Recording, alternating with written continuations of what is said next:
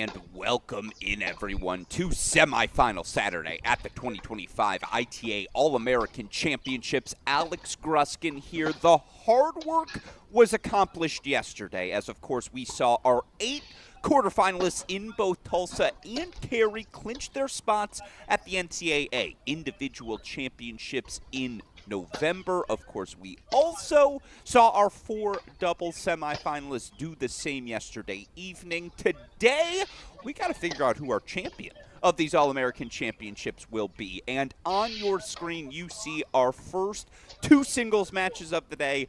They are getting loose. To the right side of your screen, a match that has its own broadcast here on our Crack Racquets and ITA YouTube channels. Devin Badenhorst, the Baylor Jr., taking on Ohio State Jr. Aiden Kim. Again, Chris Halioris going to be on the call for that one. We'll check in on it, of course, when we're on changeovers, but here for our first 30 minutes of the day, again, that match going to have its own broadcast feed over on Chris Halioris' broadcast here on our Crack Racquets and ITA YouTube channels. Our focus is going to be the match to the left of your screen, and I won't lie, I have a little bit of executive power when delegating which match goes to which broadcast each and every day. It was a personal request of mine. Not a request, it was a demand. I need to watch every second, every shot, first ball to last, of our semifinal on the left side of our screen. Why?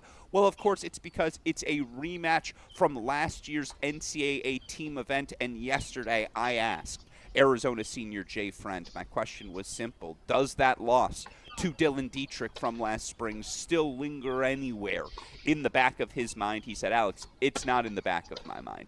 It is very much on the front of my mind as I start this new fall. Again, Friend knocked out by Dietrich as Dietrich's Virginia Cavaliers clinched the victory in that moment to knock off Friend's Arizona Wildcats and advance to the NCAA quarterfinals. Now, here's the good news. There's no animosity between those two on court number one. In fact, Jay Friend was quick to emphasize yesterday he and Dylan Dietrich quite close, as one would expect these two peers to be. So it will be spirited in the best of senses on court number one, as, by the way, you see the action is already now underway on court number 3. Again, Kim versus Badenhorst. That match available on the Chris Halioris broadcast here on our YouTube channels. For us, the focus becomes court number 1. And as you see, they are walking back to their chairs, one last sip of water, and then we will be ready to rock and roll. Coming up, by the way, at 11:30 a.m. Eastern Time, we have been pushed indoors in Cary, but we will have our single semifinals available for all of you college tennis fans tuning in here today.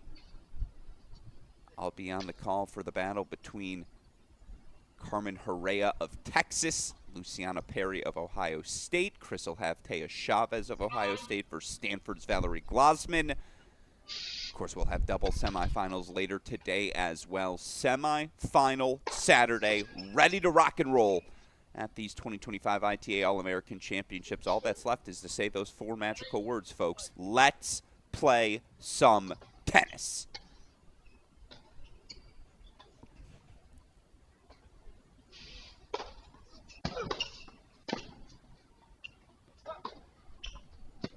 That's the start you expect from the big swinging Dietrich.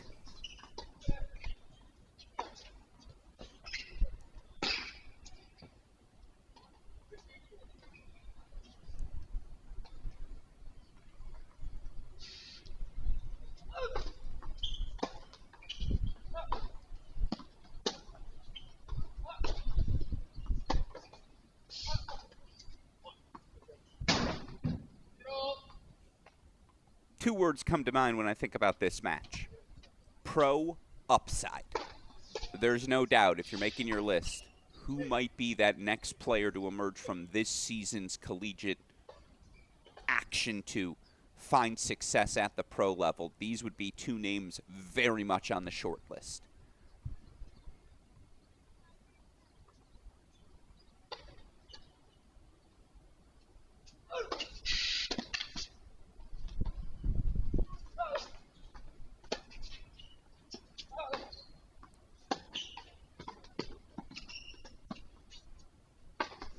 Yeah, I think that tells you why real fast for Dylan Dietrich. It's the length, the fluidity, and then the weapons. In the modern game, everyone is fast. Everyone is fit. Can you hit the ball big enough that that doesn't matter? Just unequivocal, unimpeachable weapons, and I certainly think the Virginia third-year Dietrich's got him.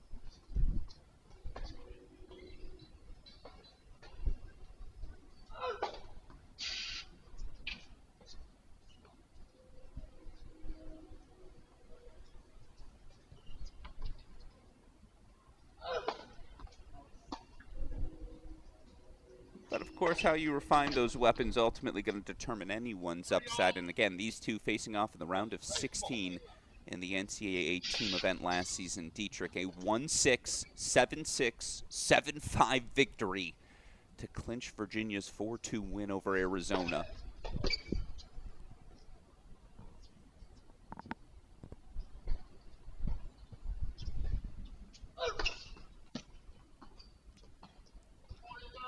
Well, they say life is balance.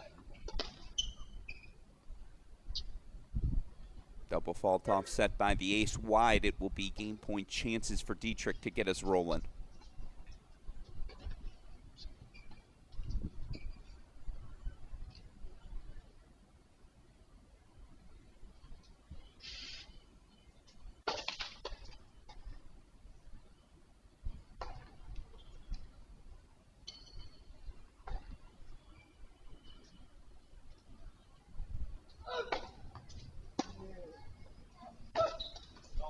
Now I pushed it wide.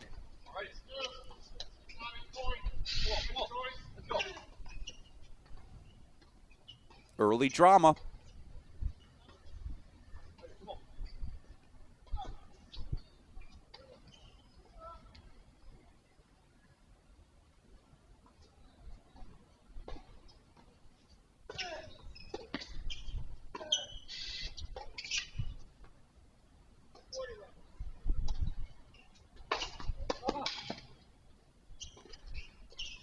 The get out of jail free card, the big serve from Dietrich. He holds for 1-love opening set.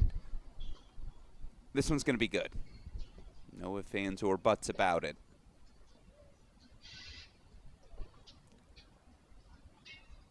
Of course, Dylan Dietrich, a 2024-25 ITA Singles All-American. ITA Singles All-American in each of his first 2 seasons on the job for Virginia. Represented Switzerland at the FISU World University Games this past summer. Reached the quarterfinals in both singles and doubles. Of course, a man who walked away with 3 gold medals. The man who will serve now here in our opening set. Not only an ITA Singles All-American, but a first-team academic All-American last season. Jay Friend, the Arizona senior, to serve love 1.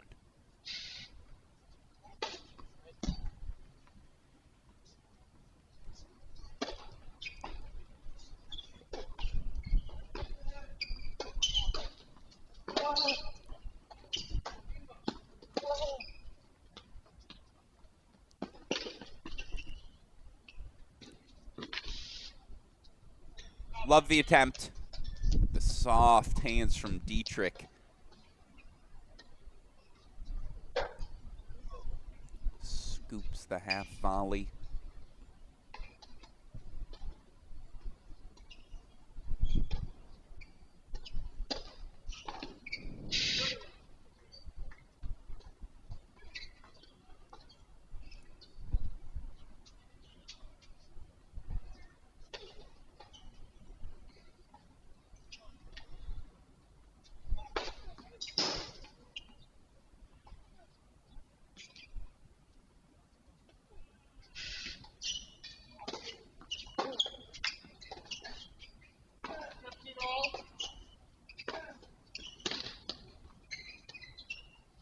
Of course, playing for a little history today is Jay Friend. He would be the first Arizona Wildcat to ever reach the ITA All-American Singles Final.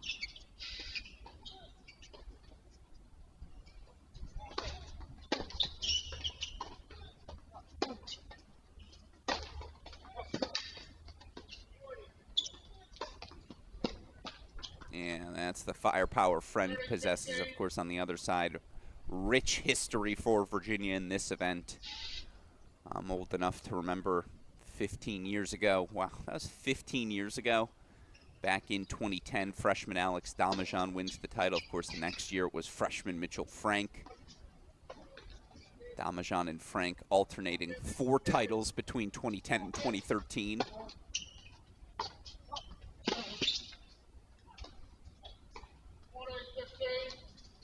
Ty Kwiatkowski winning this event in 2015. So 5 titles for the Virginia Cavaliers here.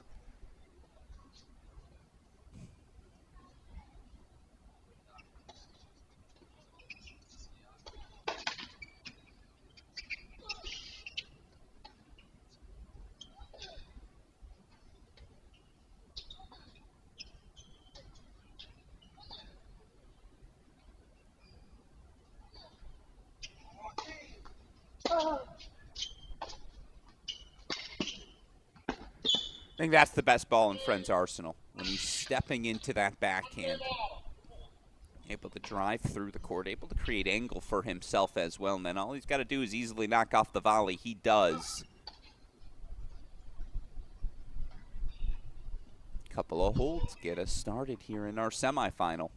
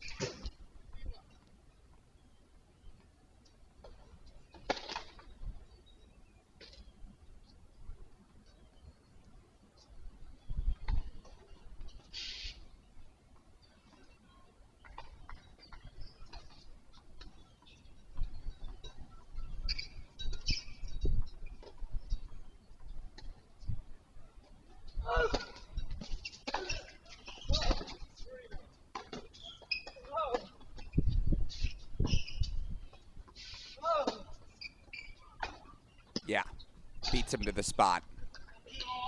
It's high level early.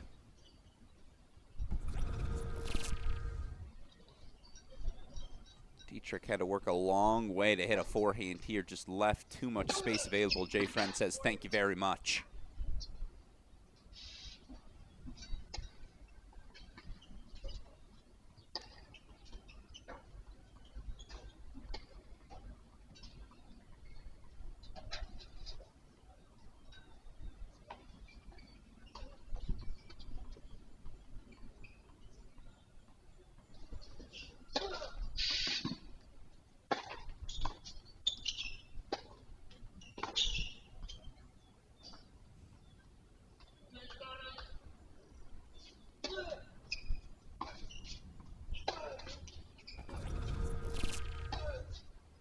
You all tell me, is this good? I'd say so.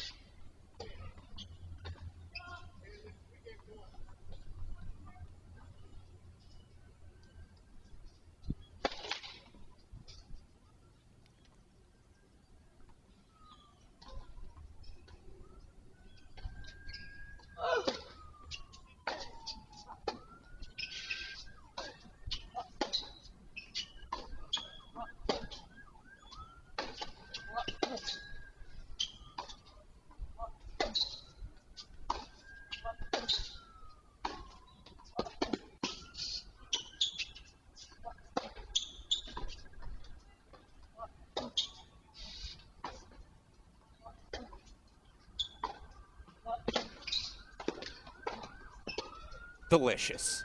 I mean, find me better tennis happening anywhere in the world right now.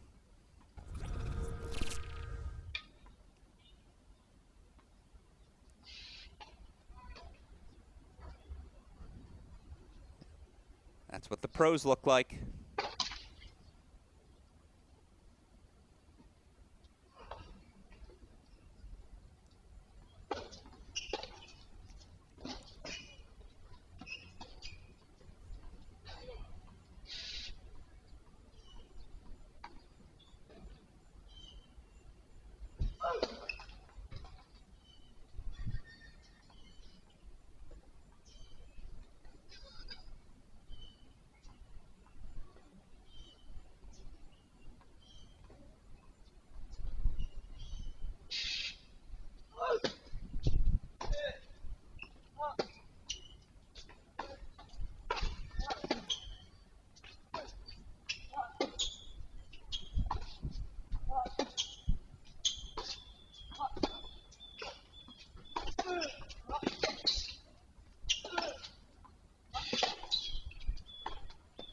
Yeah, just not the side to test. Jay French striking the backhand brilliantly to start. How many backhand winners did he hit in this game? Line, short angle cross, drive cross, volley winner as well. There's just no denying it. He earned that break. 2-1 lead out in front. Meanwhile, just to pop in while we've got the change of ends. Our other semifinal other way. They are on serve, a 2-1 Devin Badenhorst lead. Again, the Baylor junior on the far side taking on Ohio State junior Aiden Kim.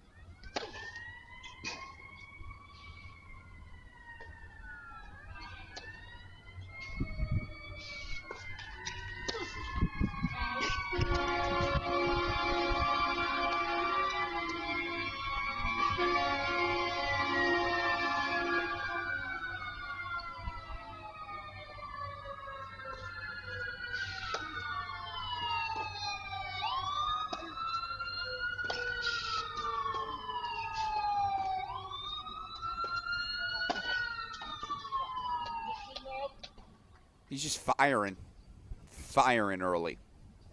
And it speaks to, again, the motivation for this rematch for the senior.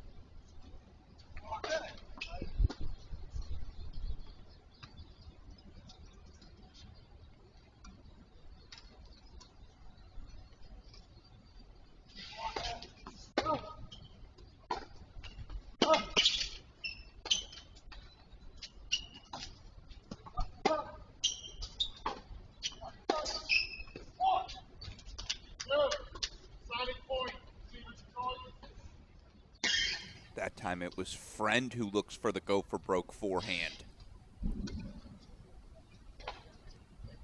Manages to connect. So, deciding point coming up. What side do you pick if you're Dietrich? Says let's go back to that ad side.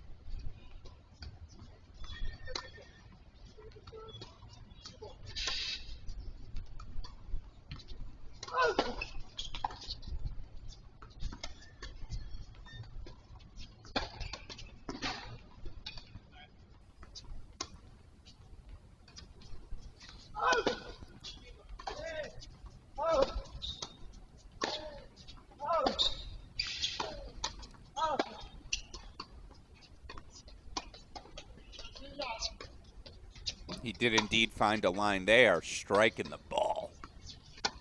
It's grown man tennis. As by the way, they are taking serves right now in carry. I want to show it to you for the first time.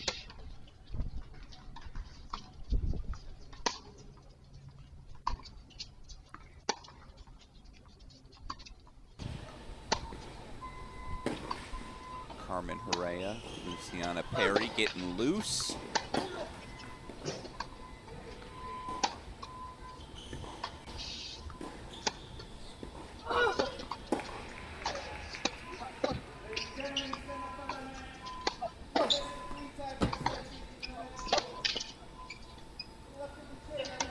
His friend just keeps on swinging freely.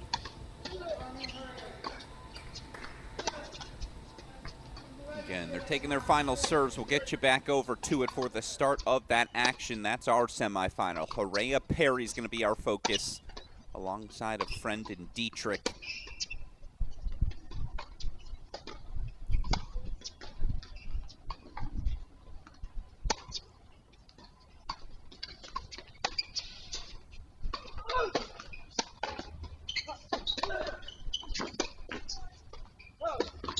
Yeah.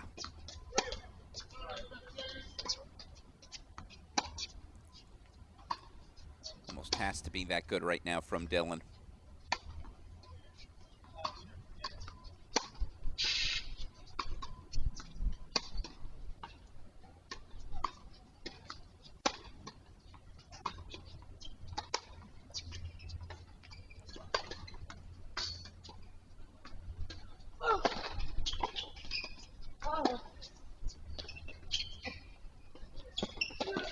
Nope. Smart for Friend to pounce.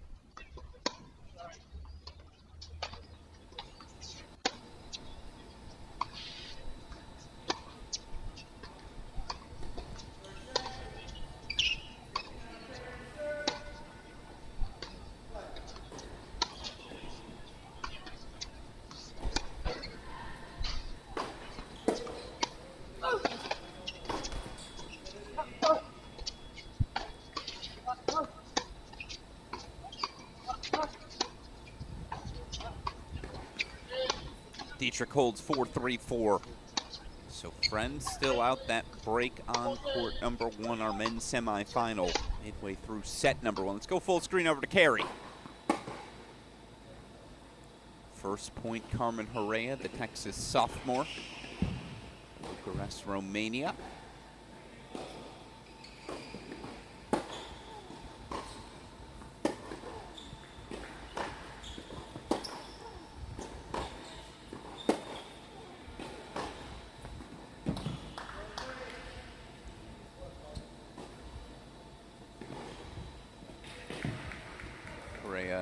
All freshman SEC team in her opening season, finished second team all SEC overall.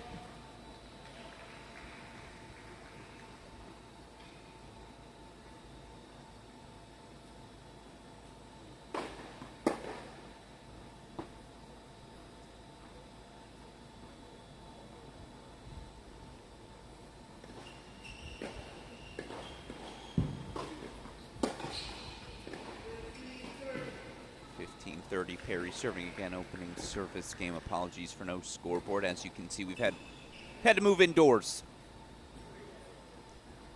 One of those stormy fall days in North Carolina.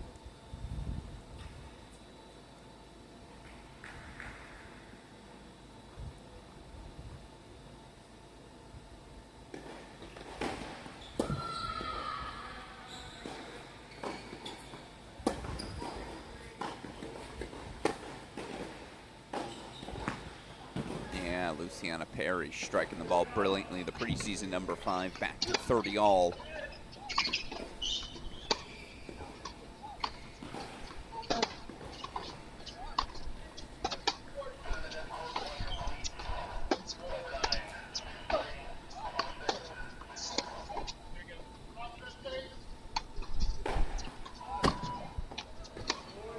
Game point chances for Perry in her opening service game.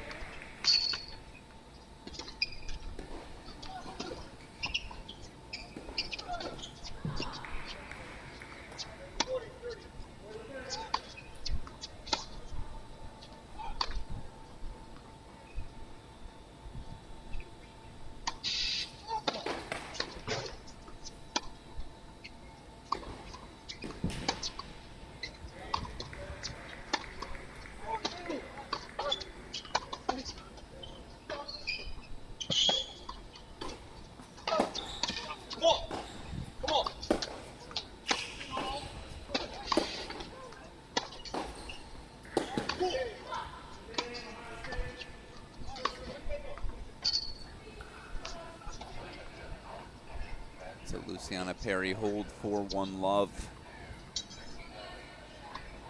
So we're rocking and rolling.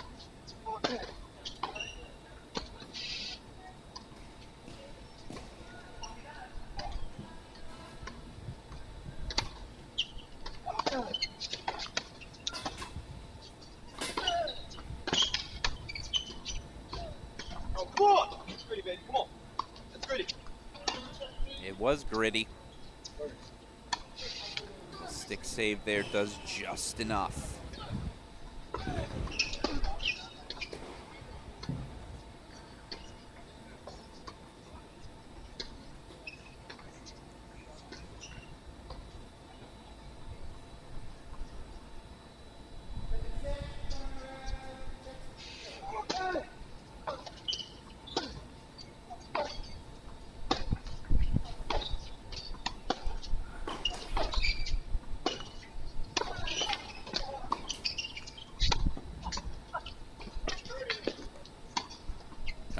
Just pushed long from Dietrich. So game point chances for Friend. Badenhorst and Kim still on serve in their semifinal. And you imagine with the move indoors again, first serves, first strike, it's going to be at a premium. Over in Carey today, Jay Friend game point chances again for 5-3.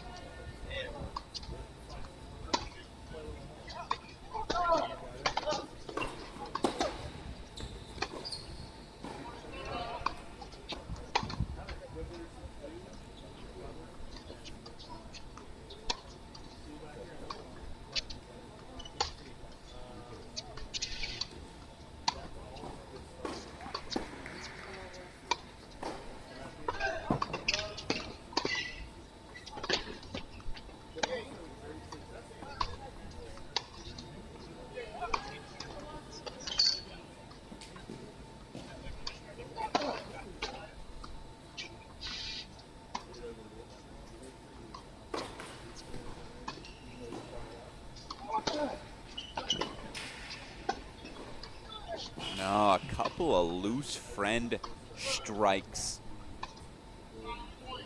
So Carmen Hera, not big in her opening service game. 40 love becomes 40-15. We're going to go full screen over to court number 1 for the deciding point. It's another look for Dietrich. Can he find a way to finally convert here?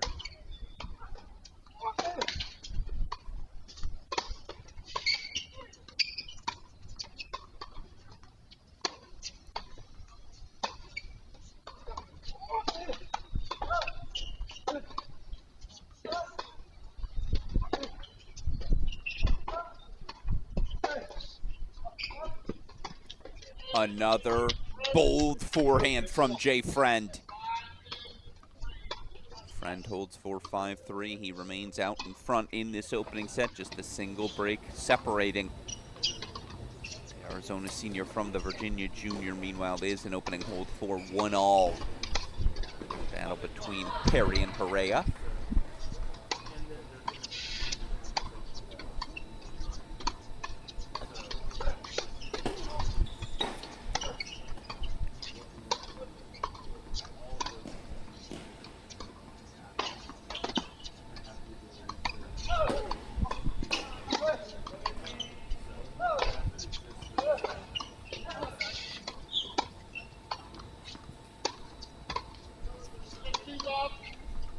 Friend did indeed push that backhand long.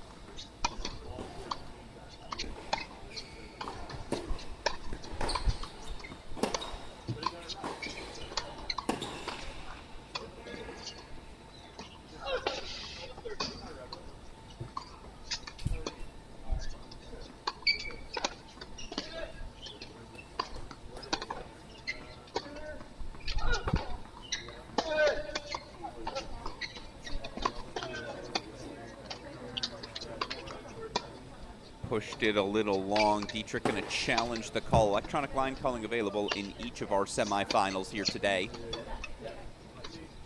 It's been available all week on the outdoor courts in Tulsa and Cary. A fantastic innovation for the collegiate game. Call confirmed by the ELC for 15-all. Meanwhile, Carmen Hera has got 4 breakpoint chances. Love 40.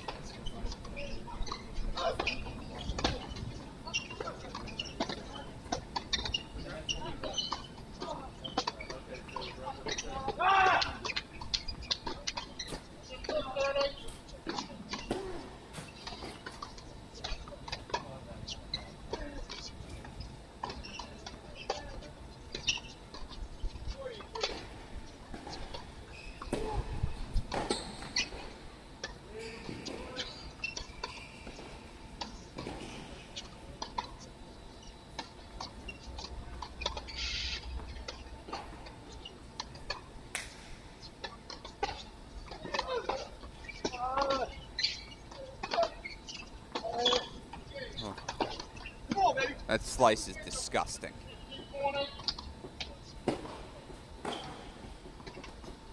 Set point chances for Jay Friend.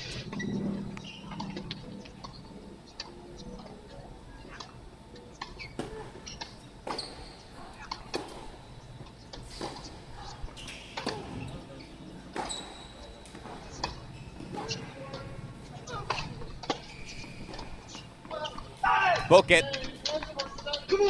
It's a 6-3 opening set for the Arizona senior Jay Friend. 1 set away from making Wildcat program history. Could be the first Arizona men's tennis player to find himself competing for an ITA All-American Championship. He grabs the opening set 6-3.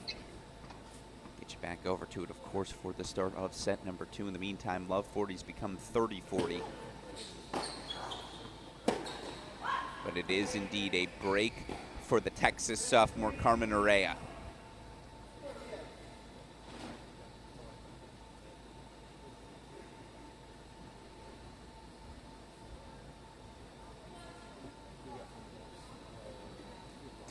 She leads out in front. Of course, our other semifinal, also a break lead. Val Glasman, 2 love lead. She's actually got break point chances for 3 love. She takes on a fellow Ohio State junior, Tia Chavez. Again, Chavez and Perry, two of the top 11 preseason players in the country. So can't say you're shocked to see each of them reach the semifinals. Of course, it's the second consecutive season we've had two teammates reach the semifinals. Last year it was Evans and Ravman of UNC.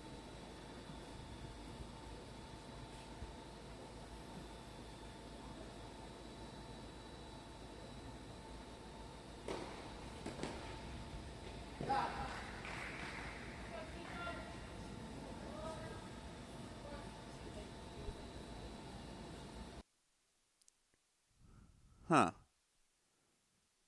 All right, camera wants to freeze on us for the moment. That's okay, that'll happen.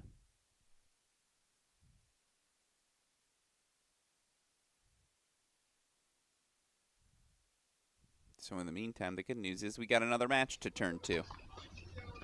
6-3 opening set for Dylan Dietrich. For Jay Friend in his matchup with Dylan Dietrich.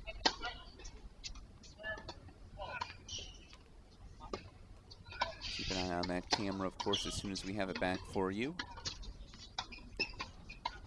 We'll resume our coverage of the women's semifinals in Cary.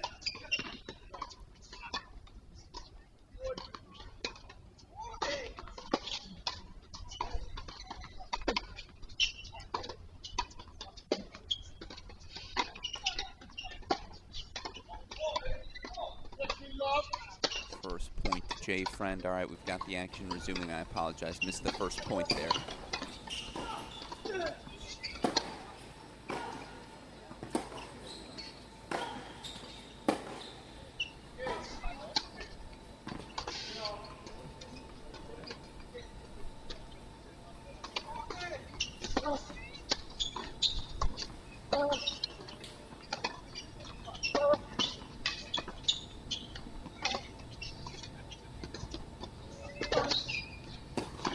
That's so good from Dietrich. I'm not sure if we've seen Jay Friend make an unforced error. I'm not saying Dietrich hasn't had success, but it's had to be on his terms. It's had to be with forehands like that.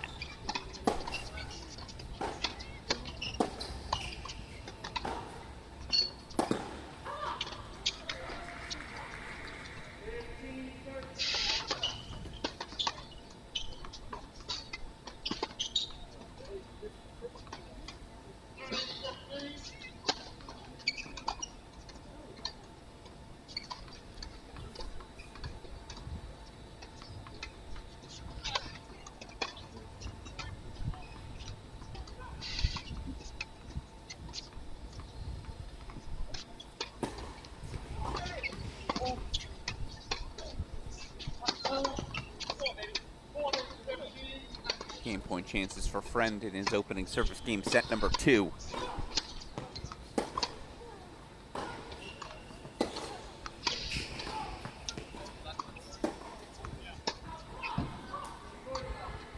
Break point chances right back for Luciana Perry.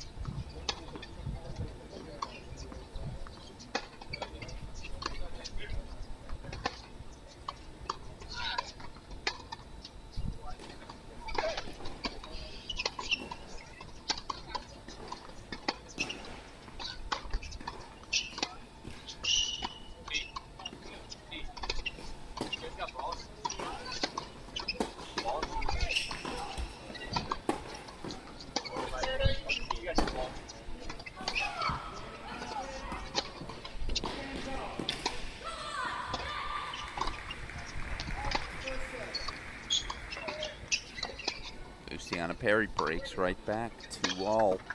Jay Friend serving 40-30, the opening service game of set 2.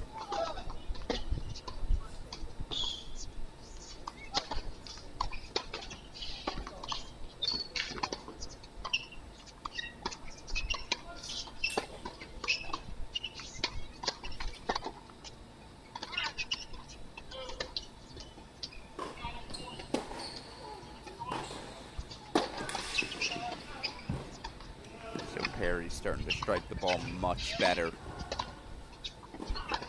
Meanwhile, it is an opening break point chance for Dylan Dietrich. He had a couple of deciding point A couple of breakpoint looks in set number one he was unable to capitalize on. Again, it was a high-level 6-3 opening set.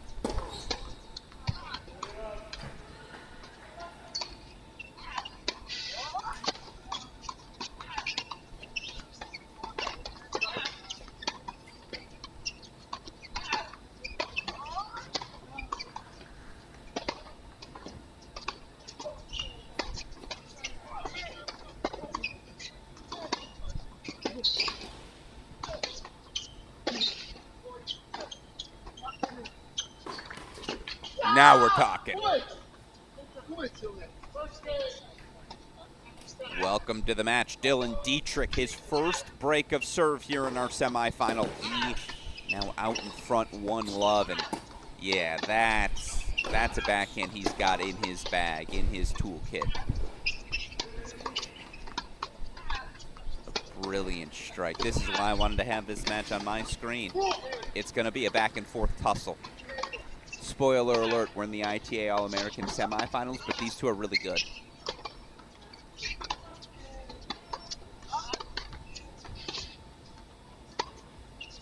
One love, Dietrich out in front, second set.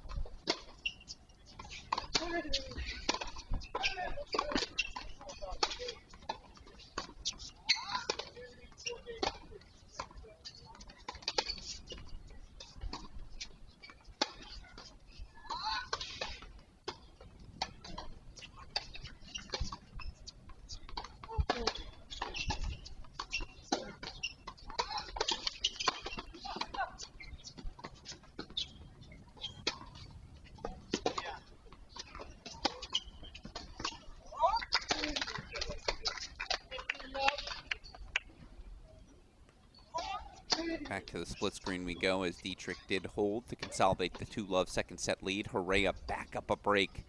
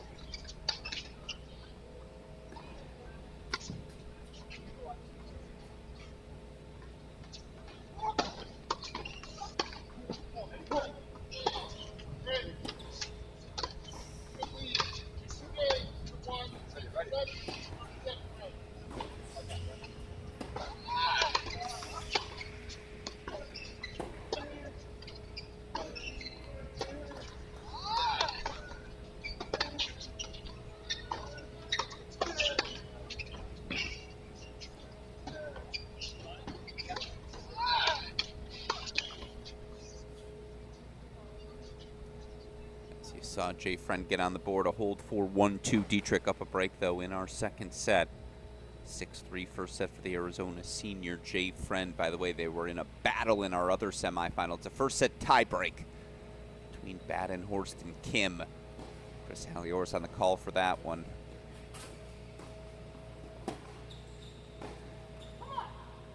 Perry's got breakpoint chances right back.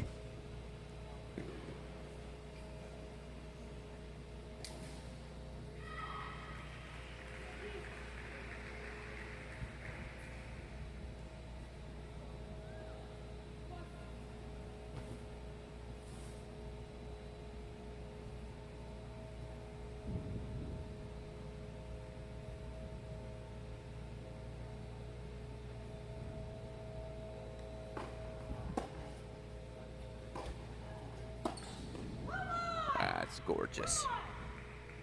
Best shot of the day we've seen so far in carry as Luciana Perry thoroughly connects. And it's a break back for 3-all.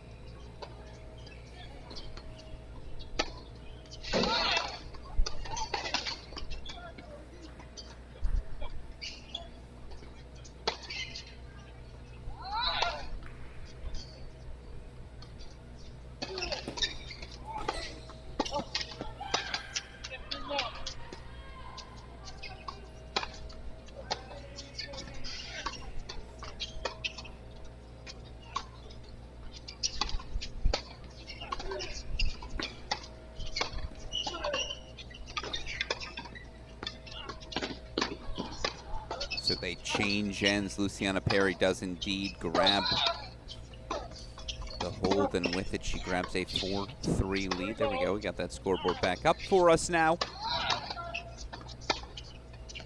Take us back over to court number 1, where Dylan Dietrich nursing a break lead. 3-1 here in the second set. Jay Friend grabbing the first 6-3.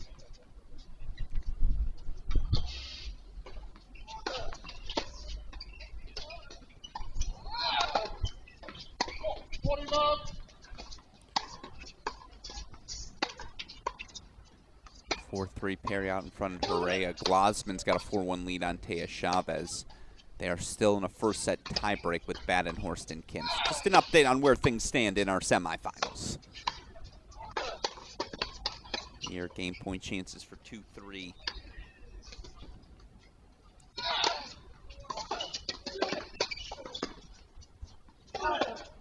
Yeah. Down love 40. Why not take a whack?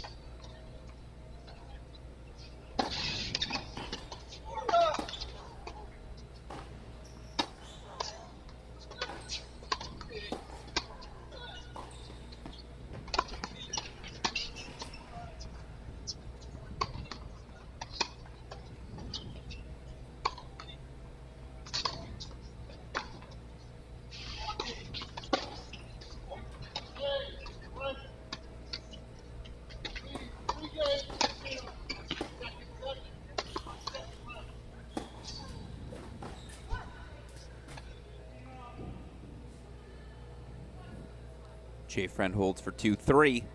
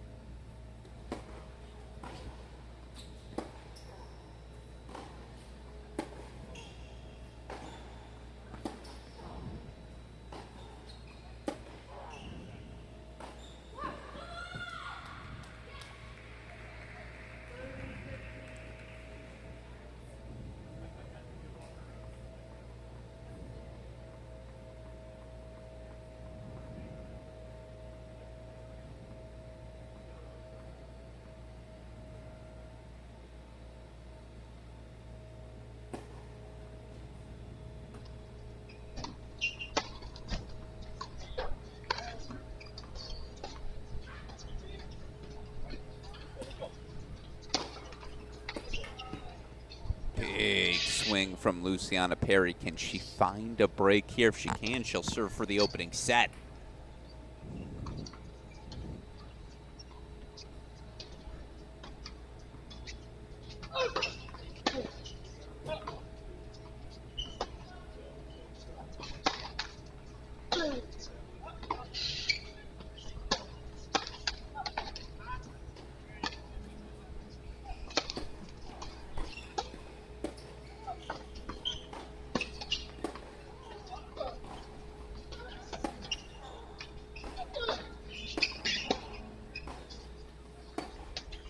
Yeah, Friend found a line. That's ridiculous.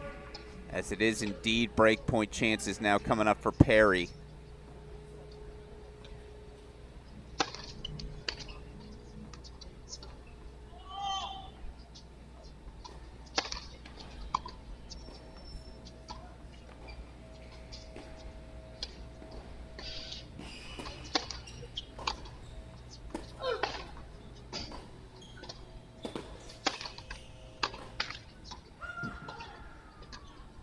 Called wide, Perry will challenge.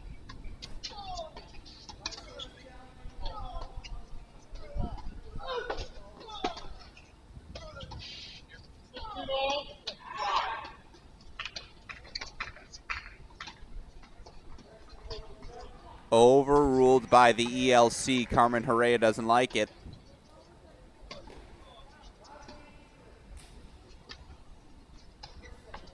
This is why we've got it. Perry breaks. She'll serve for the opening set. As Love 15 becomes a quick 30-15 friend, he's going to watch that film back. He'll want that backhand return. He missed back. That's just too good on that serve from Dietrich, of course.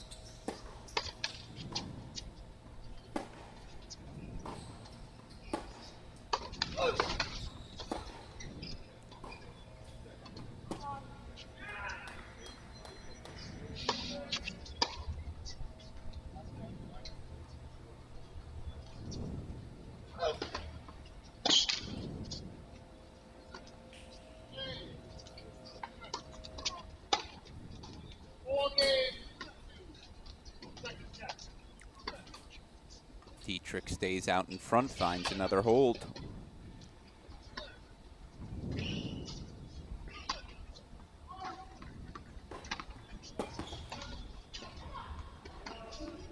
Check.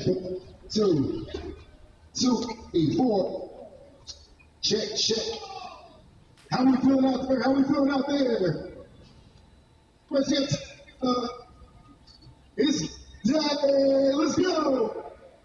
Now next with the check.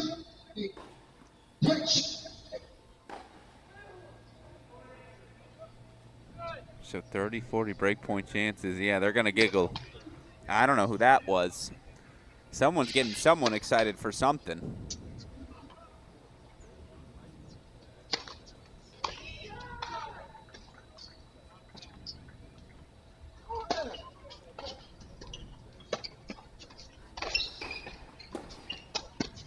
Meanwhile, a breakpoint chance back for Hera. Nice pass there from Friend.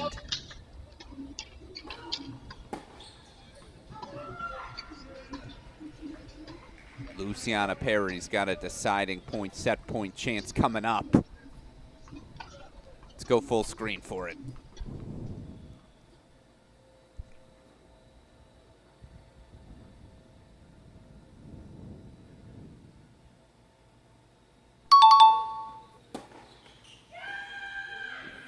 The roar says it all. It is the opening set to Ohio State junior Luciana Perry. 6-3. She grabs it.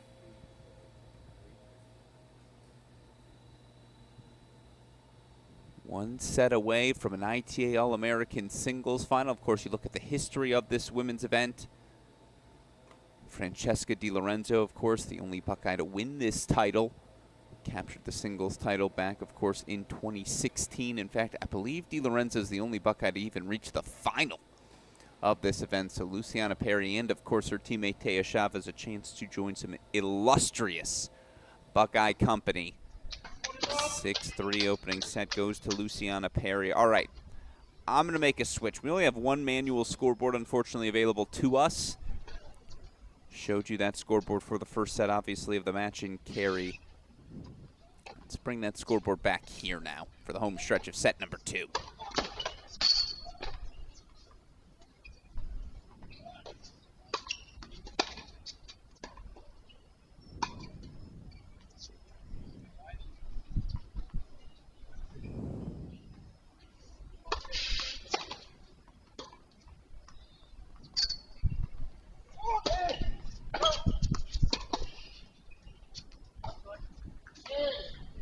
Jay Friend.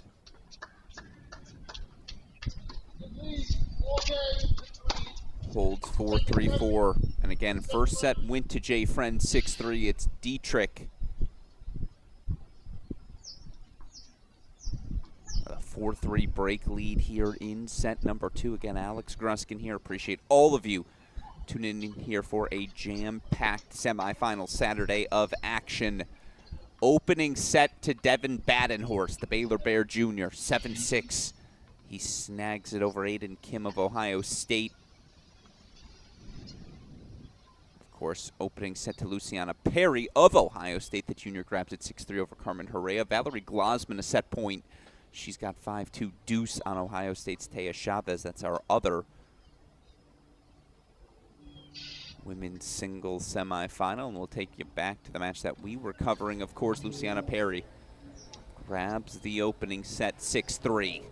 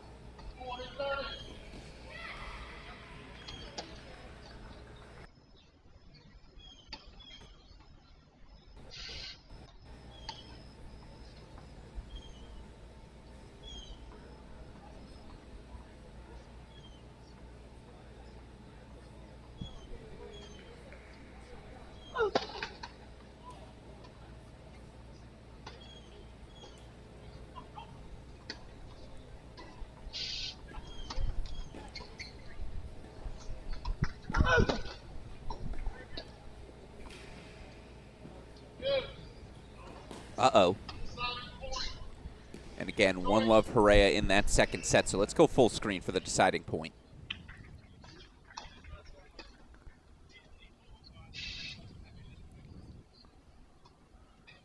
Smart of Jay Friend. I think I'd make that decision too, right?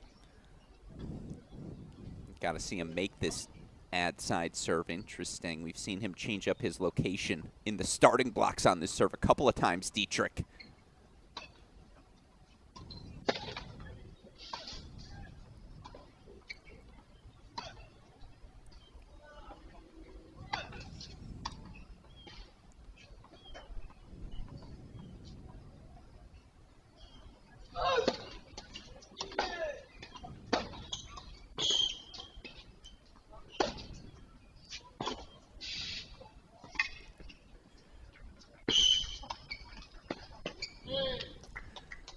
It's fun. It's real fun. We deserve a second set, don't we? Apologies. Click the wrong button in trying to grab the replay. Dietrich, the risky drop shot. You see the smile on the face of assistant coach Tret Huey. Always expect the unexpected when it comes to the Eagle, Dylan Dietrich.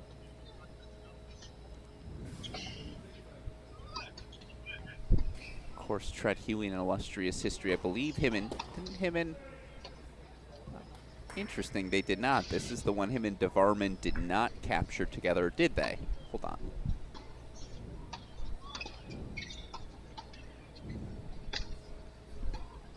Yeah, my brain still works. Devarman, Huey, 2007 doubles champions of this event.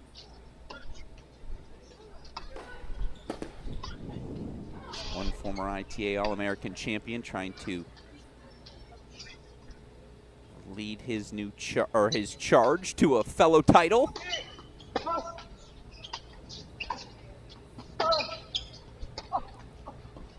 I imagine there's a club where they all hang out. By the way, that's a ridiculous drop volley from Friend.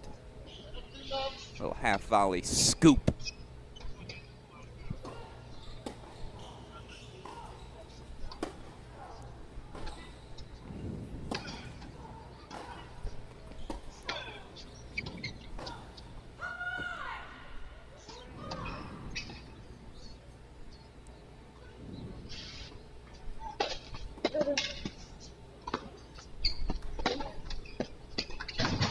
Well, I think he made that pass if the pass is on court 3.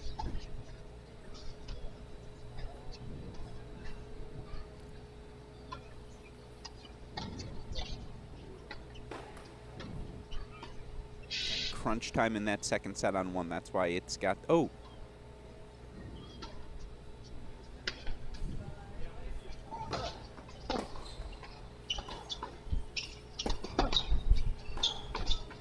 Online scoreboard's getting a little closer. Let's see what it's at.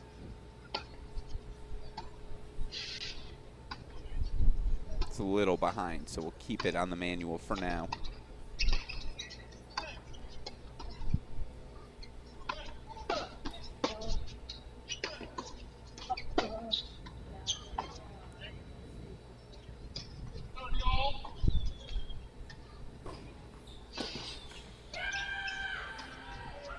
Big hold for Luciana Perry. Lets out the roar as the Buckeye Jr. levels the opening set at 1 apiece. Deciding point hold in her opening service game of set 2.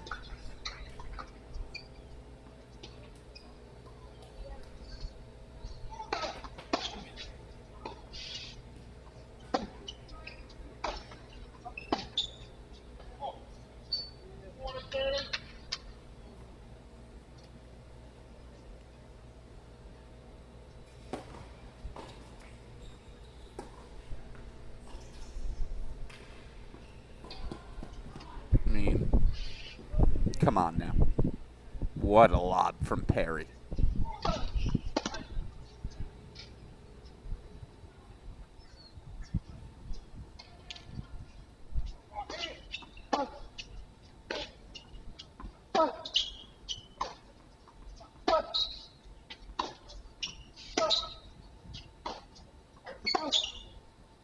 Jay Friend holds for 4-5 still. Dylan Dietrich will have the opportunity to serve to force a decider.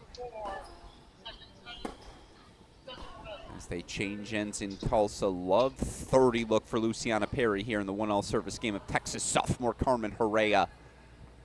First sets in the books in all of our singles semifinals. They belong to Friend, Badenhorst, Perry, and Glasman.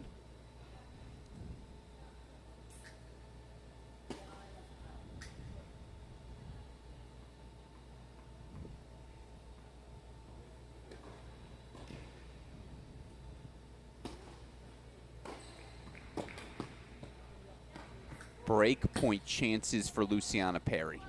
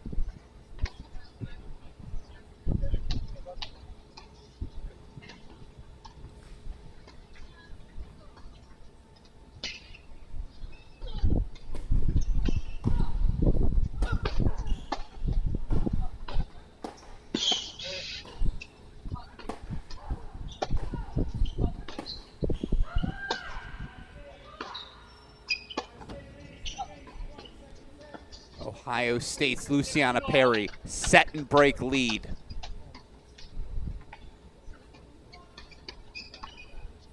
Six, 3, 2, 1, the Buckeye Junior out in front. Let's go full screen here for the Dietrich service game.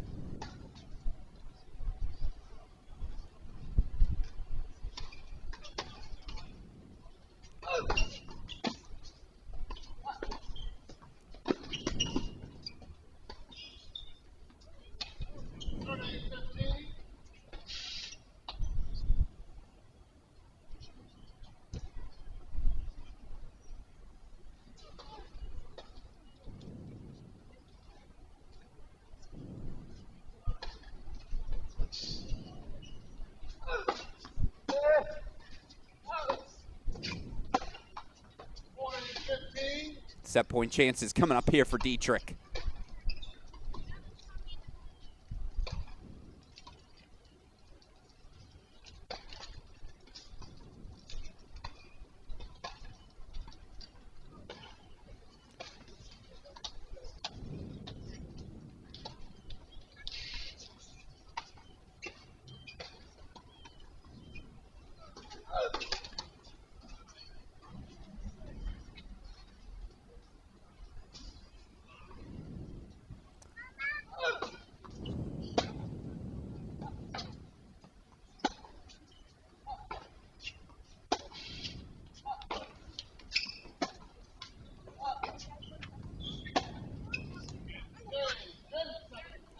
Let's go the distance.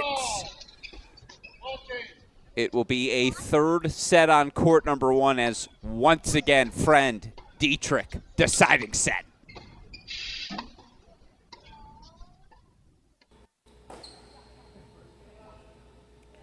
Get you back over to that one for the decider. In the meantime,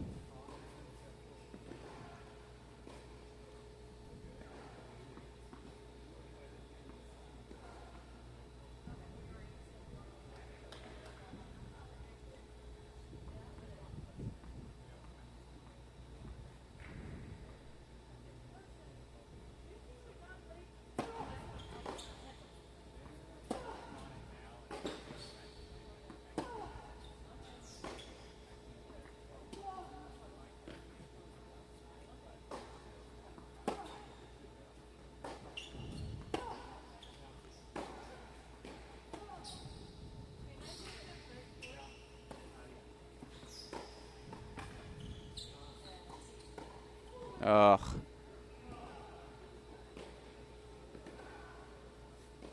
Had the volley lined up, just missed it.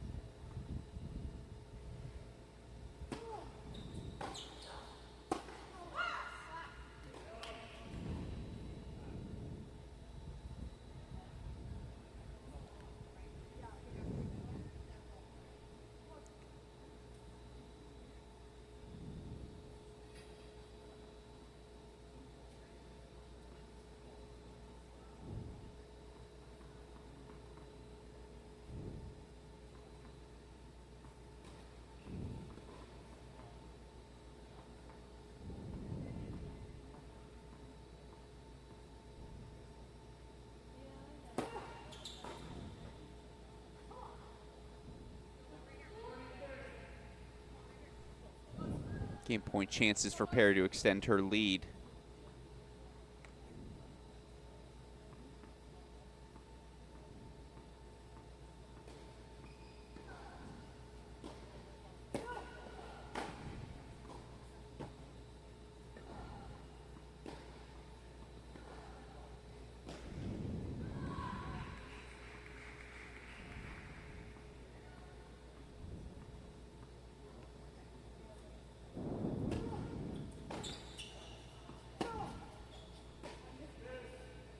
Another deciding point coming up. We're going to stay full screen for it, then we'll get back. Deciding set underway. Jay Friend serving first in our men's singles semifinal.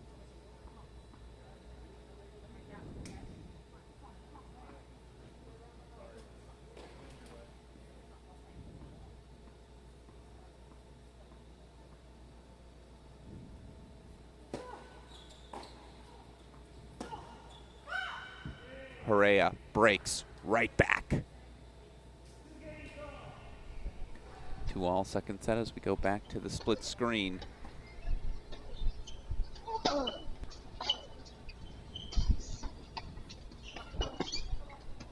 Apologies for the incorrect scoreboard.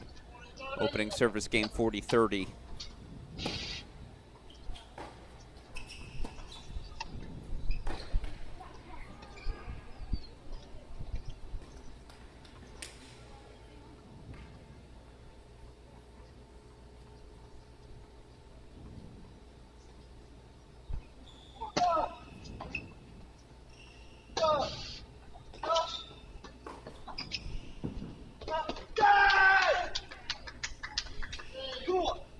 Had to have it to steady the ship. Jay Friend does indeed grab the hold 4-1 Love, so they are off and running in the deciding set. Love 30, Luciana Perry roaring right back.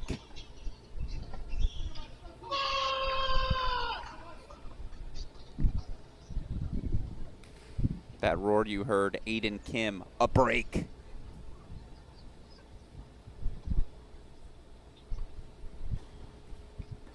3-1 he leads Badenhorst in his second set.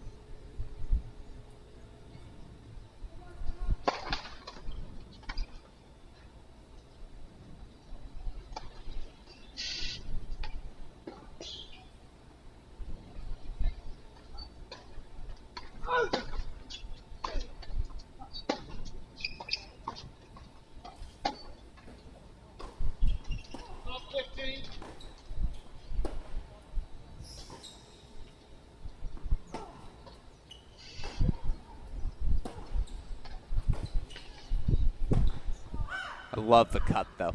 Love 40, take a swing.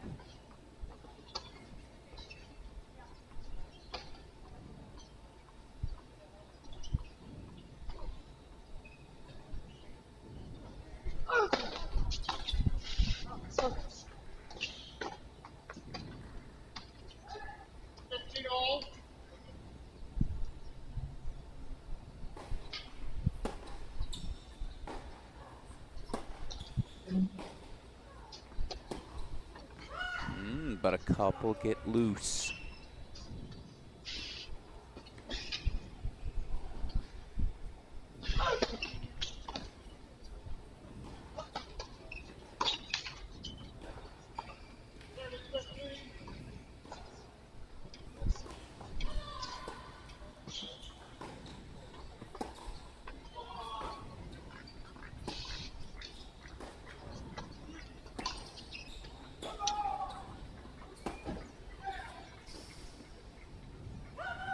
Perry grabs another break. They are trading breaks on court 4.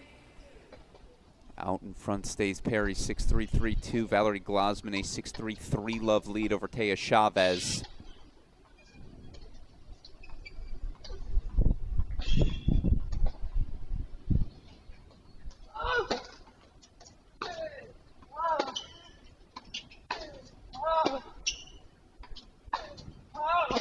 Oh, I can't even believe he got a racket on that.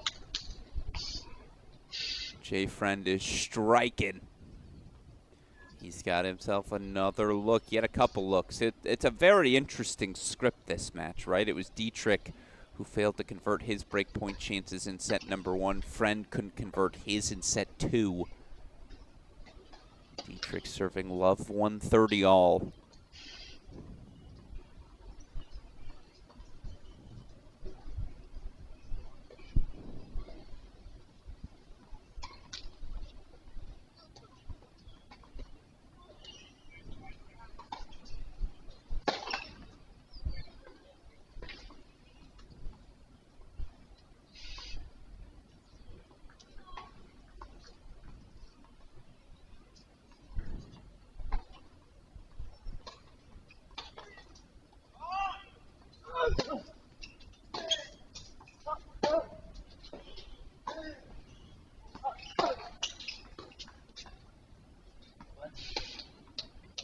Game point chances coming up for Dietrich. Back to the split screen we go.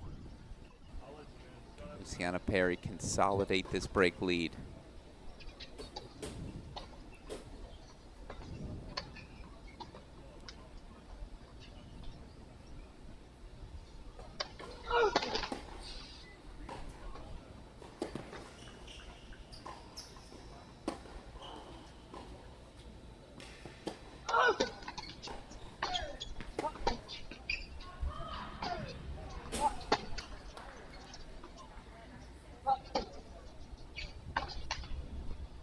Into the net it goes. That's the backhand Friend was landing routinely in set number 1.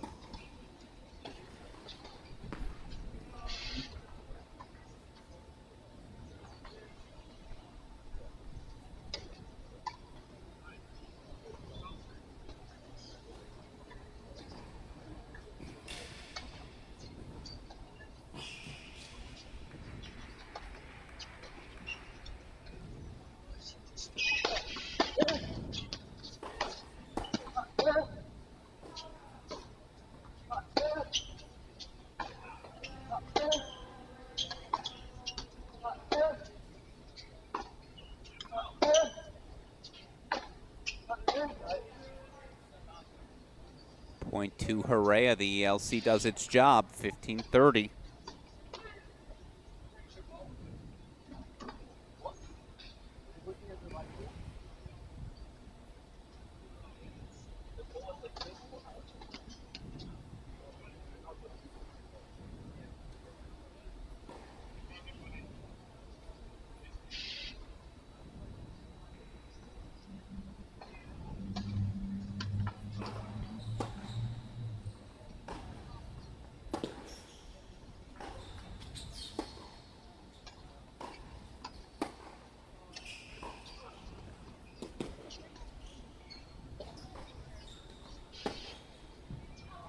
No, she missed it wide, yeah. Court positioning advantage for Perry, who's just slugging away. 30 love for Jay Friend. Again, 1-all deciding set on court number 1.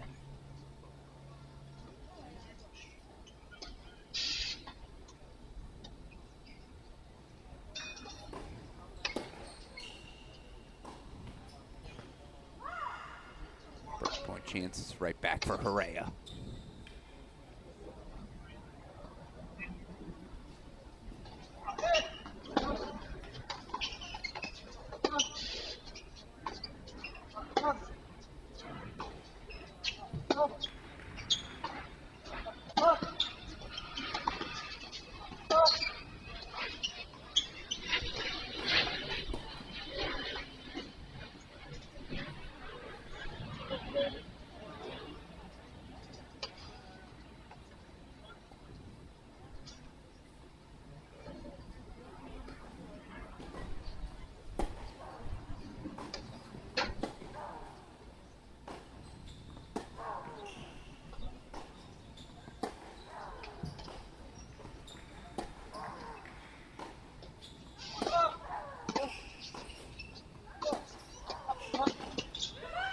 Couple of errors off the racket of Luciana Perry.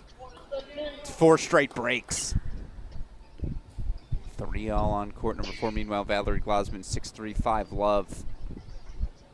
Cruising her way towards the final.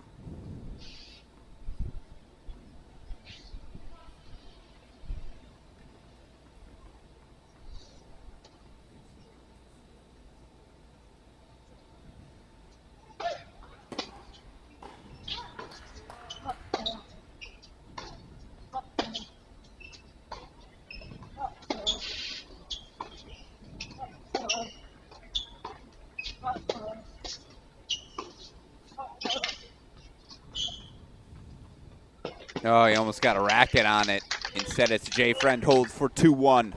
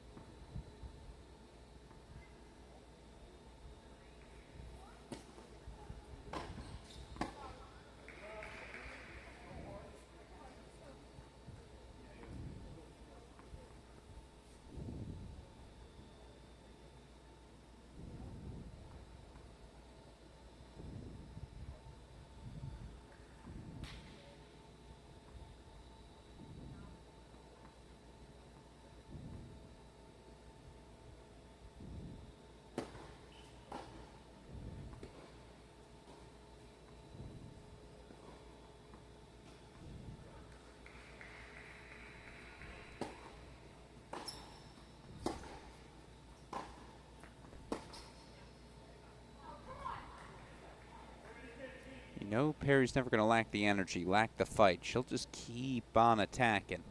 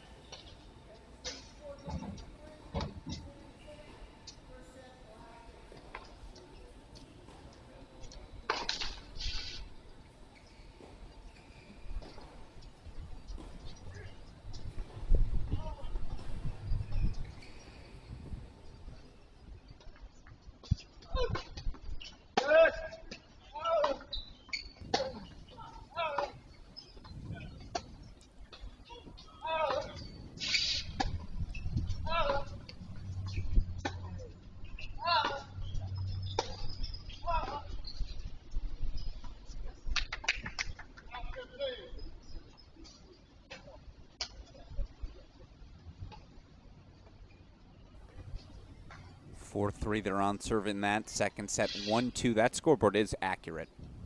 Dietrich serving here, love 15.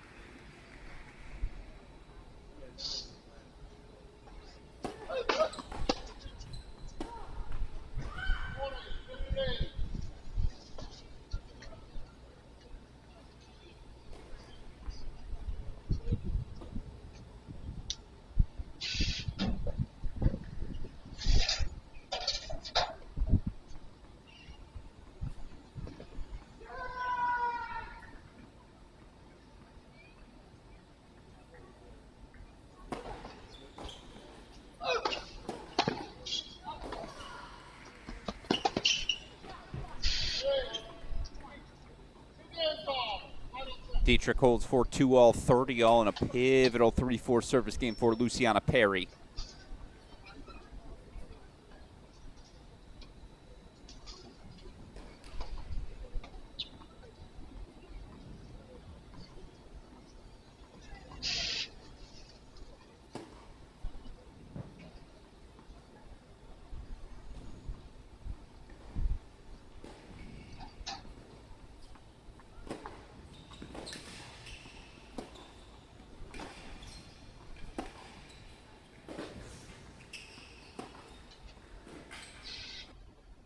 Court positioning says it all, right? As for what it's worth, Luciana Perry is indeed going to win this point.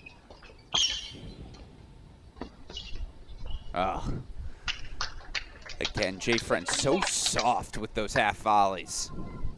Good track down from Dietrich, but there's just not much he can do there.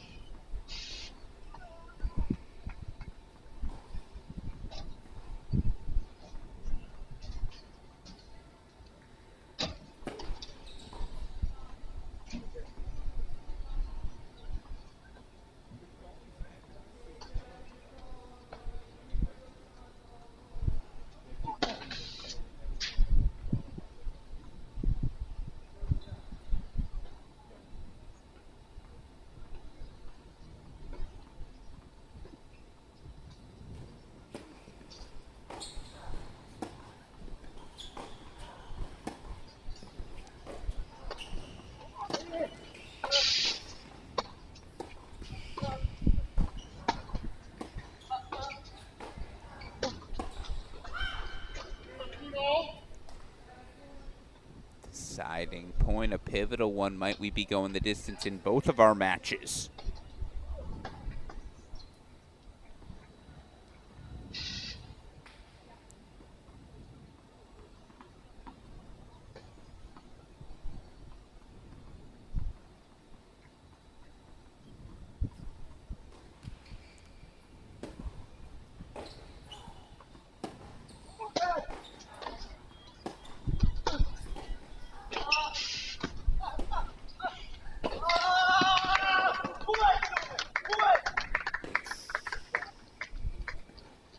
Perry's bump lob goes wide.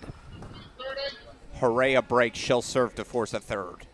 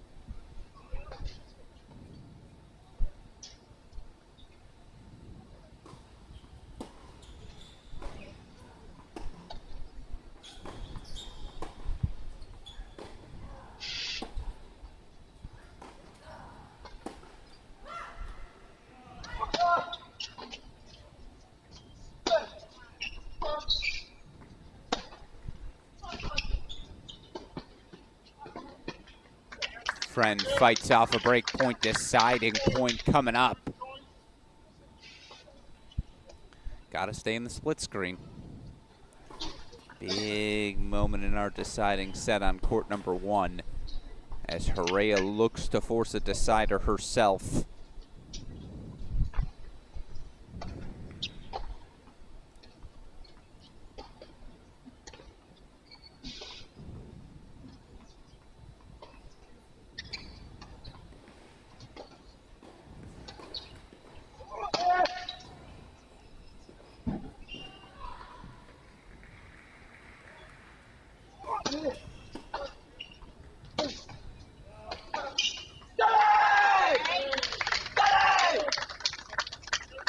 Fights off break points, holds for 3-2. Meanwhile, 30 all in the service game of Hera. Will go full screen for it.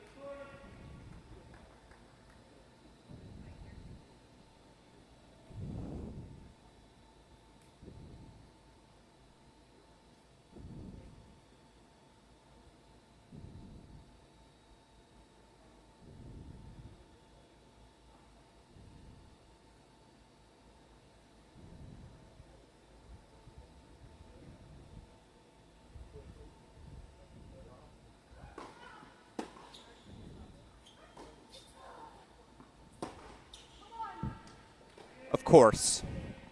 Well, you thought Luciana Perry was going to roll over? Never. Her teammate Taya Chavez from 5-love down. She trails 5-2 in the second set. Perry breaks, stays alive on court number 4 as we change ends here on court number 1. 3-2 on serve in the deciding set. Dylan Dietrich stepping to the line.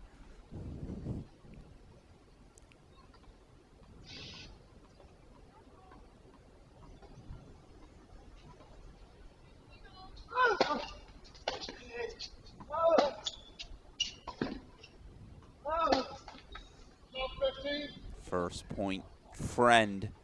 Want to make sure we don't miss that service game for Luciana Perry. Again, serving to stay alive in the second set. And you see she's out of the chair, so back over to Carey we go. Match points for Valerie Glasman. Her match, the matchup between Badenhorst and Kim, both available on the Chris Alioris broadcast.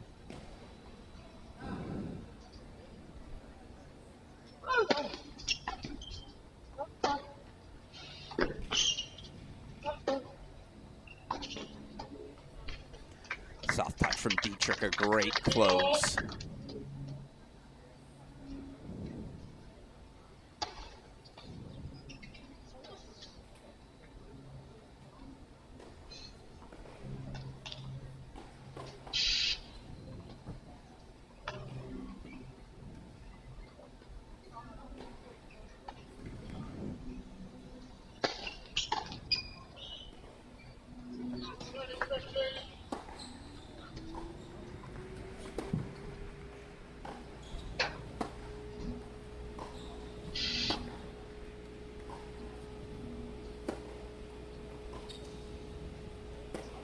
Left the lob a little short. Hera pounces.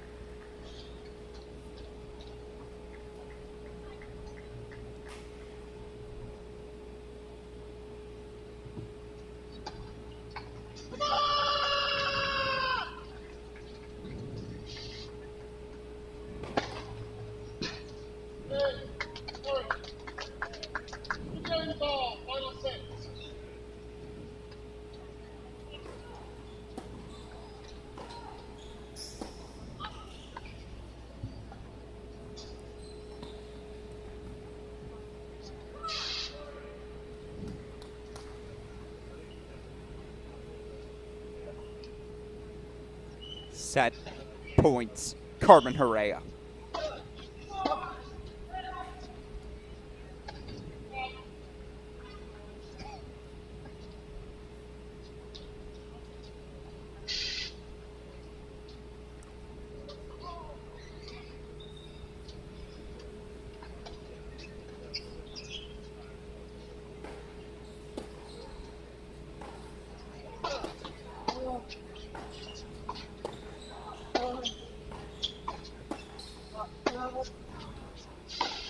First one fought off by Perry.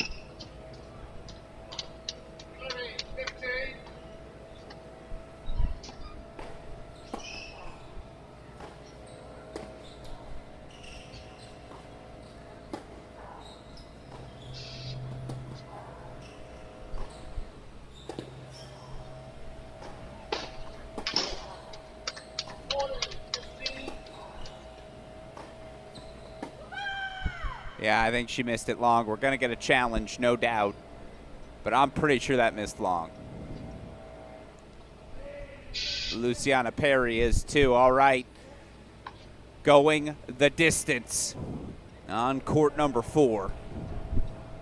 Carmen Hera forces a third set. 6-4, she grabs it.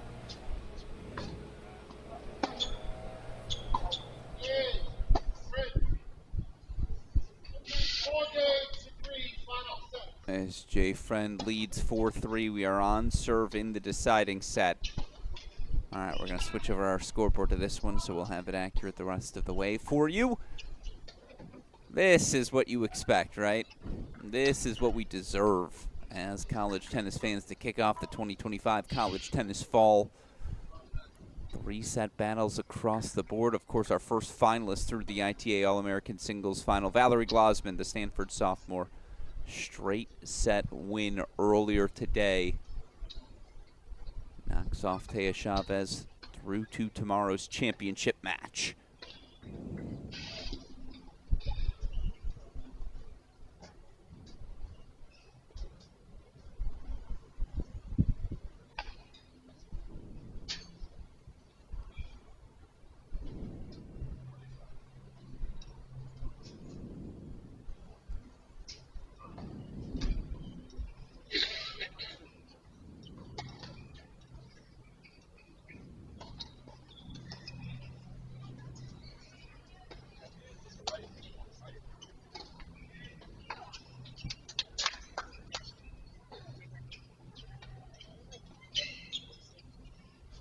And now you've got the accurate scoreboard for you.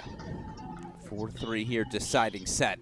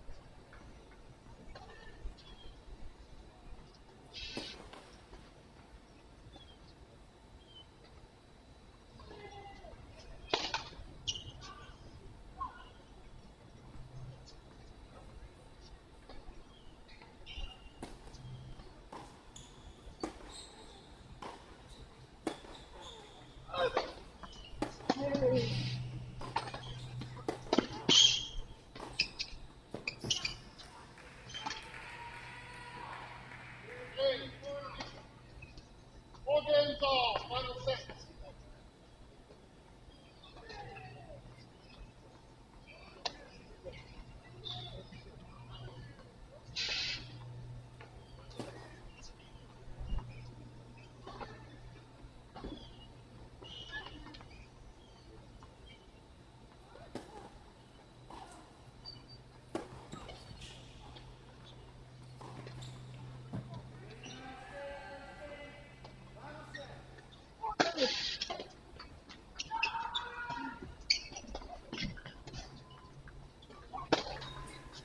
Joining me now on our broadcast, fresh off of her semifinal victory here at these ITA All-American Championships. It's your first finalist of the 2025 event. It's Stanford sophomore Val Glasman joining us once again. Valerie, first of all, congratulations to you on the victory. Talk me through today's match, the switch indoors here this morning, how you think you played, and ultimately why you think you were able to get through.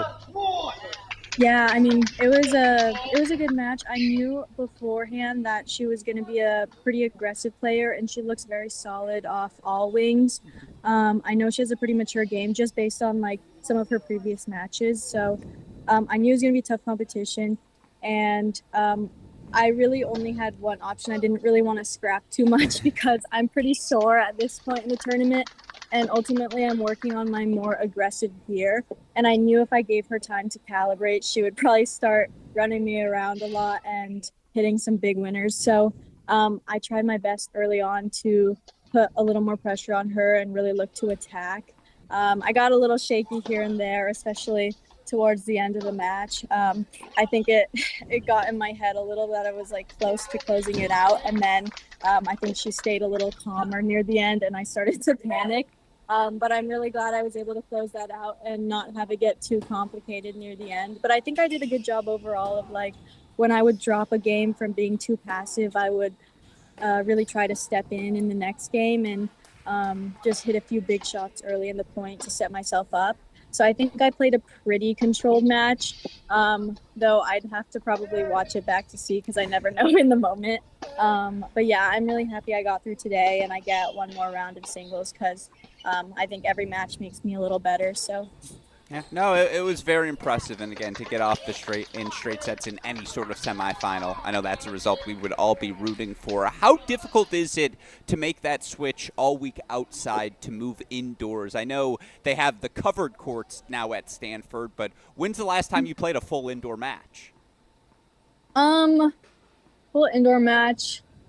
I'm not really sure. Maybe indoors last year? Yeah, maybe indoors last year, but I am from Seattle, so we play a lot of indoor tennis at home, so it's not like that's a foreign thing to me.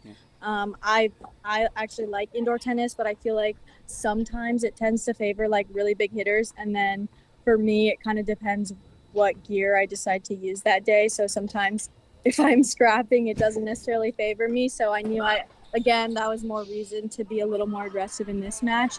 I did practice on these courts though, like one day when my teammates were in qualifying and I was kind of waiting for my first match, I did play a practice match inside. So it's not like it's completely foreign, like I said.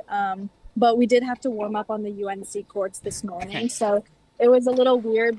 I don't know. I guess they had other matches going on in here, but I feel like they could have switched the timing so we could all get some warm up on here. But it wasn't a big deal. The 5 minutes I think was good enough. No, I like it. A little adversity for you this morning to just get everything loose. Well, now of course you're in the final, and that's where I want to end today's interview. My last question for you: what does it mean for you to reach a final here in your first college event of your sophomore season? What's it going to take for you to find one more victory tomorrow? I want to continue to trust my big game, but I mean, it always feels great to get to the finals. I feel like it's a lot tougher in college because there's only maybe 3 tournaments in the fall that you'll end up playing, and it's a lot of tough competition. So yeah, I mean, it's a big deal to me, and I'm really happy that I've been able to get this far. I kind of miss competing in tournaments and getting through the rounds like I did in the juniors. So yeah, I'm very honored to get to the finals here, and I know it's a very prestigious tournament. So Yeah, I'm glad I've been fighting my way through, and I just hope that I can continue to trust my game and continue to set some goals and stick to them. Yeah. Well, I love to hear that, and obviously always enjoy watching you on court competing. A straight set winner through to the final, and we'll look to add her name to the list of illustrious champions of this event tomorrow. Valerie Glasman, thank you as always for taking the time to chat, and congratulations on the victory. Thank you.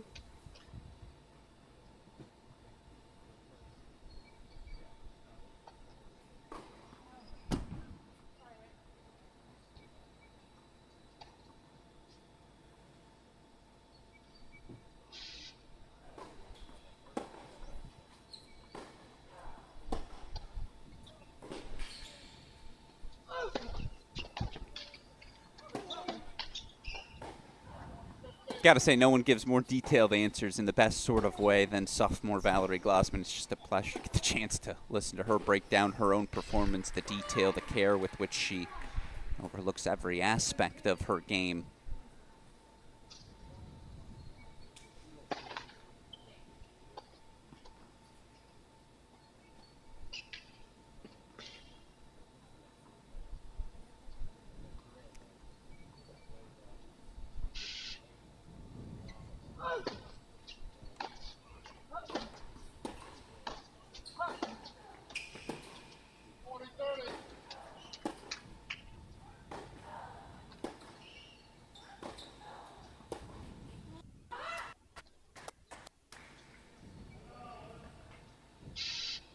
One all deciding set on court four. Let's go full screen. A little trouble in the Dietrich 4-5 service game. Still has game points.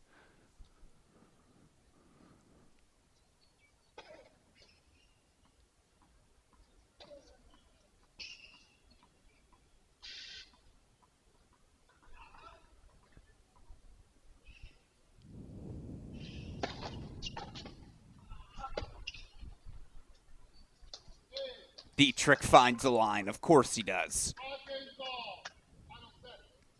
5-all deciding set. Back to the split screen we go.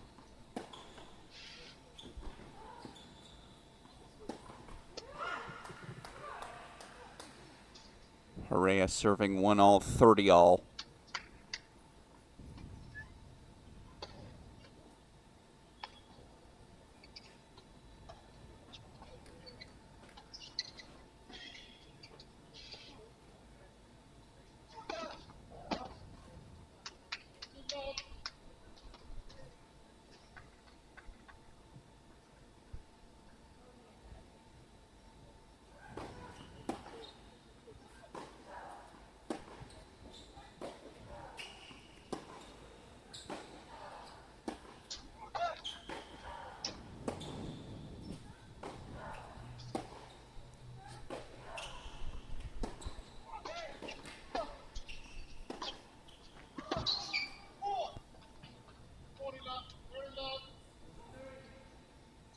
.40-30 lead for Hera.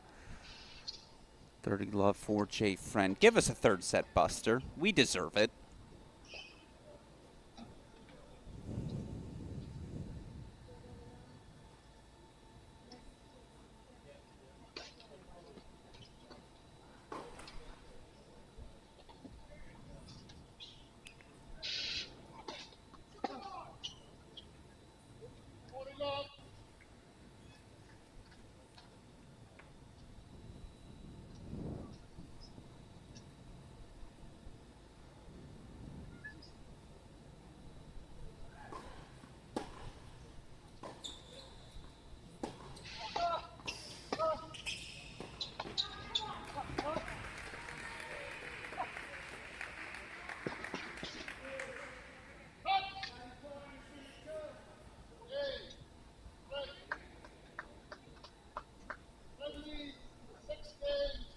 It's friendship. Because Jay Friend missed it. Jay Friend missed the little bump redirect. However, Dylan Dietrich 100% ran into the net. Chair umpire quick to call it. Dietrich, a laugh and a smile on his face. There's always a laugh. There's always a smile. He knows what he did. Someone call Adrian Puget, Mitchell Frank. They're having flashbacks. Perry breaks for 2-1 deciding set. Dietrich will serve 5-6 deciding set. Alex Gruskin, appreciate all of you joining us for Semifinal Saturday at the 2025 ITA All-American Championships. Third set in 3 of our singles semifinals. Aiden Kim forcing a third. He's now up a break 2-1 in the third as he takes on Baylor's Devin Badenhorst. That matchup available on its own stream now after the finish of Val Glasman. Glasman a straight set win over Ohio State's Taya Chavez. Still, for the semifinalist, Chavez, mission accomplished, right? Booked her spot in the NCAA Singles Championships in Orlando by virtue of reaching the quarterfinals. So all is not lost. Again, Perry up a break. My plan will be to go full screen for a third set tiebreak on court 1. In the meantime, Dietrich serving 5-6.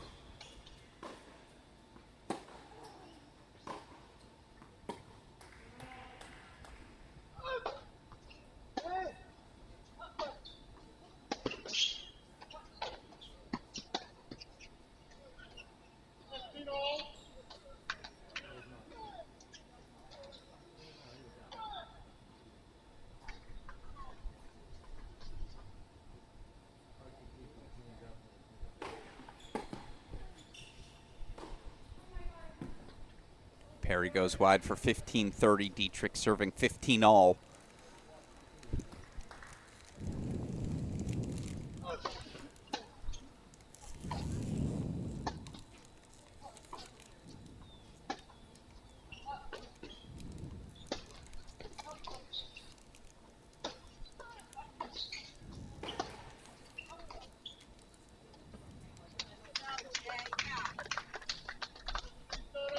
It's a little interesting for Jay Friend.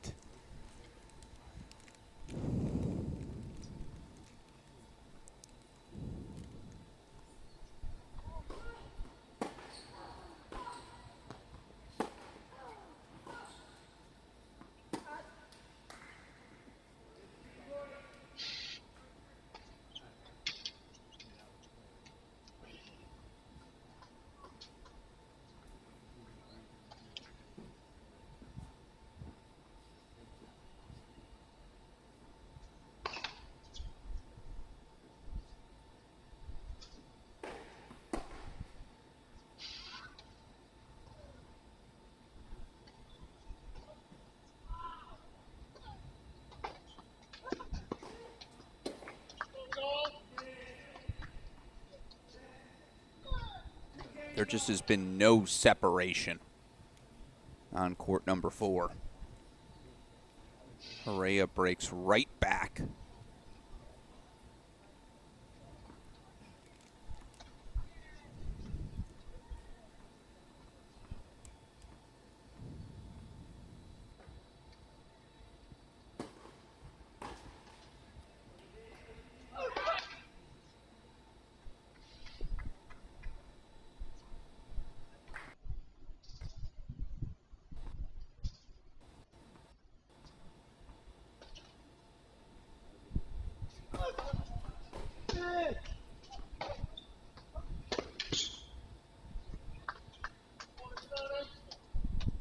What an answer from Dietrich. Down 15-30, a massive first serve, first forehand combo.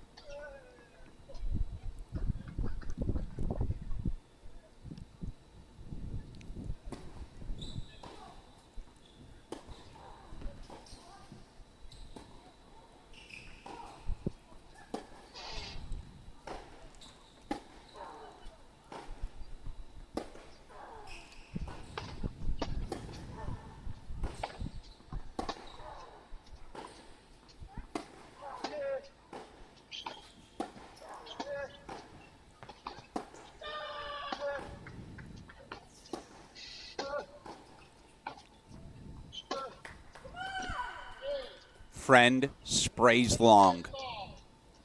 What is the name of the game in pro tennis? Hold your serve. 12 service games up, 12 service games down here in our deciding set.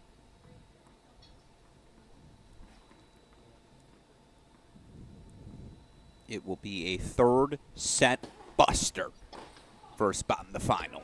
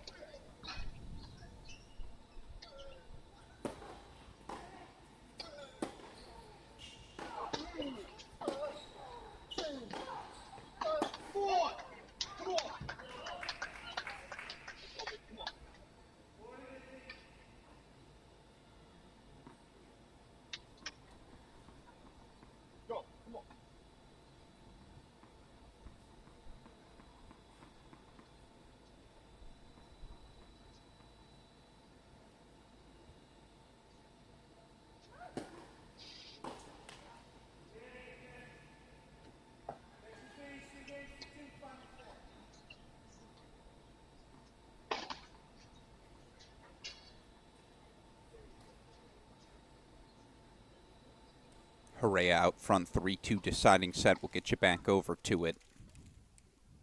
The third set buster. We lock in.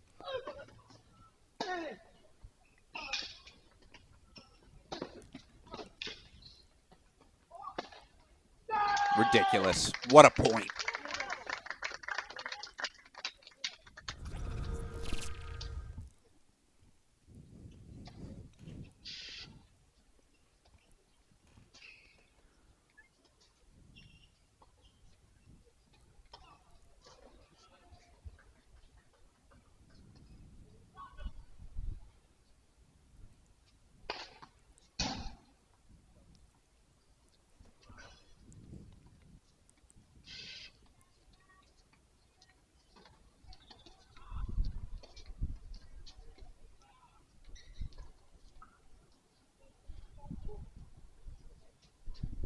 Call confirmed by the ELC. I like the challenge. You got to throw in there. Aye. A perfect return from Jay Friend.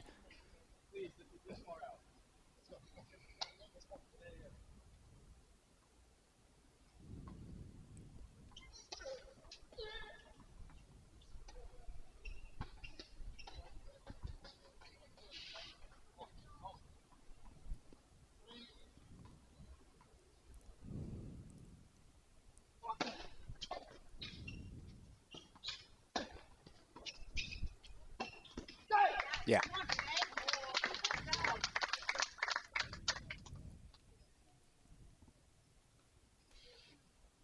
Three points away from an Arizona final.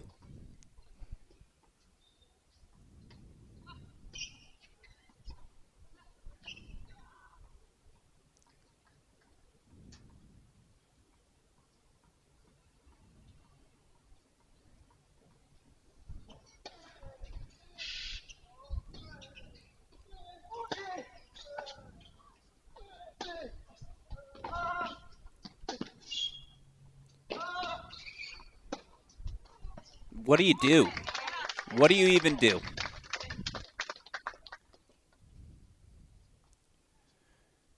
It's the perfect point from Jay Friend.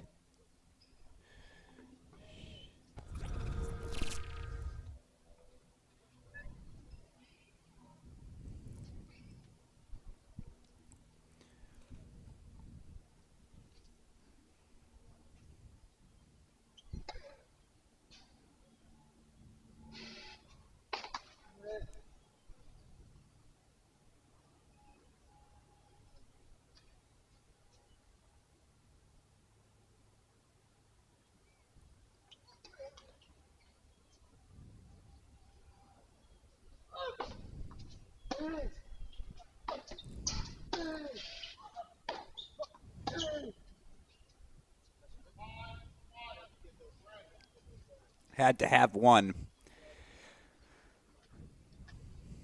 Needs to protect serve as he changes size still. Jay Friend, the 5-1 lead in the third set buster. Luciana Perry, game point chances on your screen for 3-all in the third. Big first serve from the Ohio State junior. Holds for 3-all in the deciding set. Aiden Kim now a double break 4-1 lead for the Ohio State junior in his third set on 3. And then again, we already have our first finalist emerging on the day. A congratulations to Stanford sophomore Val Glasman. Just keeps on winning. Of course, so much good consolation action across the grounds today in both Cary and Tulsa as well. All of those individual matches available via the individual camera feeds on the ITA website. 2 spots up for grabs for our singles consolation finalists, so those matches certainly matter. Back over we go, though. Dietrich. Gotta find something special.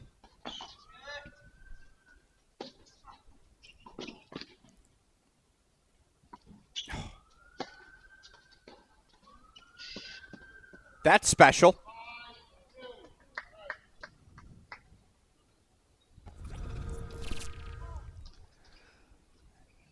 That's one heck of a lob from Jay Friend, but just look, a little swing. Wings out for the Eagle.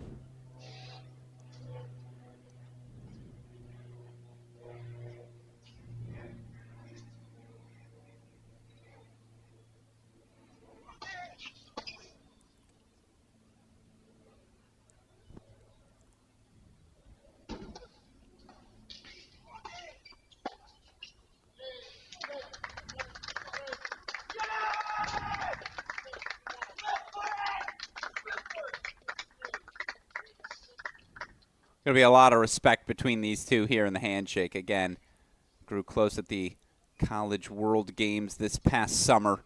You see the respect for head coach Clancy Shields, of course, has for the Virginia junior Dylan Dietrich. A little bit of solace for Jay Friend. He talked to us yesterday about how difficult it was to drop the match to Dietrich in last year's NCAA round of 16. A lot of respect. Again, there you see Virginia assistant Tret Huey. Few words as well. There you see again, just a little friendly exchange between the two men. 7-6 in the third. That was a war. They both came here and accomplished the mission. They're through to the NCAA tournament in Orlando come November. Friend, first man through to the men's singles final. 7-6 in the third. That was really good. That looked like pro tennis to me. Jay Friend, the first man in Arizona men's tennis history through to the ITA All-American singles final.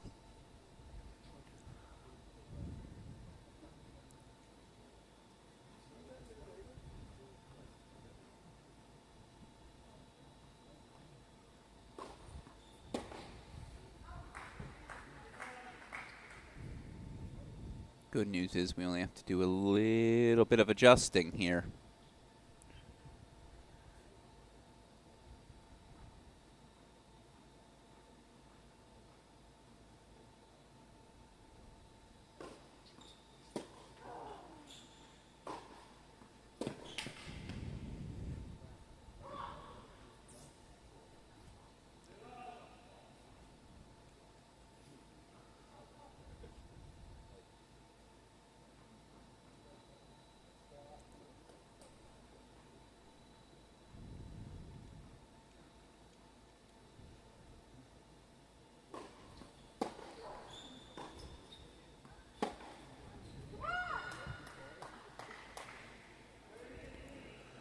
And now that scoreboard's accurate for you.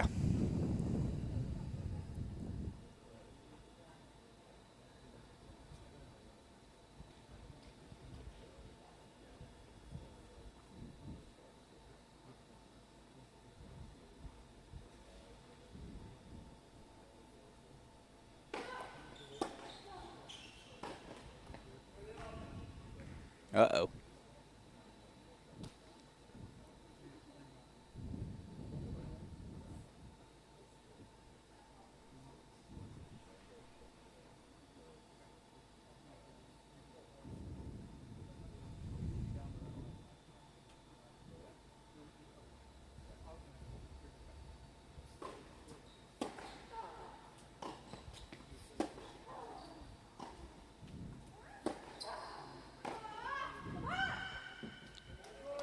Now, all of a sudden, Carmen Hera, break point chances for 5-3.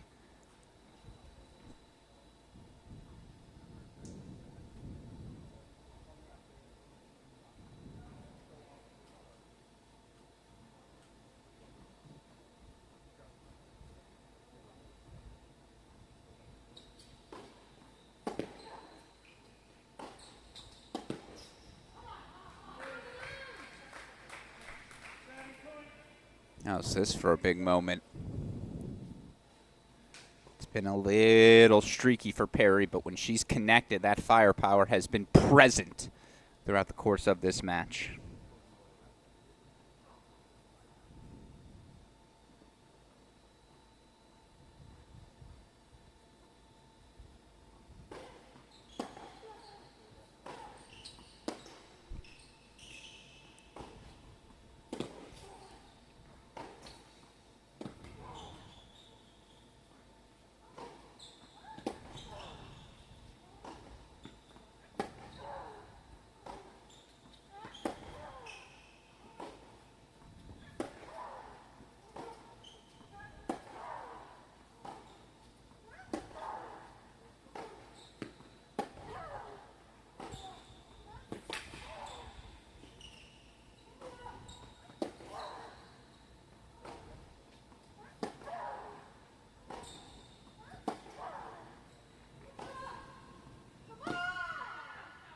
We're going to see an immediate challenge. It was very close.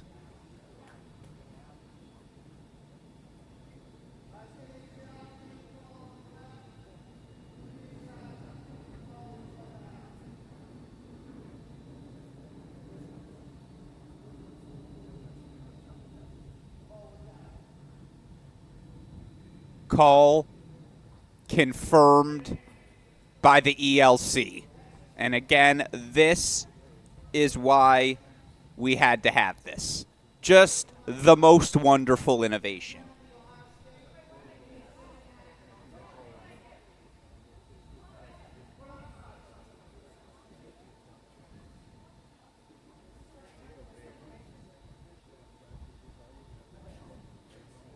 I don't know what the secondary conversation was. I know that it was a call challenged by Perry, and the call was confirmed. I think there was a little confusion after that. But you just got to love that we have the ELC.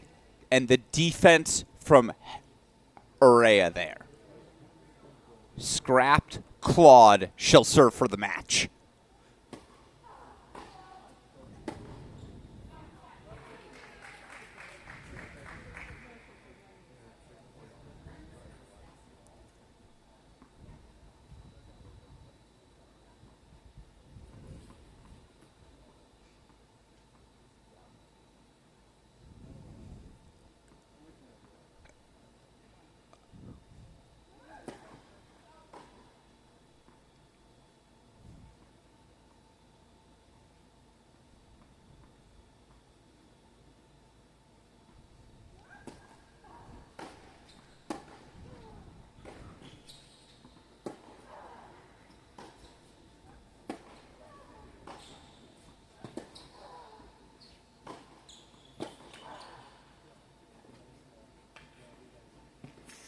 Oh. So good.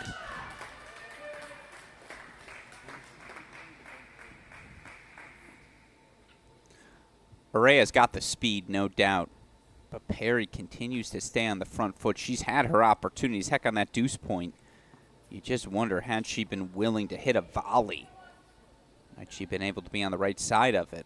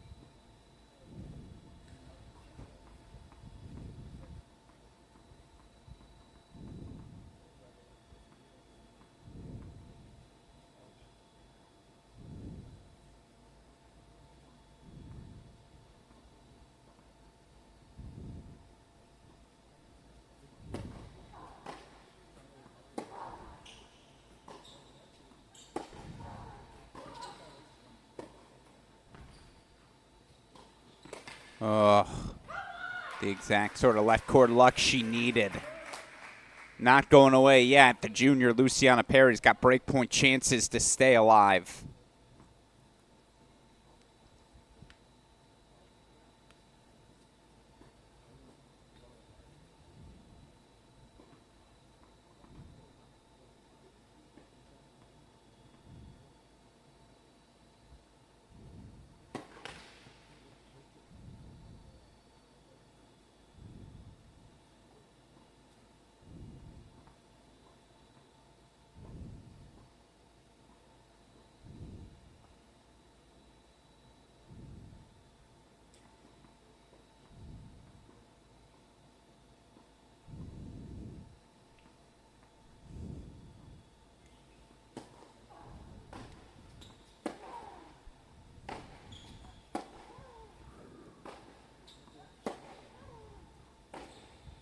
No, sprays a little wine. That's the problem. Just too many errors leaking in, and it's a credit to Hera going about asking all the right questions.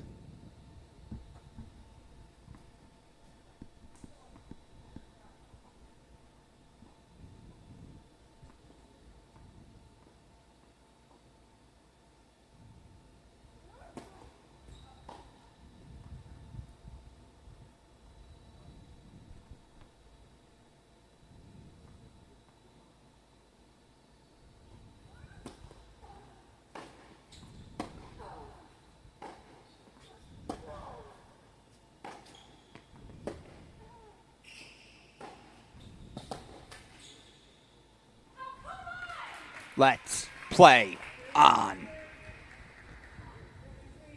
Luciana Perry breaks back for 5-4.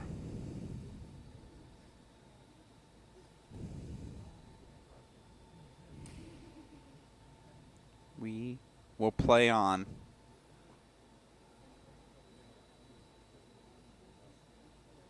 Winner of this, of course, to face Stanford's Valerie Glasman in tomorrow's singles final.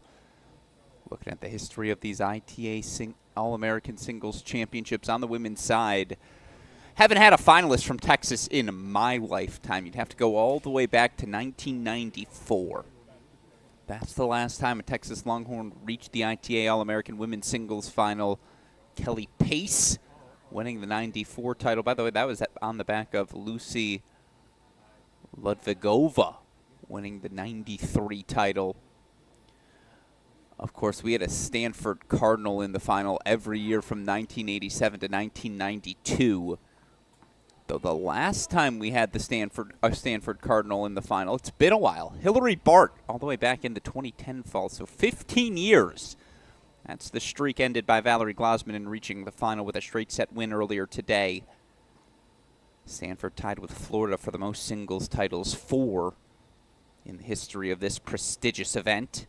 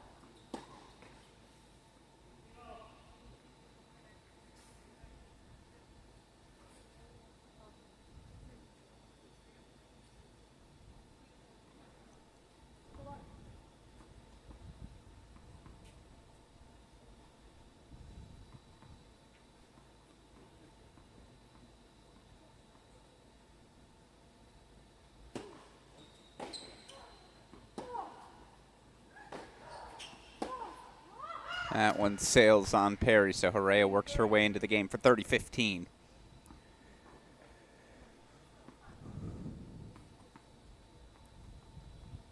Doubles semifinals starting 2 p.m. Eastern Time here on our Cracked Racquets YouTube channel, outdoors in Cary.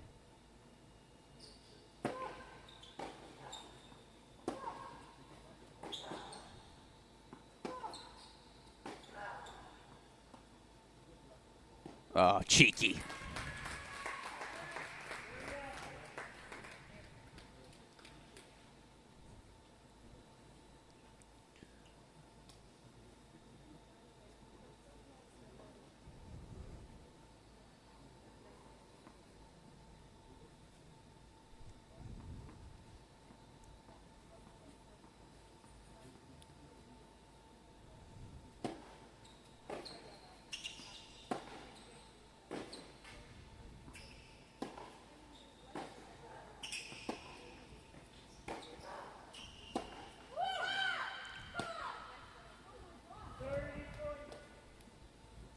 Oh, my apologies. My scoreboard was... I don't know what I was seeing. That's hand up on me.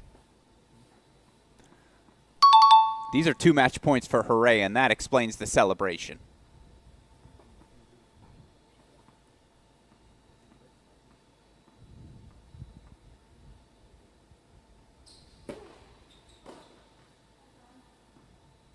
Perry going to challenge the service call.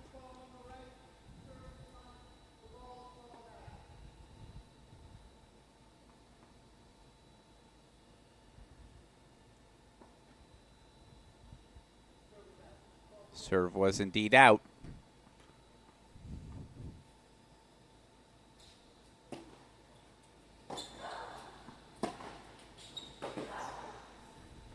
No doubt about that one leaking wide also.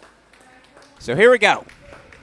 A deciding point, match point coming up for the Ohio State junior Luciana Perry. The deciding point on her, the match point for Hera.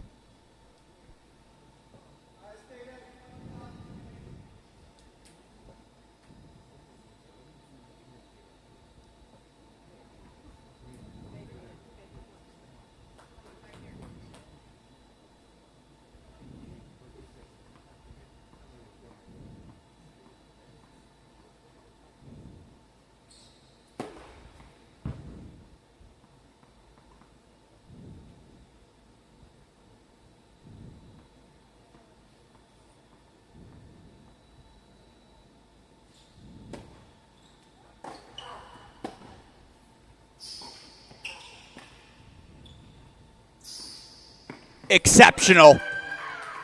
And that's the way the semifinal stops. I mean, what?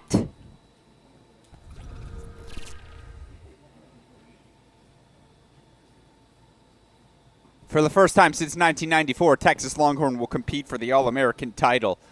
Sophomore Carmen Hera. Stunning passing shot to finish. I mean, again, the wheels. Let me show you that one more time. Perfect redirect from Perry. She gets forward. Maybe a little too much air under the volley, certainly, but yeah, Howard Jaffe on his feet to celebrate. There's not much left you can do but celebrate. Carmen Hera wrapping up our semifinal coverage of singles action here on this stream.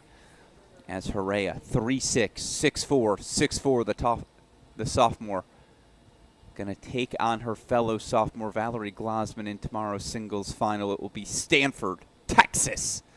ITA All-American final spot on the line. By the way, right now, over on our other broadcast feed, Aiden Kim is serving for a spot in the final. He leads 5-4, deciding set against Devin Badenhorst of Baylor. Chris Helior's on the call for that one. So we're going to step away for the moment. Believe we will be joined by both Jay Friend and Carmen Hera here on our broadcast feed over the next 20 minutes. Of course, starting at the top of the hour, doubles action, outdoors and carry. On this feed, it'll be the top-seeded duo of Brantmeyer, Hamilton, taking on Royson Gillaney, Gloriana Nahum of Oklahoma. Again, that action and, of course, Championship Sunday thoughts coming up as our coverage rolls on. Don't go anywhere, folks. You're watching Semifinal Saturday exclusively here on the ITA and Cracked Racquets YouTube channels.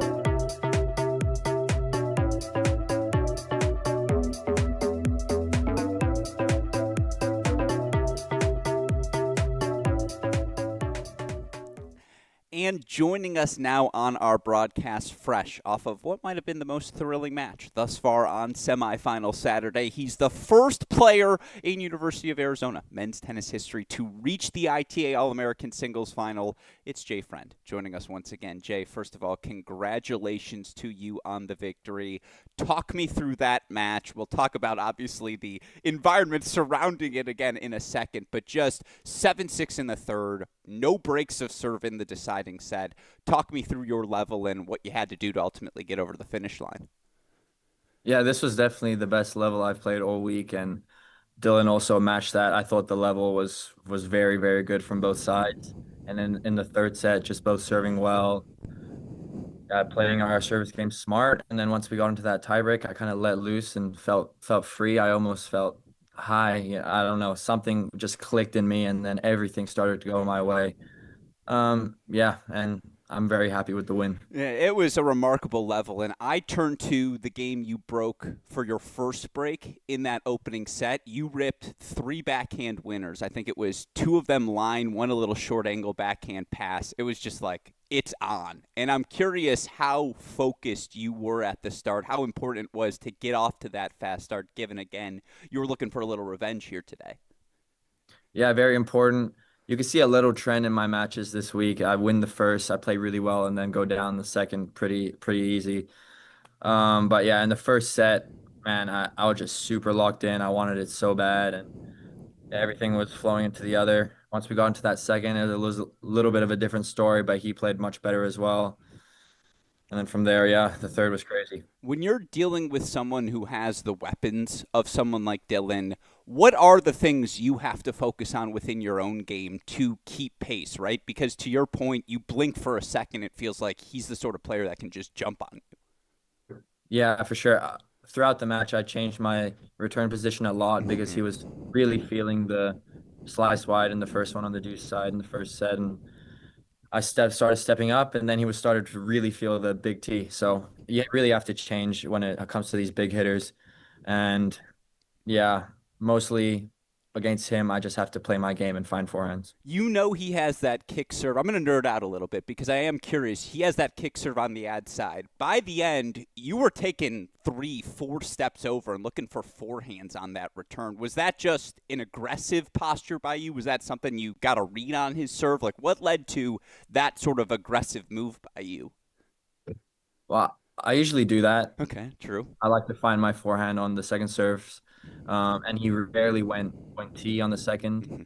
He got me a couple times, but it is what it is. I'll let him take that risk. So, yeah, it just lets me start the point on my terms, kind of loop it high to the middle to the backhand, and I don't have to, give up a short ball that he can attack. Yeah, see, we can have this discussion off mic. I like your backhand line. Like, I'd say just lace that one because it looked pretty good today as well. And, ultimately, again, you are through to the final. The first player in program history to do that in a decade that has seen so many firsts for Arizona men's tennis. What does that accomplishment mean to you?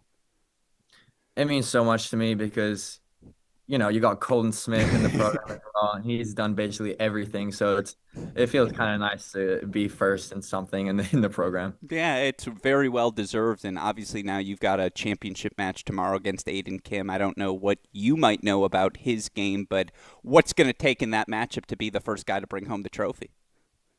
Just whoever wants it more and whoever gets more locked in, because he's obviously has a great level. I've been playing well. It's going to be a great match, and it'll just come down to, who wants it more. Yeah, I love that. Well, I do have one additional question for you because there was a little bit of an exchange at the end of the match, and I saw you guys joking about it after with the electronic line calling. I'm just curious your thoughts, and be kind. I see you smiling, but just the ELC in general. Is it better to have it, in your opinion? Just what's your experience been with it here this week? Okay. At times it can be good, but at times it can be absolutely horrible. Okay. The 2 that I got overruled on, I don't know if you saw it. I did. I thought it was way out.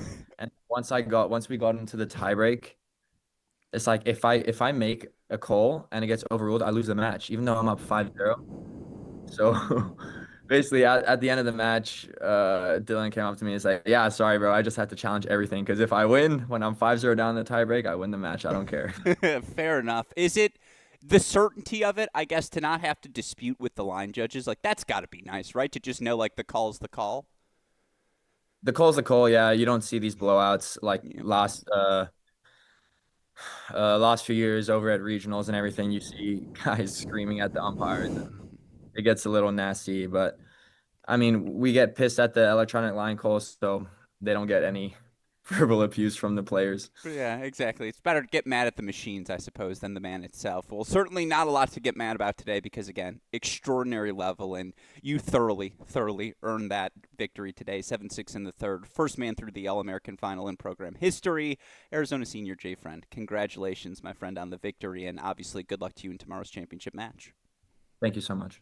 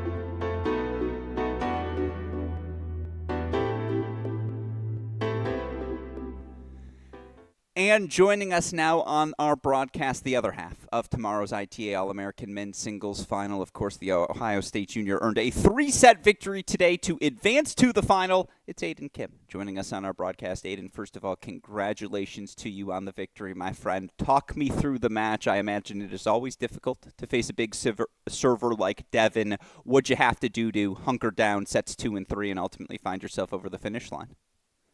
Yeah, I mean, all 3 sets were such a war. I mean, you always have to stay locked in on your service game because it's always tough to like scrap out some return points. And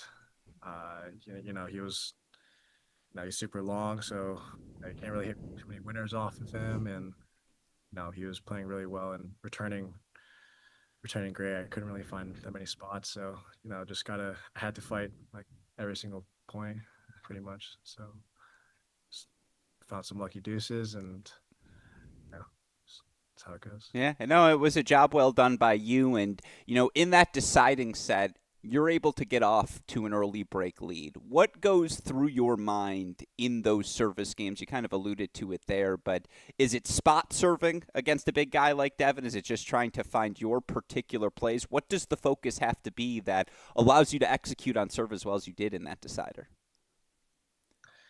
I mean, being up a break in the third, it's like, feel like a little bit more tension Sure. to get those points in. But I was talking with my coach throughout the whole entire match on like what to serve and what to play, and just kind of mixing everything up and seeing what on big points what worked and what didn't. But there wasn't really like a simple solution. No, it's a I wish there was, otherwise there wouldn't be 3 sets. yeah, no, it's a credit to you again that you were able to find so many different spots. And, today, obviously, semifinal Saturday, typically that's a very big moment in any event. For this event, yesterday, with it being qualifying Friday, with you having to play 2 matches as well, I imagine the pressure was ratcheted up. Did it feel a little easier in today's semifinal, knowing that the mission had been accomplished here this week? Like, what's been the mindset this week for you as we kick off this new college tennis fall? Honestly, the mission isn't finished. No, the mission that wasn't never finished. So I feel like the tension was always the same, and there's always been one goal. Whether qualifying for the NCAAs or not. I mean, the goal was always to come to this tournament and win it. For the record, that's a good answer, my friend. I like that. And, for you this week, how helpful has it been that at times, and there was a particular moment, doubles, I want to say round of 16, where I think 4 Ohio State doubles teams were playing simultaneously. You essentially have your whole team with you here this week. How helpful is that, and what's the buzz, as obviously it is a very talented roster you guys bring together this year in Columbus? Yeah, no, it was great. I mean, we had like 9 guys coming to All-Americans, and then we had 7 guys in the main draw, singles, and then 8 in doubles. So it's good to have all these guys like kind of perform out here. And, we've been training for past couple weeks, and it's kind of good to see a couple guys like kind of blooming. Yeah. How was your first full Ohio State summer? Obviously, I know you made the announcement that you were going there last year, but I know what those Ty Tucker summers are like. I hear rumors about the training that goes on in Columbus. What was that like for you? How obviously did that help in preparation for this week? I mean, just, whether it's the summer or whether it's the fall or the spring, the training is always the same. So, it was good to spend more time in the summer with him. And, always having the guys around, which has been super impactful, and, getting the conditioning right. And, it's good to see all these guys come out and see that our training's working. Yeah. Were you guys able to throw Cash and Tracy up on the big screen in Tucker in the tennis center and watch that match for the semis? Yeah, that's so cool. Oh, where's my invite? Must have gotten lost in the mail. I would have come out for that. Come on now. That was a fun moment, obviously, for this summer. Now, obviously, a great moment for you to start this fall. And I'm curious what you know about your opponent in tomorrow's final. Obviously, a familiar face to all of us in college tennis in Jay Friend. What's that matchup like for you? What's it going to take for you to ultimately get over the finish line, bring home the trophy? I mean, honestly, he's a fighter, and there's going to be no easy points. It's kind of just based on whoever I play. It's kind of on what I can control and what I can do. But I'm excited. I'm excited for this match. Yeah. Well, I know I speak for all of us when I say we are as well. It's one we'll obviously have on our Crack Racquets, the ITA YouTube channel, and certainly a thoroughly deserved moment for you, Aiden Kim, Ohio State Junior. Congratulations on the victory this week, qualifying for NCAAs, and obviously good luck to you, my friend, in tomorrow's final. Thanks, Alex.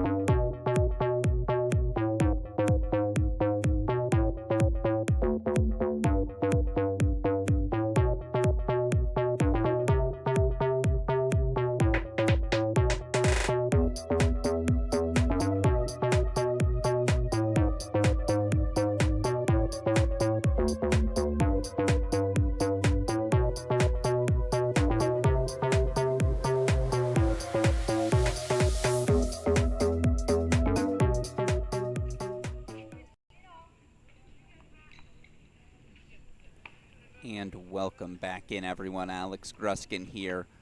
And congratulations again to all of our all of our finalists. The finals now set. It'll be Val Glasman versus Carmen Hera. Aiden Kim taking on Jay Friend. Now we got to figure out who's going to play in the doubles final. Action underway in Cary. Of course, on our other broadcast feed, you can watch the Wisconsin pairing of Shulikova and Urbanova take on NC State's Osigwe and Broadfoot. Here, this is Gloriana Nahum. Galaney, they're taking on the pairing of North Carolina's Reese Brantmeyer and Alanis Hamilton. On serve, 2-1, opening set.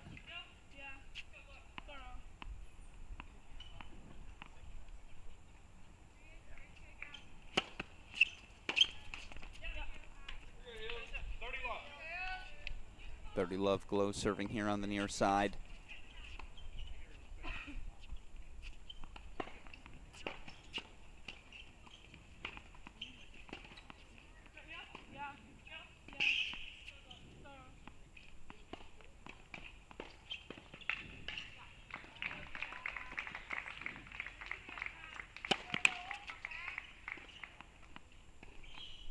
Galaney, of course, redshirt junior out of Australia. Nome, the sophomore out of Benin.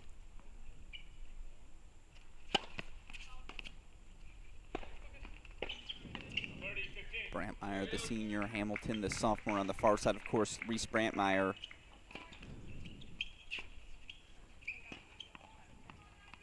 Only player on the women's side to qualify in both singles and doubles this week thus far. Still have some consolation matches to play. Oh. Yeah, well, that's why they're the preseason #1 team in the country. I mean, that's just textbook. It's elite doubles.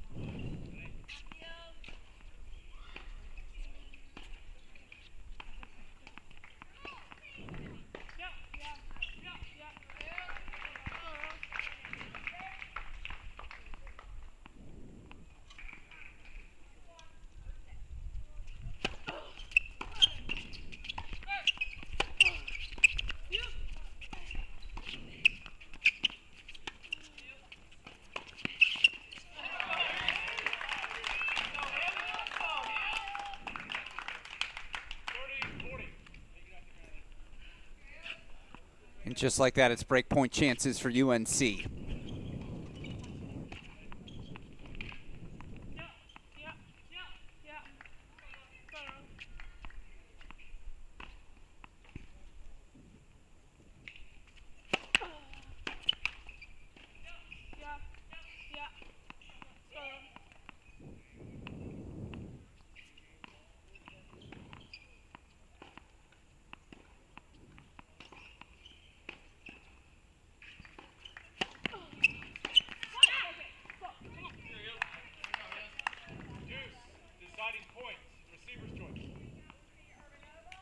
Do you go Brantmeyer or Hamilton? I imagine they're going to Brantmeyer.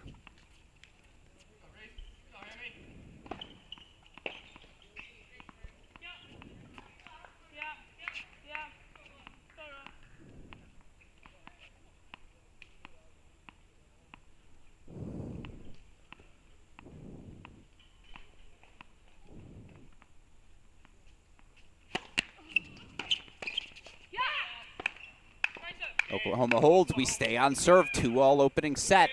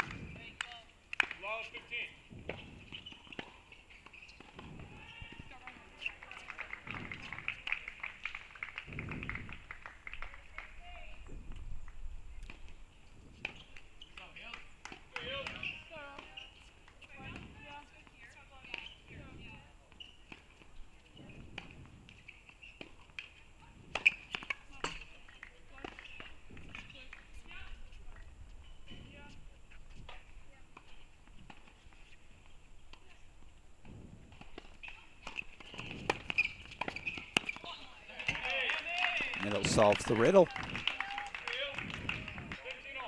15 all.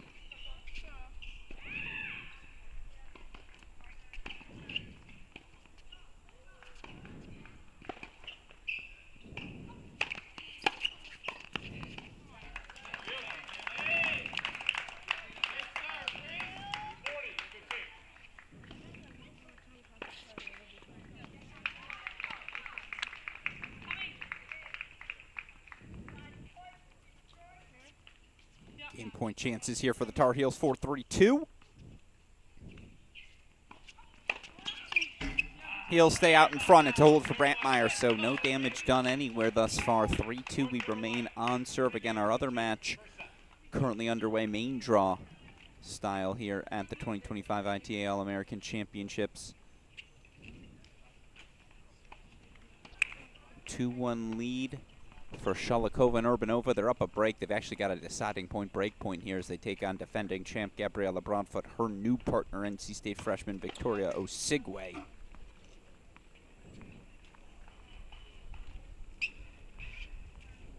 Hold here while we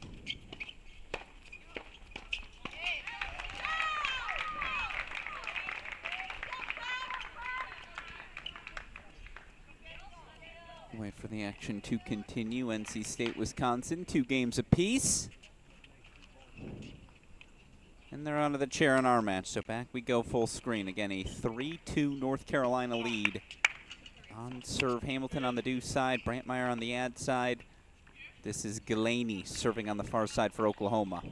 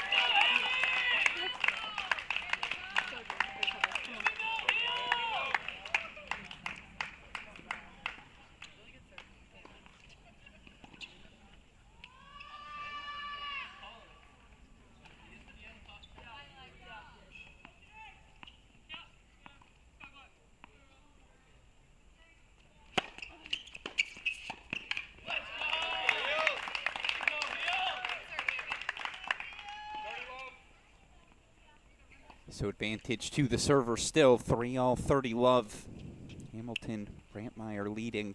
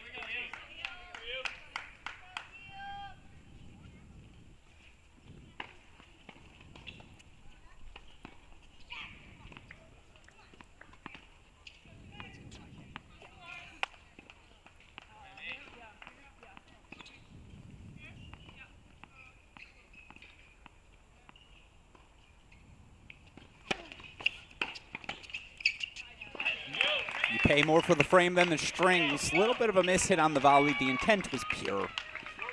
The result as well. 4-3 Carolina lead. Of course, you look at the illustrious history of these ITA All-American Championships. You'd expect Carolina to have more success at this event, right? It's been on home soil for much of the last decade here in Cary, not too far from the campus in Chapel Hill. Yet you look over the years for North Carolina. Only one title at this event. Haley Carter, Jesse Aney, 2016 champions. Carter and Whitney Kay reached the finals in 2015 as well, of course. Now on the sidelines as a coach, Elizabeth Scotty, NCAA champion in 2021 with McKenna Jones. 2023 NCAA finalist with Reese Brantmeyer. She's now in charge of coaching. Of course, 2024 champions were Crawley and Tangillig. You think about the 22 ITA Fall Mats champions, Scotty and Crawley. This event has eluded them for just about a decade.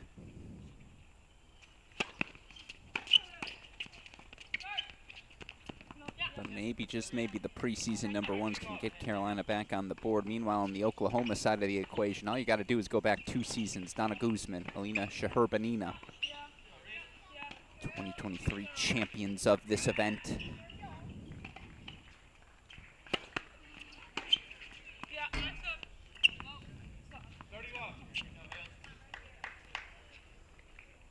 What a half-decade it's been, the rise of this Oklahoma women's tennis program under head coach Audra Cohen.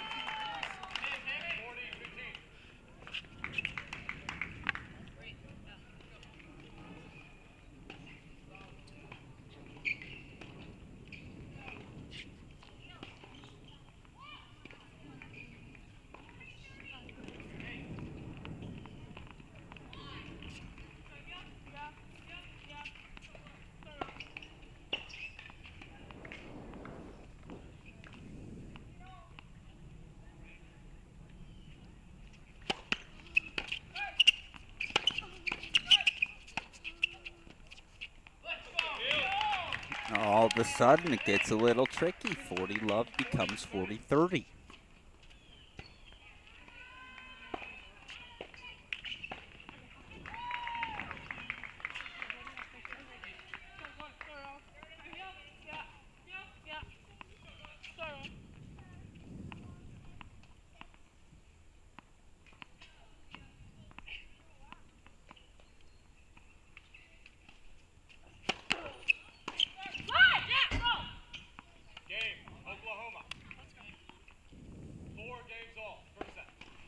Sooners hold for 4-all. Business end here of set number 1.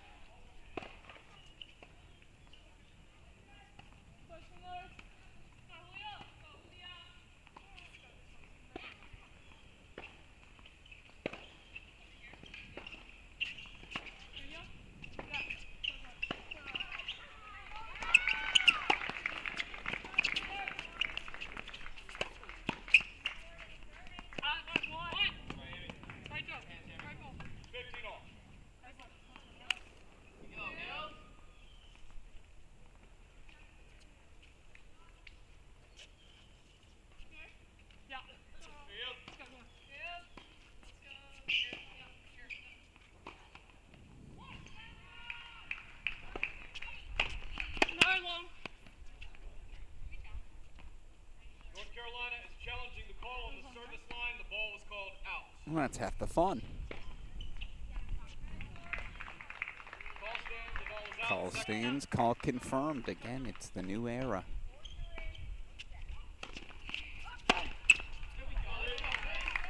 At the Tar Heels. 30-15. North Carolina has 2 challenges remaining this set. Take advantage of a missed second serve return, 30-15, as they try to stay out in front here in our opening set.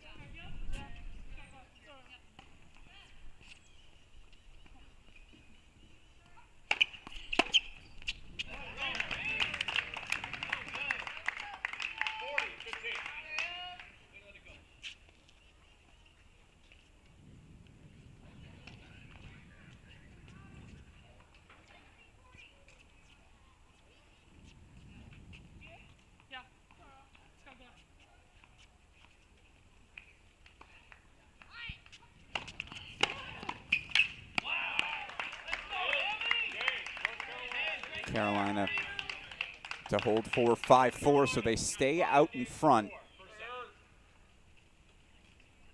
There we go, scoreboard back responding. 5-4 out in front opening set. Meanwhile, 4-3 on serve court 15. Take it back to it, although I think we're going to catch them in a changeover. Again, it's our other semifinal. No, we do not catch them in a changeover. Osigwe, Broadfoot here on the near side against Gabby Broadfoot, partnering with Maddie Zampardo last year to capture this ITA All-American doubles title. NC State's captured the title in 2 of the last 3 seasons.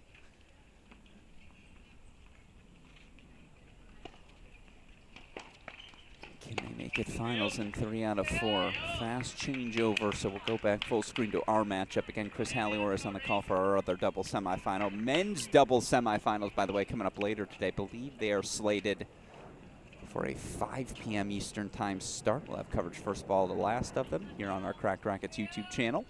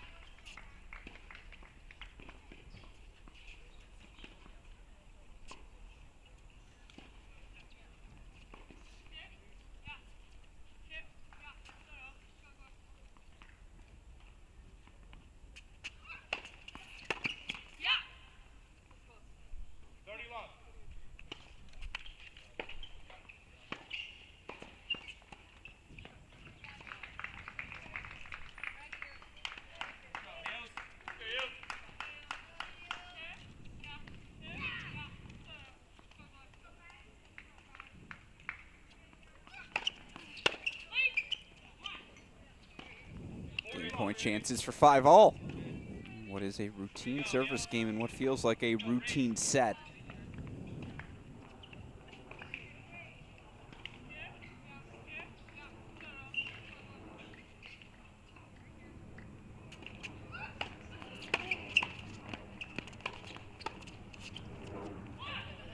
Fast hands from Alanis Hamilton, but not fast enough. Sooners hold for 5-all. It's textbook doubles. Easy analysis on my side of things. You make a first serve, you crack a first volley, you're probably going to win the point.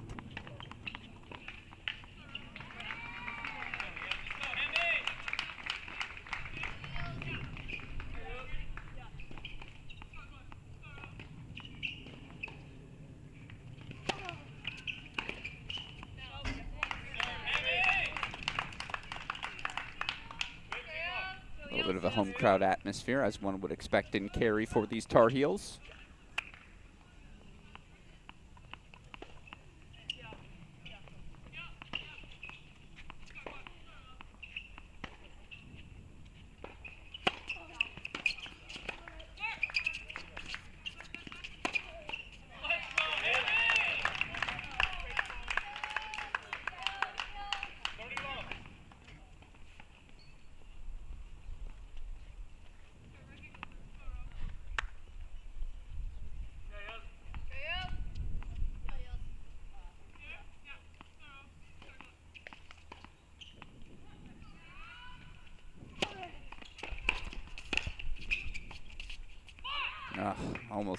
Almost.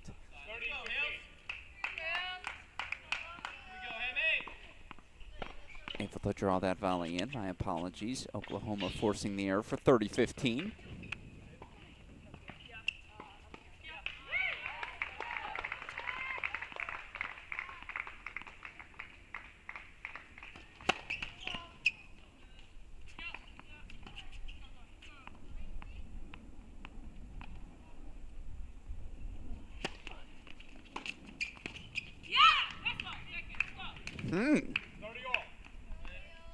It's a little tricky in the service game of the sophomore.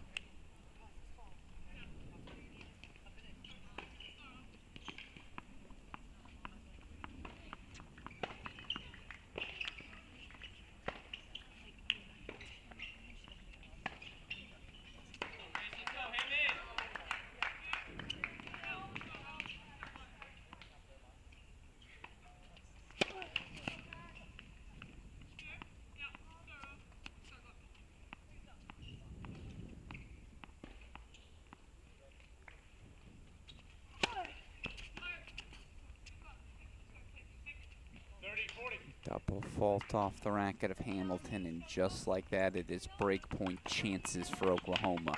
They just know how to linger.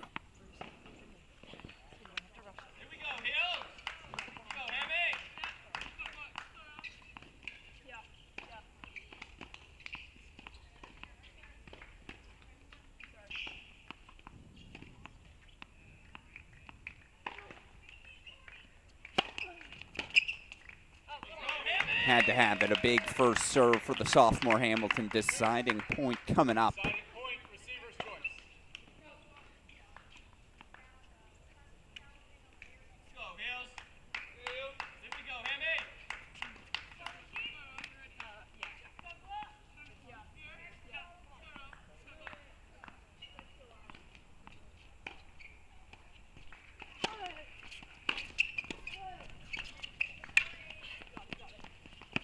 No way.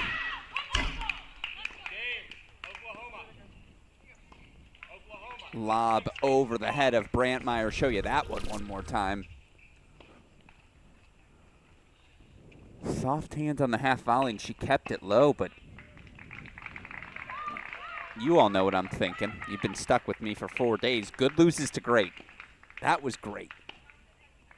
Simply great from the Oklahoma Sooners, and just like that, Galaney, Nahum will serve for the opening set. 6-5 lead here on court 13.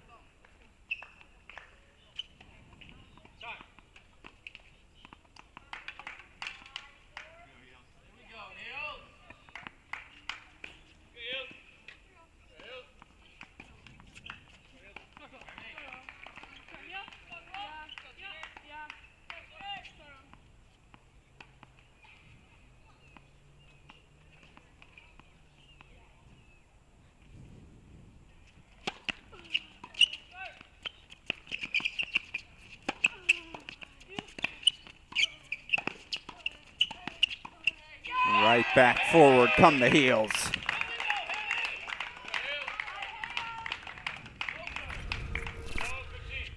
Another good loses to great. Look at how fast the hands are here from Hamilton. She says, I got the center, don't you worry. Yeah, it's really good.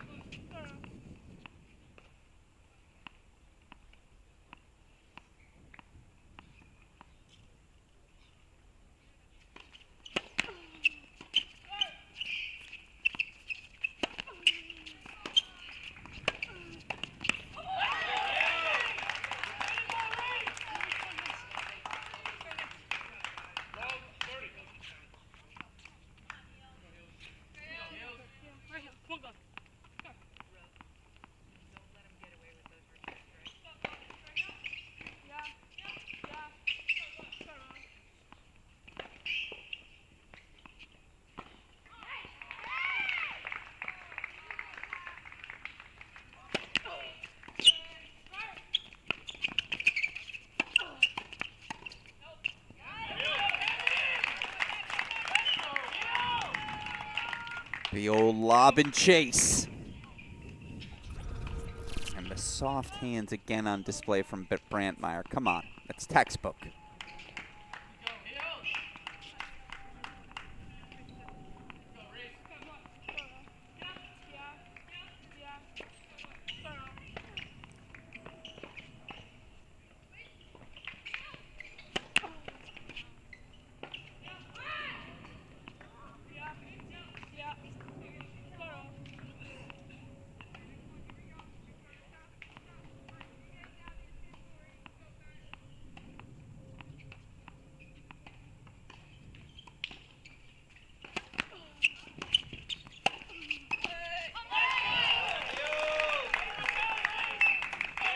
First to 7, win by 2. What a response. And that was just crisp, get forward, first volley, pressure on, 2-up execution.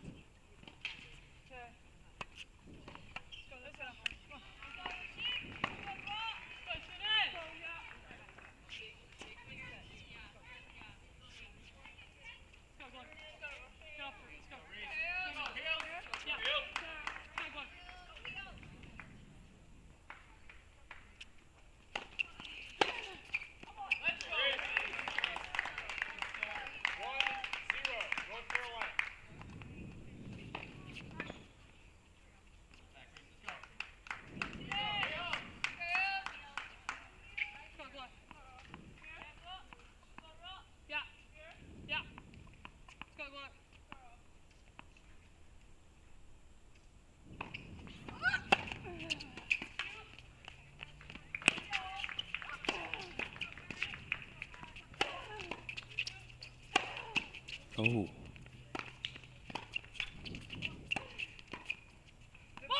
No way. First of all, watch this reaction from Alanis Hamilton. I mean, she may have lost the point, but it's been clinical. This is what you expect from a national semifinal, 1-all.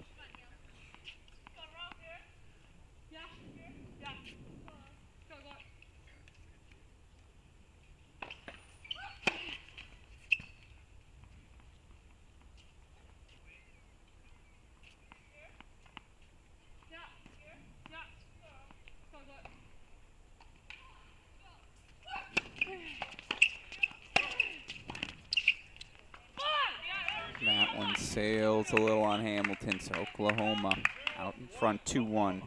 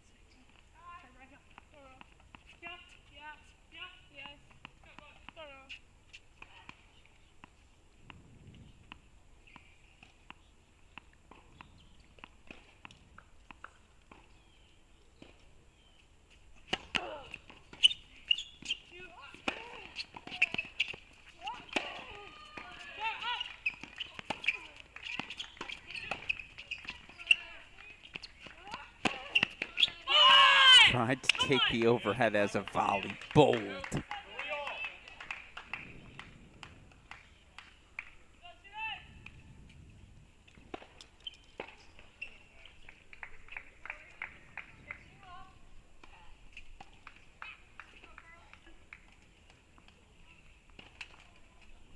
Three all as they make the turn. Meanwhile, it was a 6-4 opening set for the Wisconsin pairing of Shalikova and Urbanova.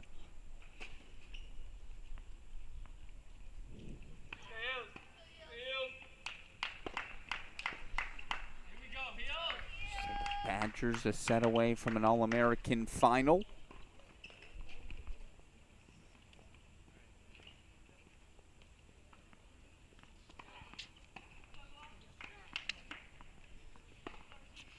Be the first doubles final at the All-Americans in program history. Meantime, here we go. 3 all. The sophomore Nahum serving on the far side.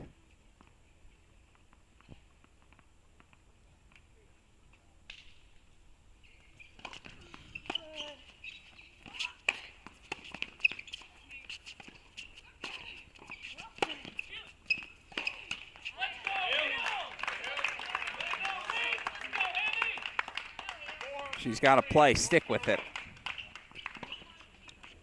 Bump lob working for her right now.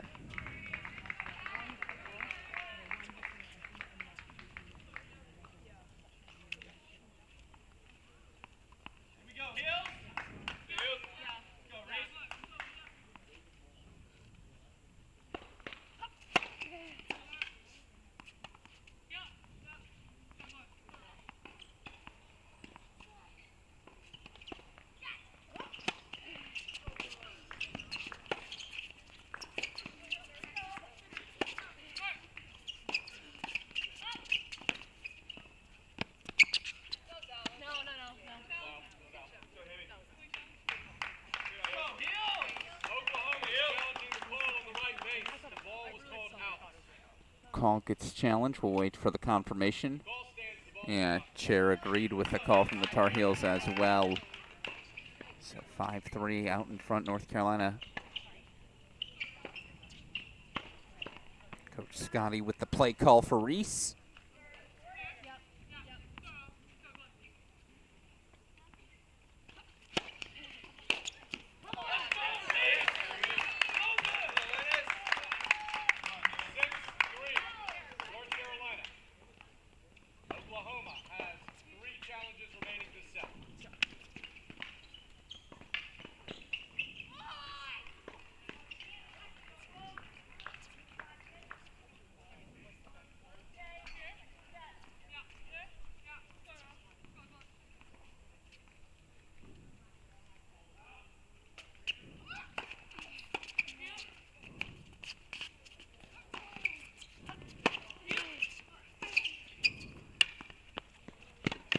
Oh, I mean, heroic. Heroic effort from Reese Brantmeyer. Oh, yes, we have a replay of it. Show it to you as she crosses. I mean, look at this. It was a little of a mishit.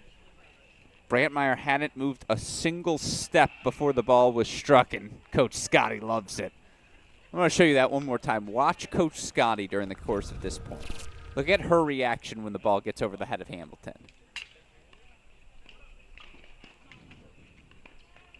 And then she's ready to celebrate as well. Again, the wheels from the senior All-American.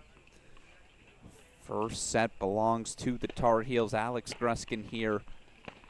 Congratulations again to our qualifiers at these ITA All-Americans. Through to the NCAA tournament in singles. Quarterfinalists, Tatum Evans, Emma Charney, Irina Ballas, Reese Brantmeyer. Of course, semifinalist Taya Chavez, Luciana Perry advancing as well.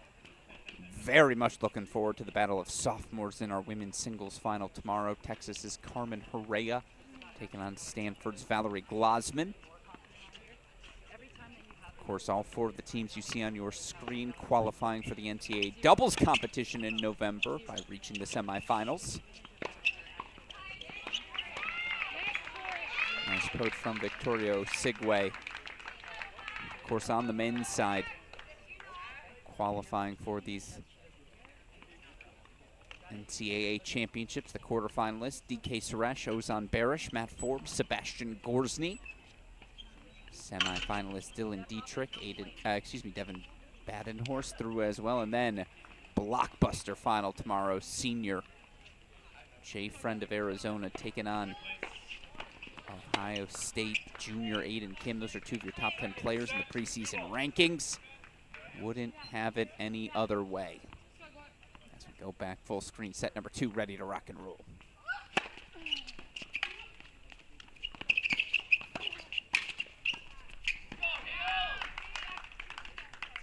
Love 15.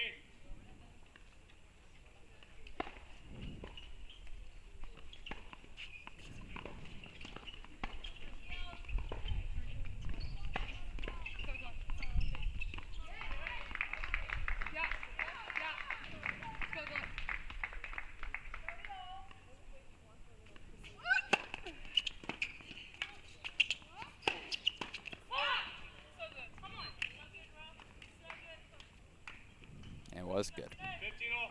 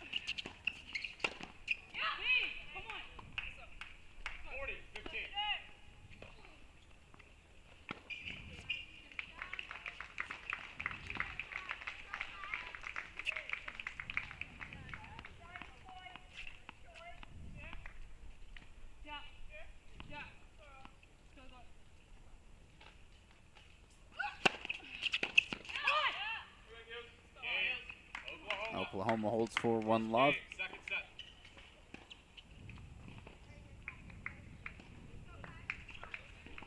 Pressure back on as we continue. Alex Gruskin here. Appreciate all of you who have joined our coverage of the ceremonial start to every college tennis season, the 2025 ITA All-American Championships.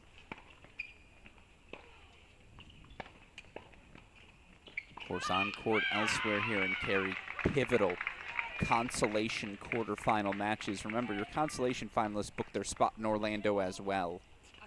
Third set underway between Charney and Mert. Greshkina, Nishino, Garcia Ruiz, Dada Mescal, Mushika Bowers, the matchups out on court. Here's Reese Brantmeyer. She booked her spot in Orlando already. Serving love 1 here, second set.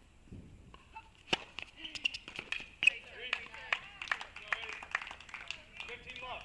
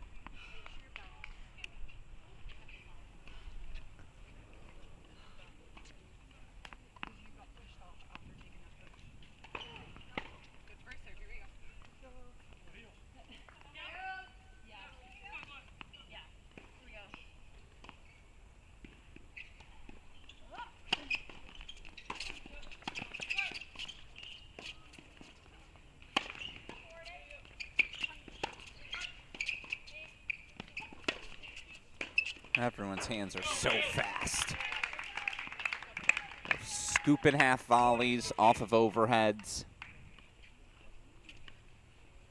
Very high level in our semifinal.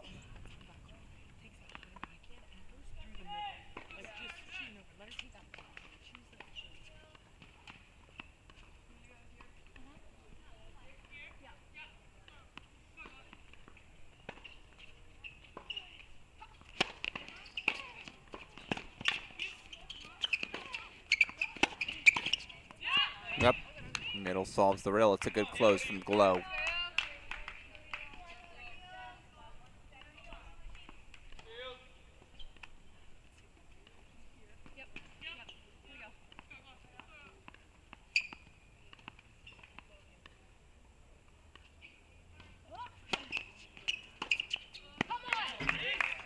And yet it's a Carolina hold 4-1 all. Brantmeyer gets the Tar Heels on the board here in set number 2.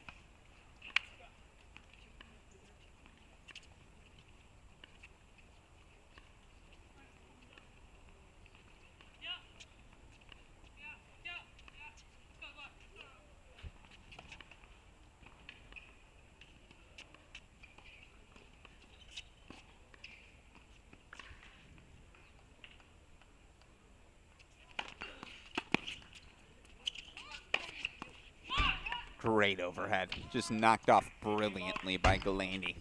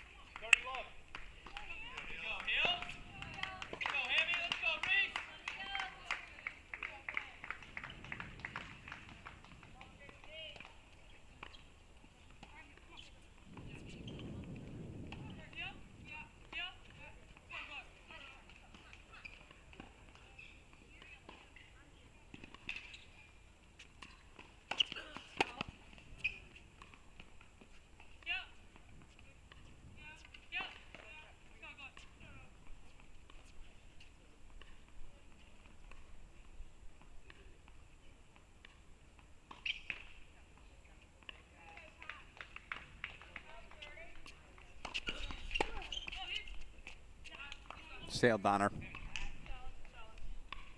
North Carolina is challenging the call of the left base. Or did it? I suppose the ELC will have to confirm. Call stands, balls out. Call does stand. Ball sailed on Hamilton, so game point chances 40 love for the Sooners.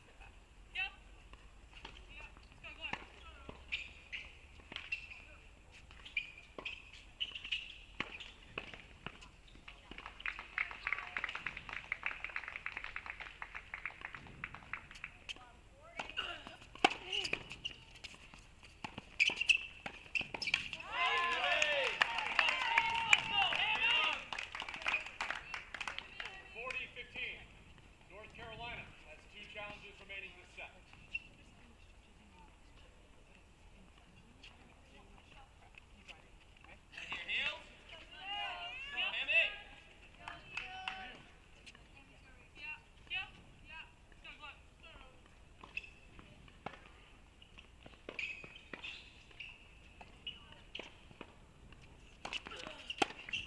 Oh, well, she's chipped so many of them, you're almost not ready for her to drive through. 40-30.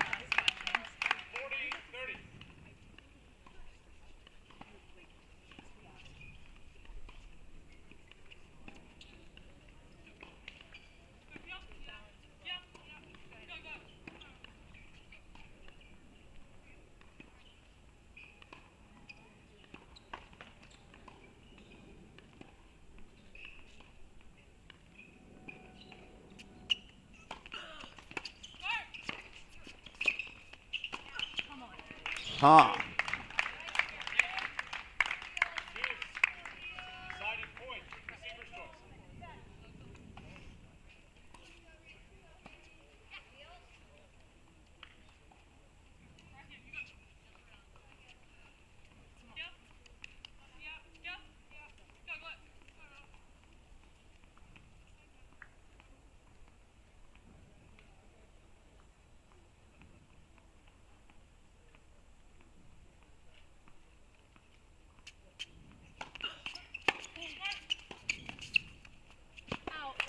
Tar Heels from 40 love down in the service game. They break for 2-1, the preseason #1 duo. They've got their set and break lead now.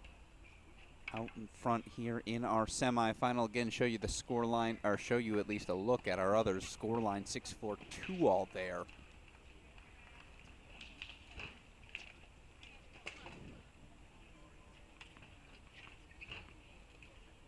Looks like that's Osigwe serving on the far side for NC State.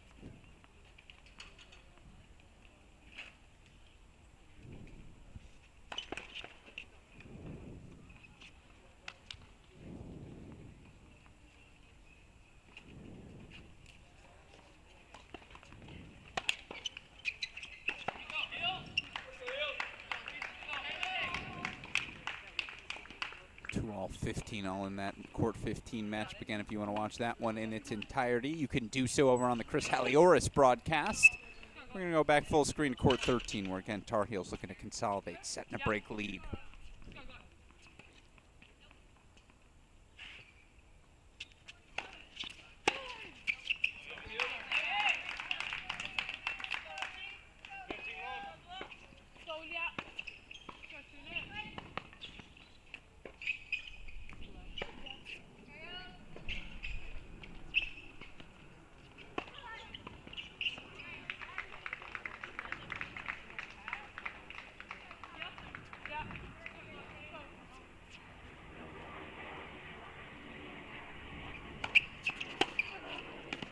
That one misses wide as well, so 30 love for the Heels.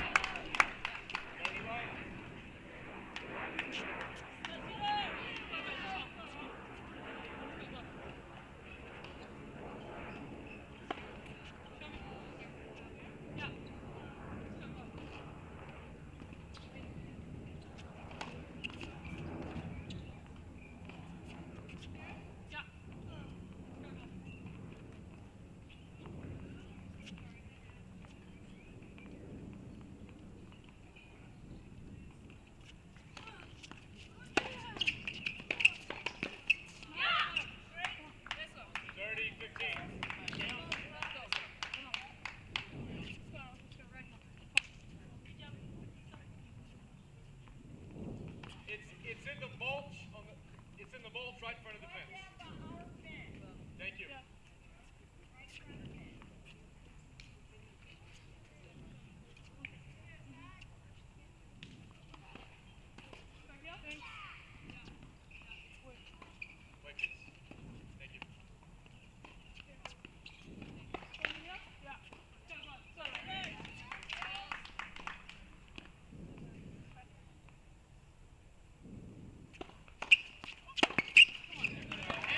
Point chances for the Heels. Big first serve in a big spot.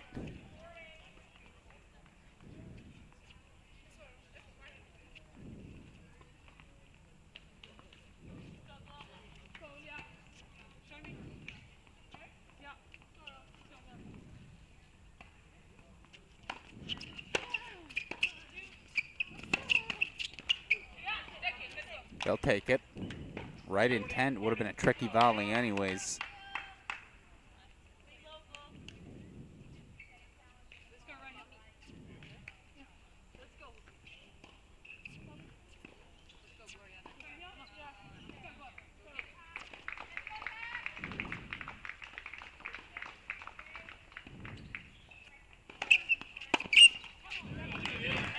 But the Tar Heels do hold. Lead extended here in the second set, 3-1 North Carolina lead.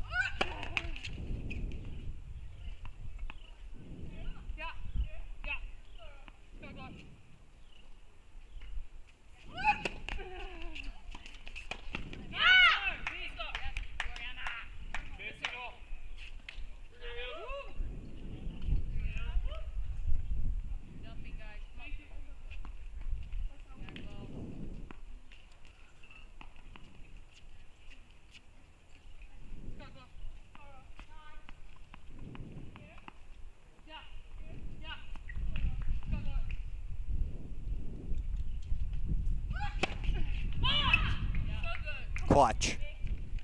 Clutch serving from the redshirt junior.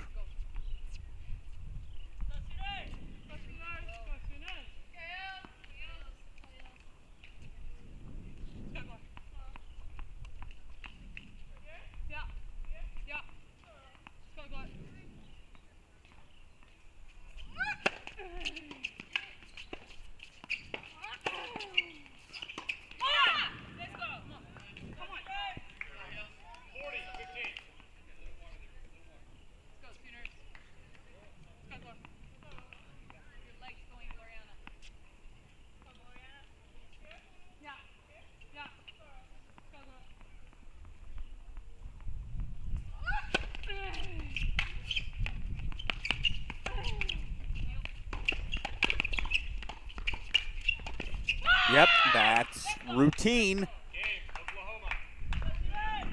Nice response from the Sooners still. Tar Heels up a set and a break. Brantmeier will serve after the change of ends. Meanwhile,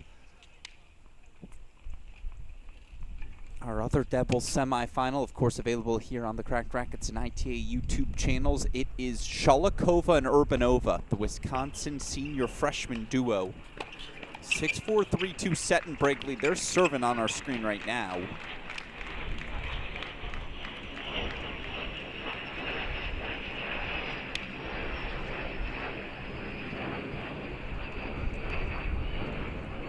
Cut from the Broadfoot. There you see NC State head coach Simon Earnshaw. All of his teams, dating back to his days at Armstrong, pride themselves on the doubles prowess that these two in their first month together, Broadfoot, Osigwe, can find themselves in a semifinal. I think it speaks to his ability to coach him up on the doubles court.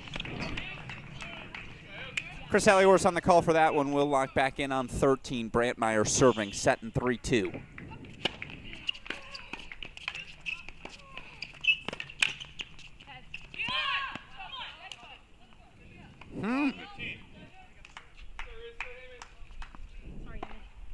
A thunderous start.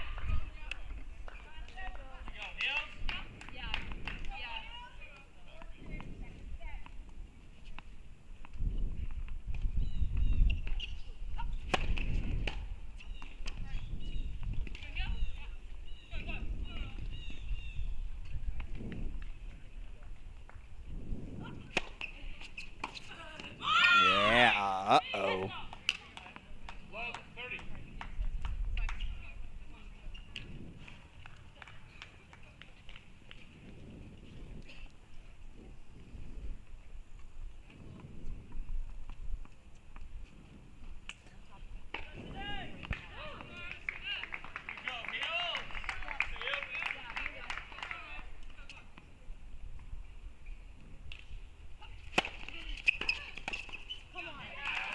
Needed that nice little 1-2 punch.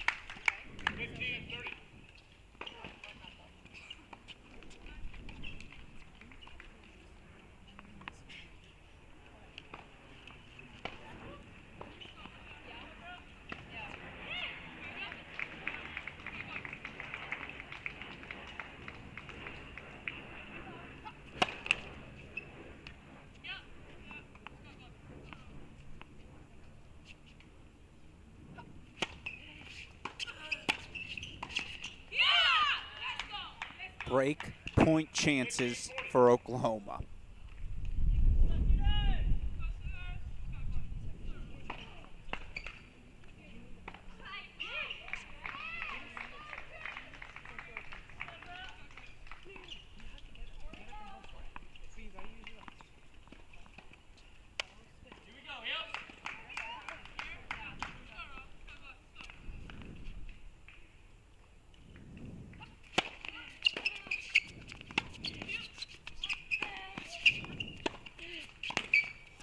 Ooh. Game, Oklahoma. Wasn't personal, again, just business. Sooners break back, an aggressive posturing from Gilani and Nahum. High level.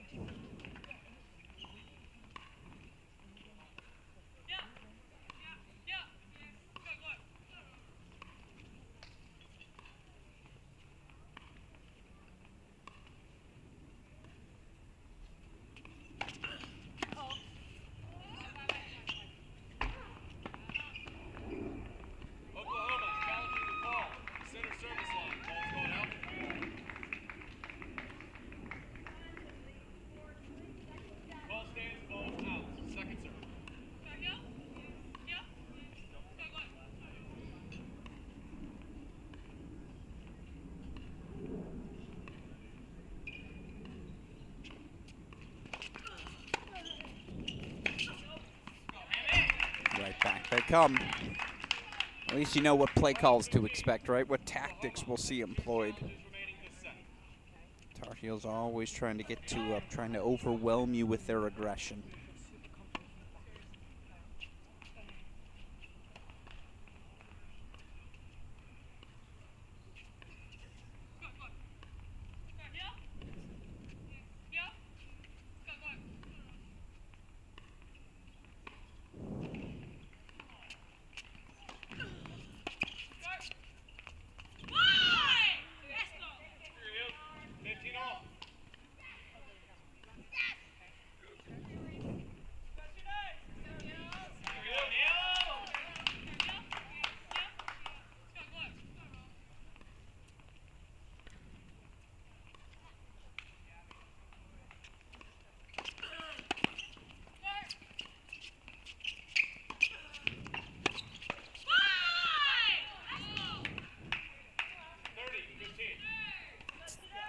The energy in every match, team event, individual, doesn't matter. When these Oklahoma Sooners are,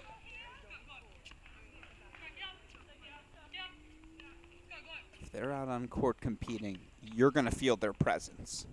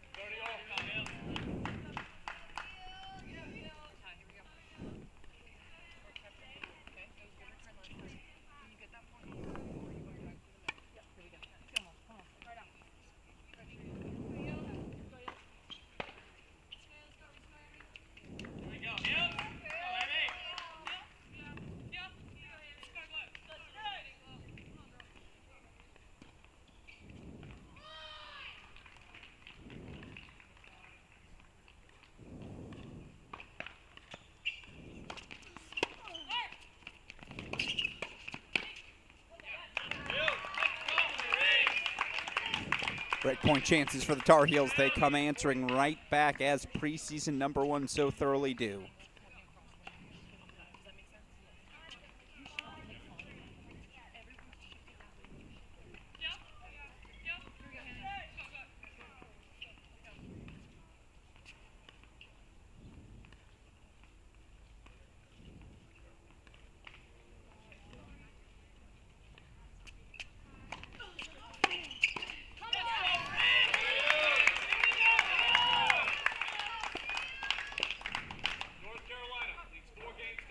And so the Tar Heels stay out in front. We trade breaks. It's actually 3 straight.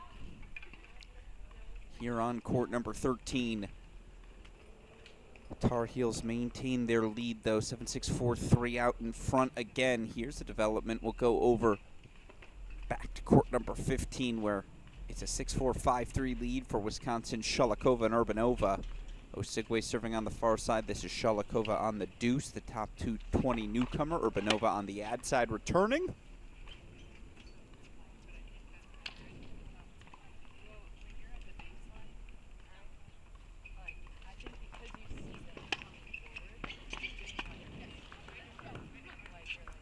Wisconsin 3 points away. Again, you can catch all that set 2 action here on our Cracked Racquets and ITA YouTube channels. In the meantime, sophomore Alanis Hamilton. Can she be the one to spearhead the consolidation of a lead here?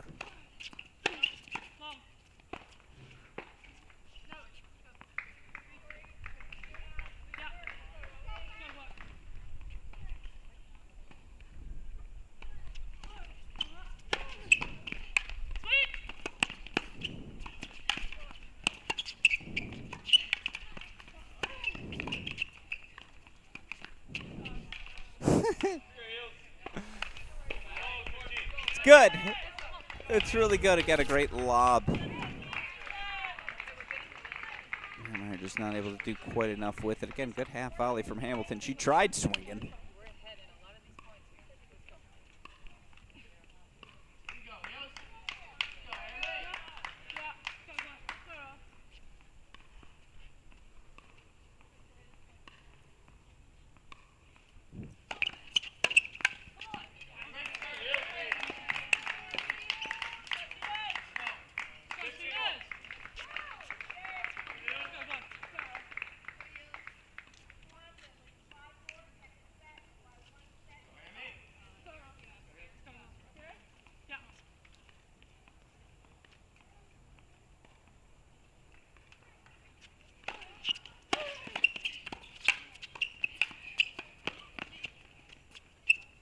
I think the first one might have been floating wide as well. Brantmeyer leaving no doubt. Yeah, shoulder high volley, when you're as good at it as she is, you might as well take a cut.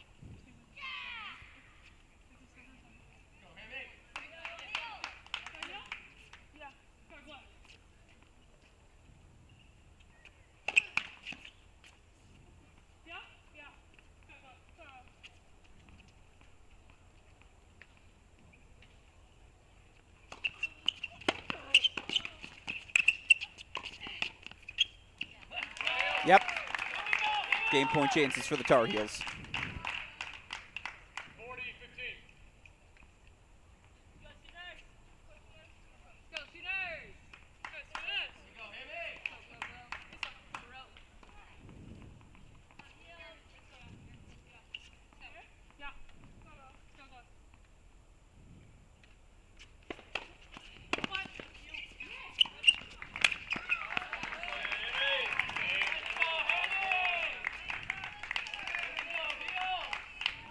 They're a game away. 5 games to 3, second set. Brantmeyer, Hamilton, closing in.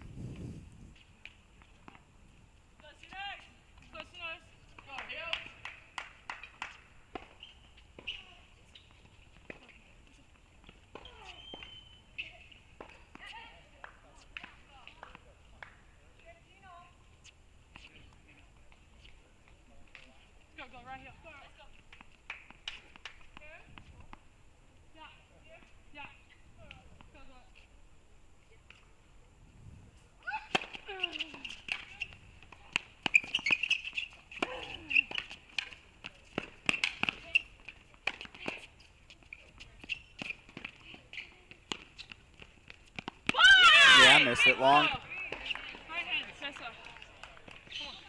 15 long.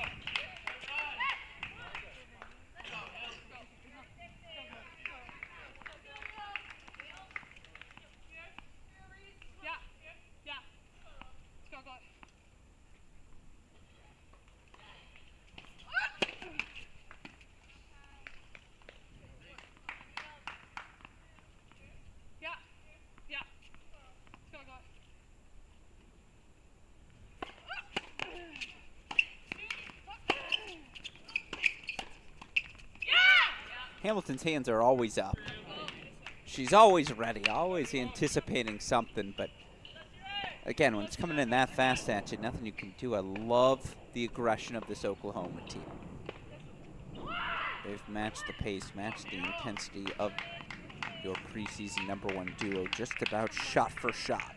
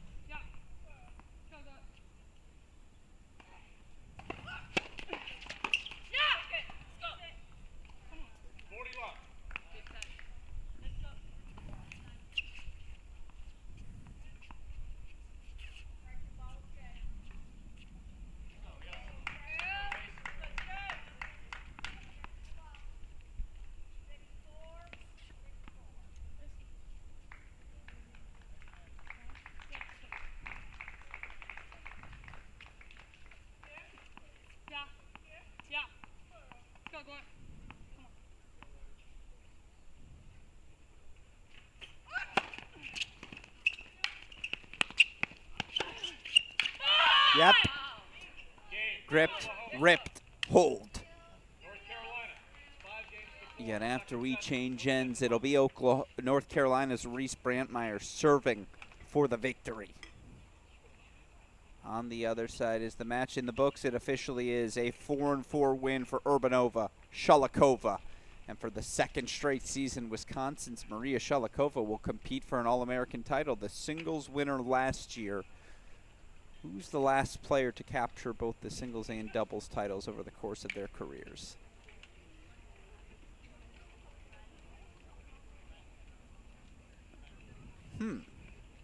Good question. The last player to do it. Just looking through the doubles list to think, okay, who could have won? Was it 2013 Robin Anderson? No, she won the 2014 singles title.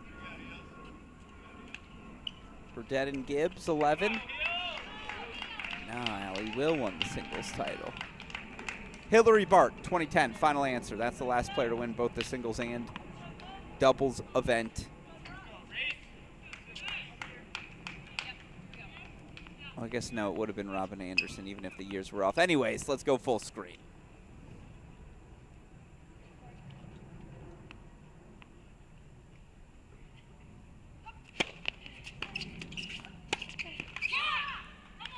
First point Sooners. They broke Brantmeyer in her last service game. Can they find another one?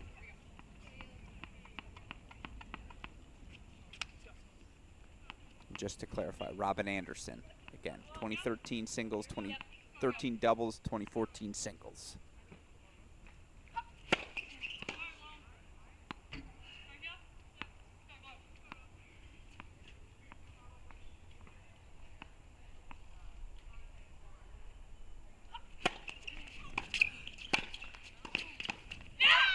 Look at that.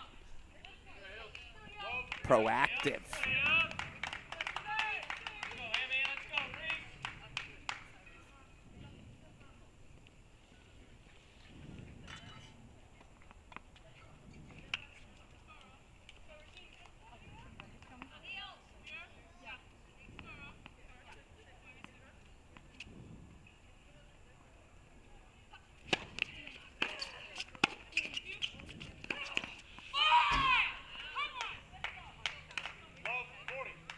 Incredible.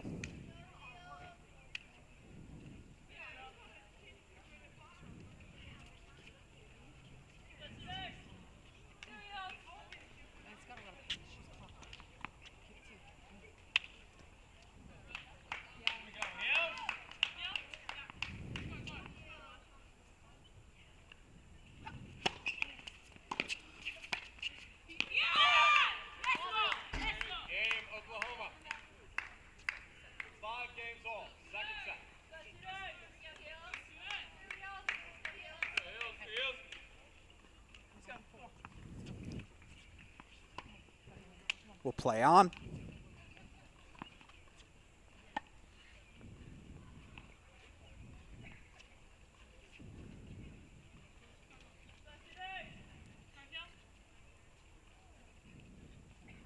Five all overall.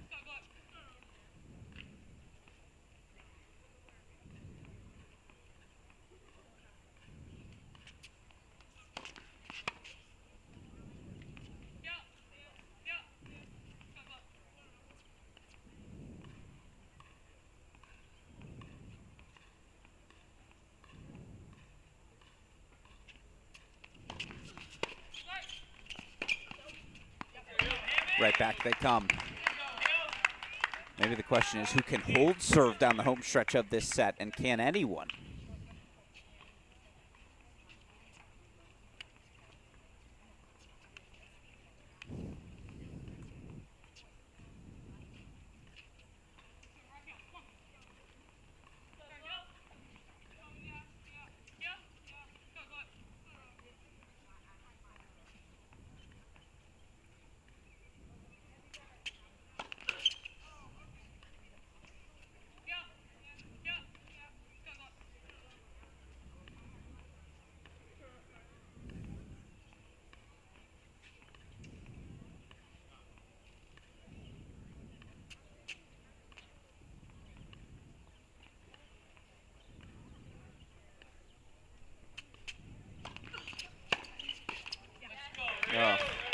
Grandma kept it so low. Delaney was in the right position, just didn't quite get underneath the volley enough.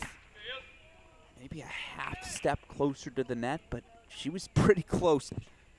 As is, all of a sudden, another Love 30 look for the returning team.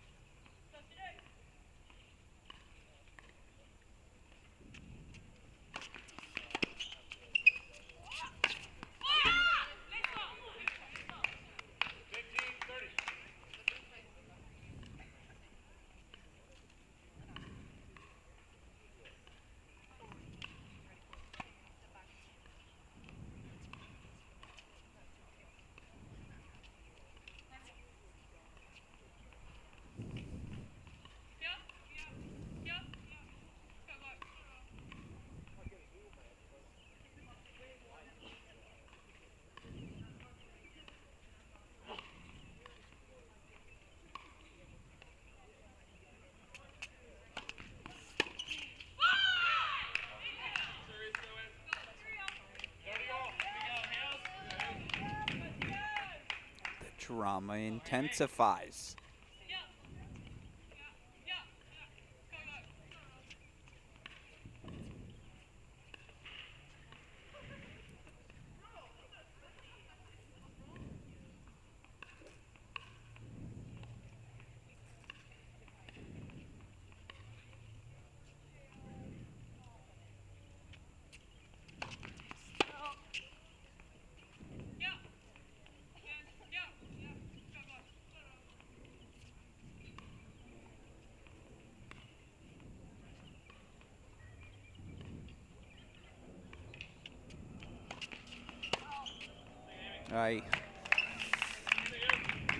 Loose second serve from the sophomore, and all of a sudden it's 2 more breakpoint chances here for Meyer and Hamilton.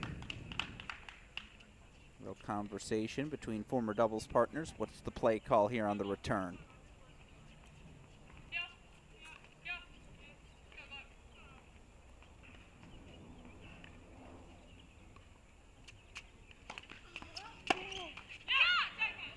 Play call was take a rip line. Misses it in the net tape. Deciding point coming up. Sophomore Alanis Hamilton says, I got this one.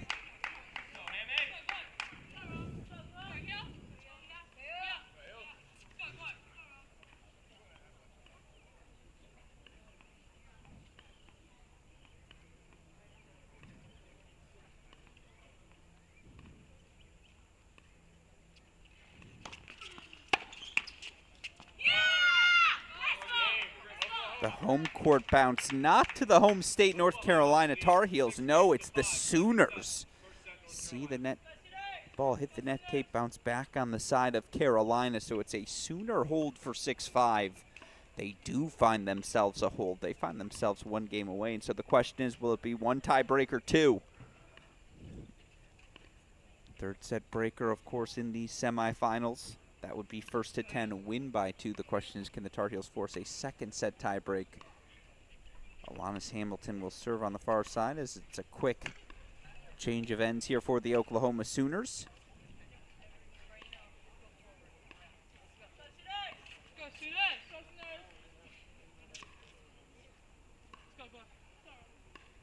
Head coach Audra Cohen working her way over to watch her redshirt junior, her sophomore here in the semifinal. Of course, senior Julia Garcia-Ruiz eliminated in the consolation quarterfinals. Garcia-Ruiz falling to App State's Savannah Dada-Miscal, the breakout star of these ITA All-American Championships.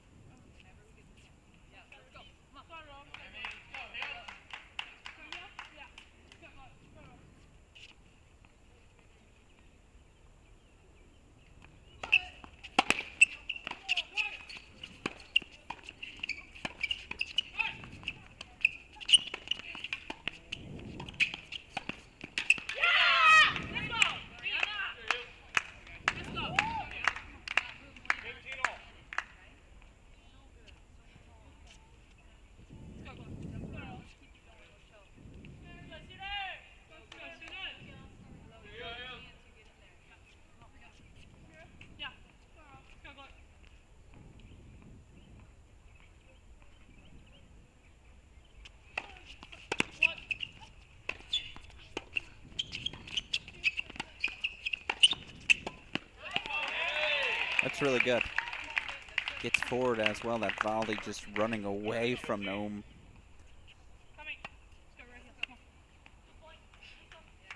All right, 30-15.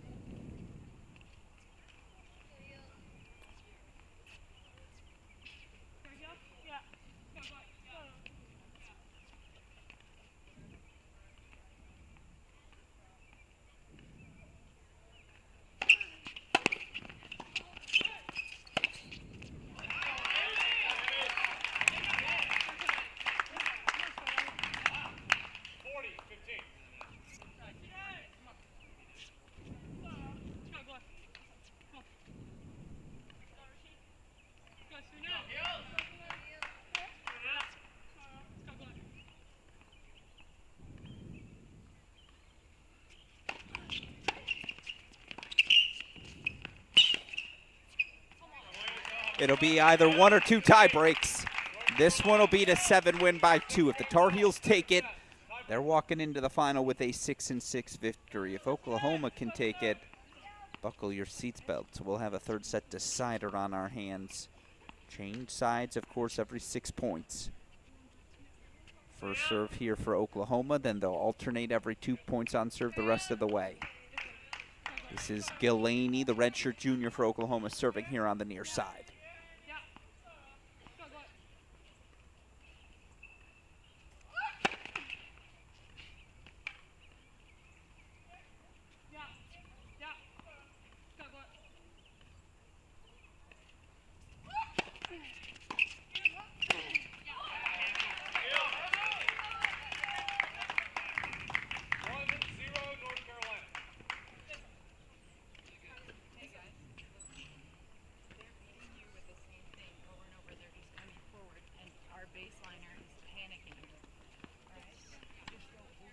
Well, there you might have overheard head coach Audra Cohen expressing, hey, we know what they're going to do. You know their play. You know they're getting forward. She's not wrong.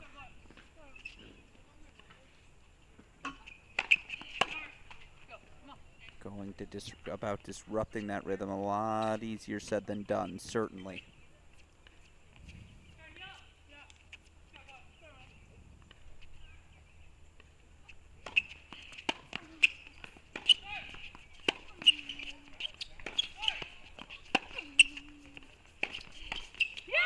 Too easy. That's how you disrupt the rhythm.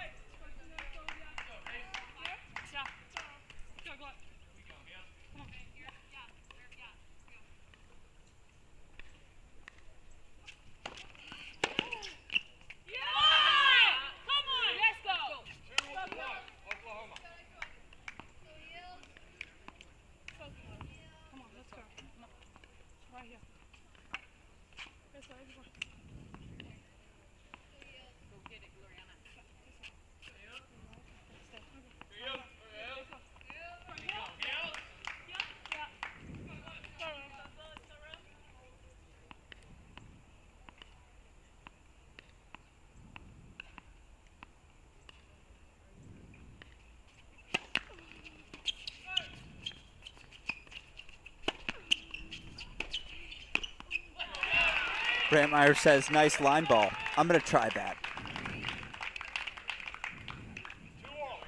The All-American connecting on a backhand for 2-all.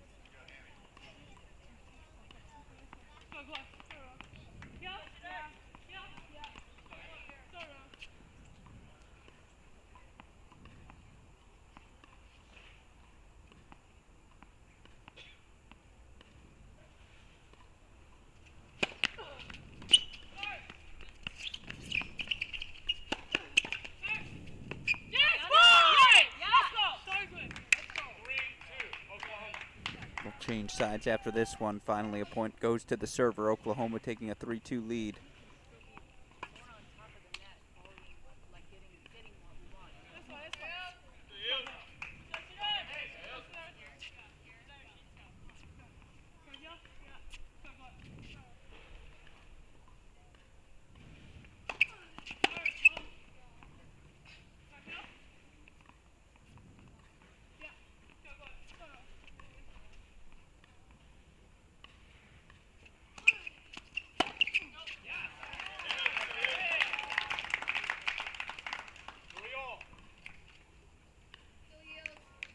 Exchange ends 3-all.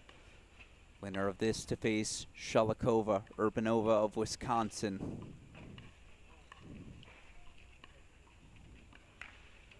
Singles final set for tomorrow, of course, in Cary as well. It'll be a battle of the sophomores. Stanford's Valerie Glasman taking on Texas's Carmen Arrea. Speaking of sophomores, here's Alanis Hamilton. 3-all on serve, second set tiebreak.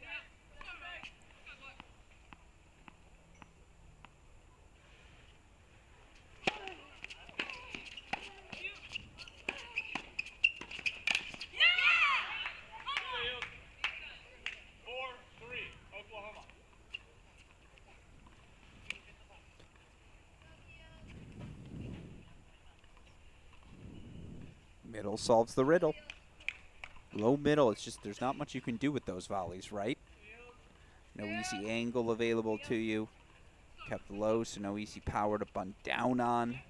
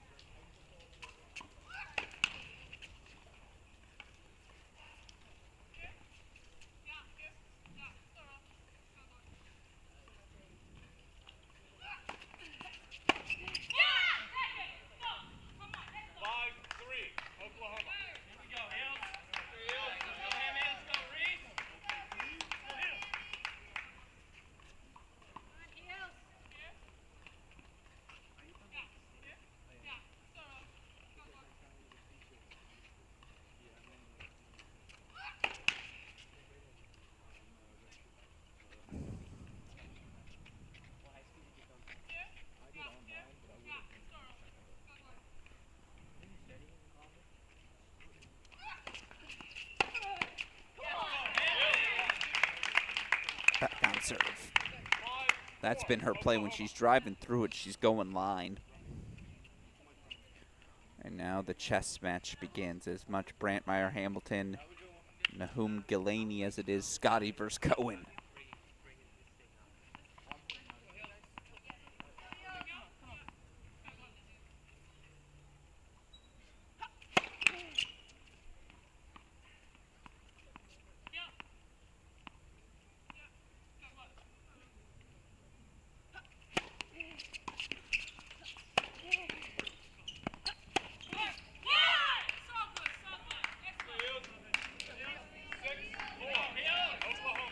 Set points to force a third.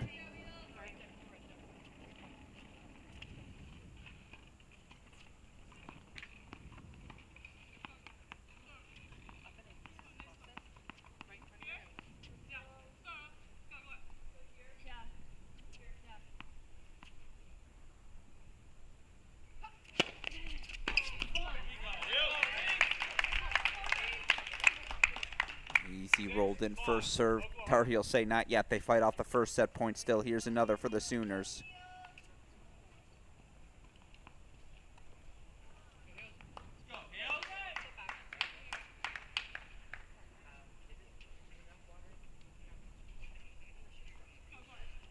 The sophomore Gloriana Nahum to serve.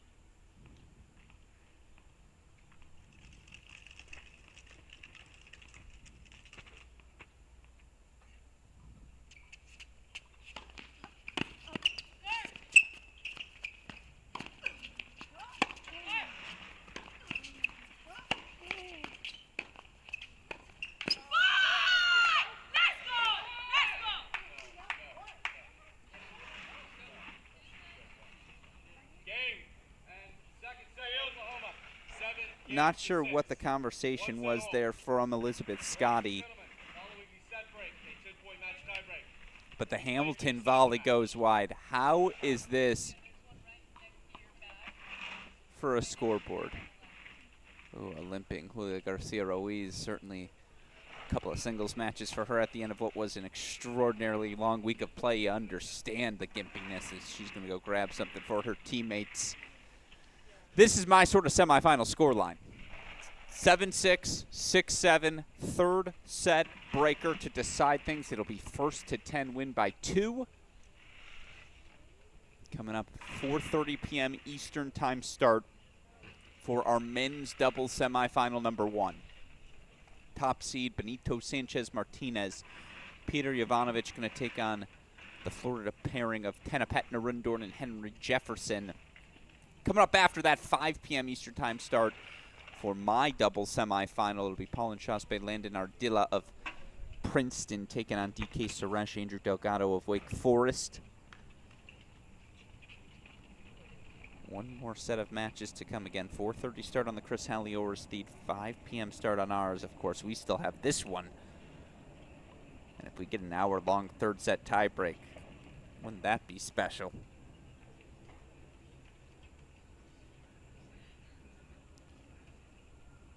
A little bit of a reset for each of these teams. Again, for North Carolina, we know what they do. Play big, get forward, dominate the center. For them, it's a matter of execution. For Oklahoma, what are the different tactics they employ to disrupt that rhythm, that tactic of the Tar Heels? First at 10, win by 2. They'll change sides every 6.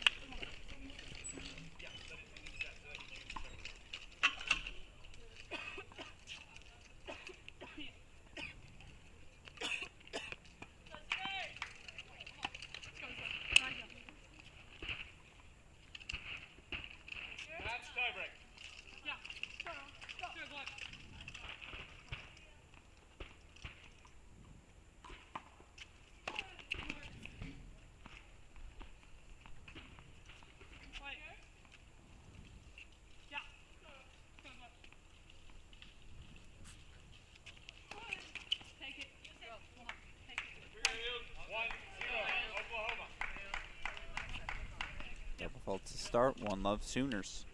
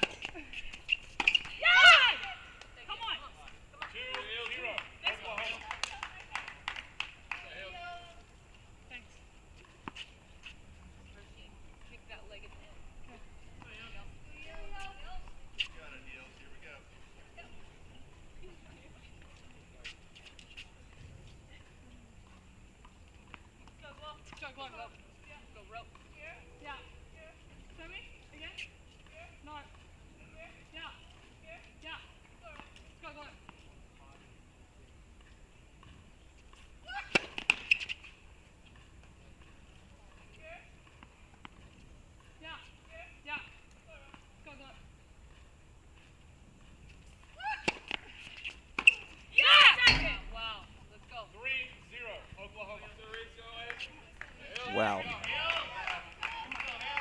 that's the start the Sooners were looking for.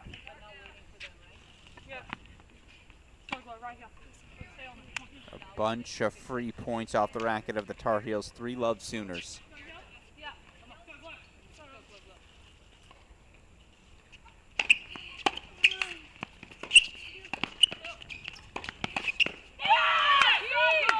Now you've got a little lead. You can get that much more aggressive, right? Sooners out in front, 4 Love.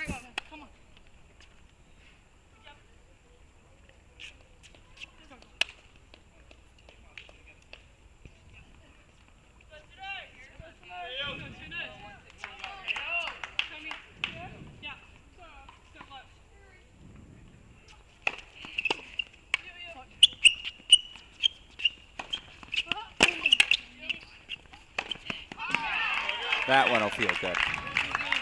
Finished with authority by Brantmeyer. Tar Heels on the board here in the Buster.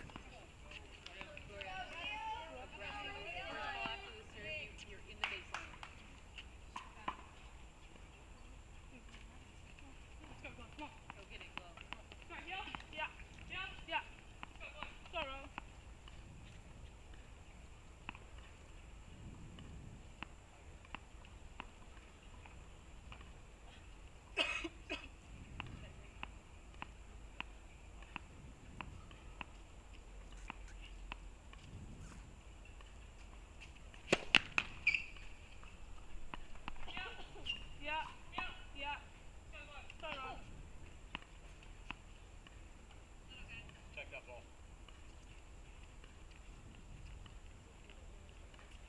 Here we go, Heels. Let's go, Heels.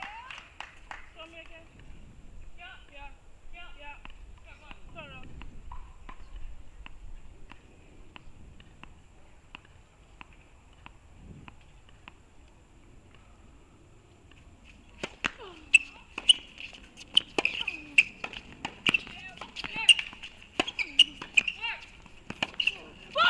Unreal. 5-1.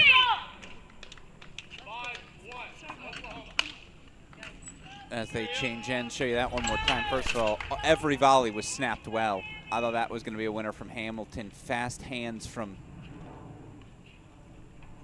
Galaney to extend things. Then again, Glow, just a heat check of a backhand line. 5-1 Sooners out in front as we make the turn. Will become the second team in program history to reach the ITA All-American Women's Doubles Final. Of course, they would also be the second team in the last 3 seasons, as Guzman, Sheherbanina capturing this title back in 2023. 5-1's a lead. It's not the finish line. First to 10 win by 2. Can this top-ranked Tar Heel duo find a way to respond?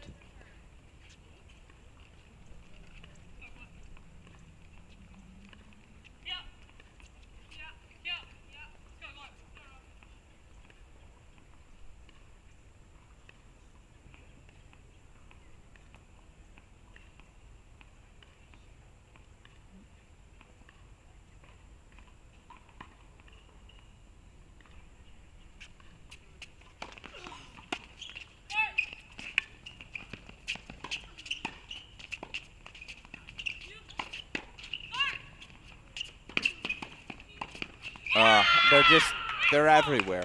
It's a perfect deciding set. Perfect. I don't know what more you can do. Fast hands from Hamilton. Yeah, I guess that volley hung up a little high, but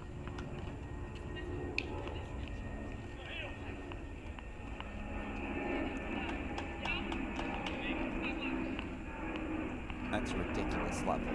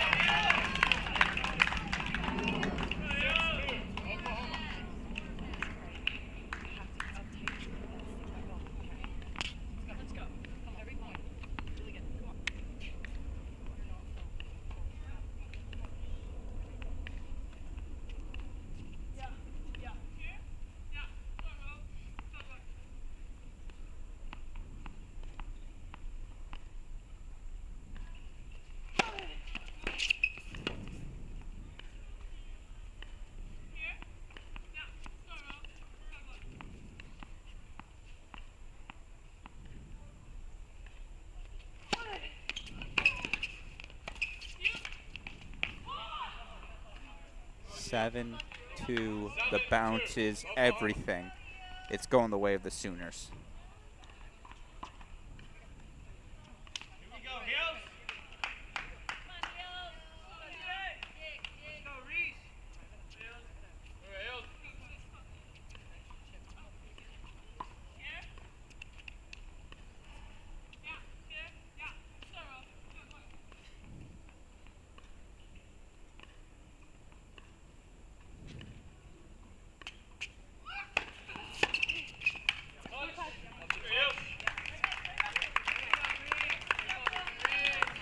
definitely caught a piece of the glow racket. Carolina's got to get hot fast.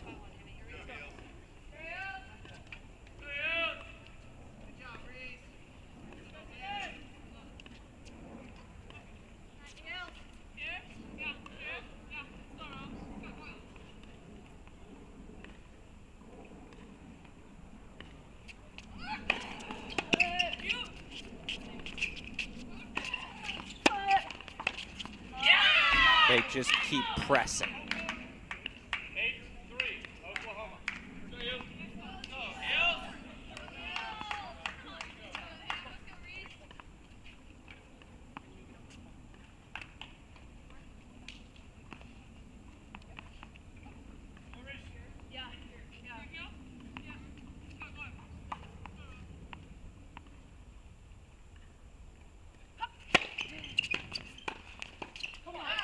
Had to have it, they get it. Got to have almost everything the rest of the way. Again, 8-4, they trail your preseason #1 ranked team, your USTA U.S. Open Wildcard Collegiate Champions, Reese Brantmeyer, Alanis Hamilton, they're in trouble. The team of Nahum and Gillaney, exceptional in the tiebreak. Lacing returns, pressing forward, winning quick exchanges at the net. They've got an 8-4 lead here.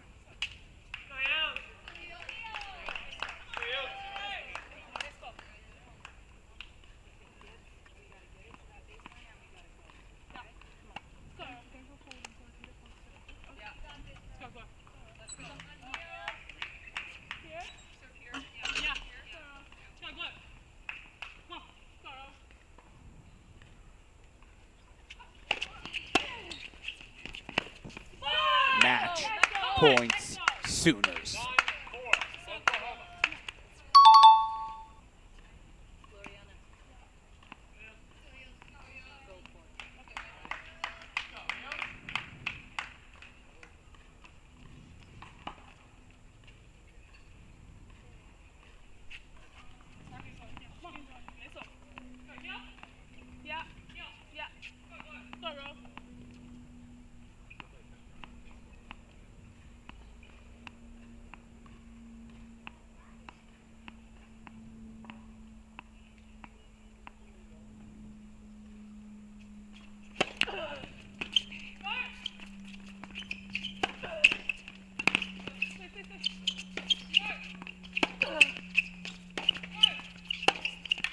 It's a joke.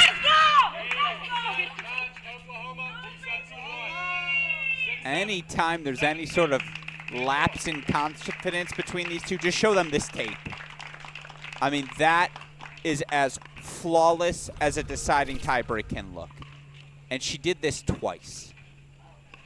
You make a shot like this once, you're renting it. You do it twice, you just own it. Owning the moment. Gillaney, Nahum, through to the All-American final. 3-set victory for the Sooners sets up a date with Wisconsin Shalikova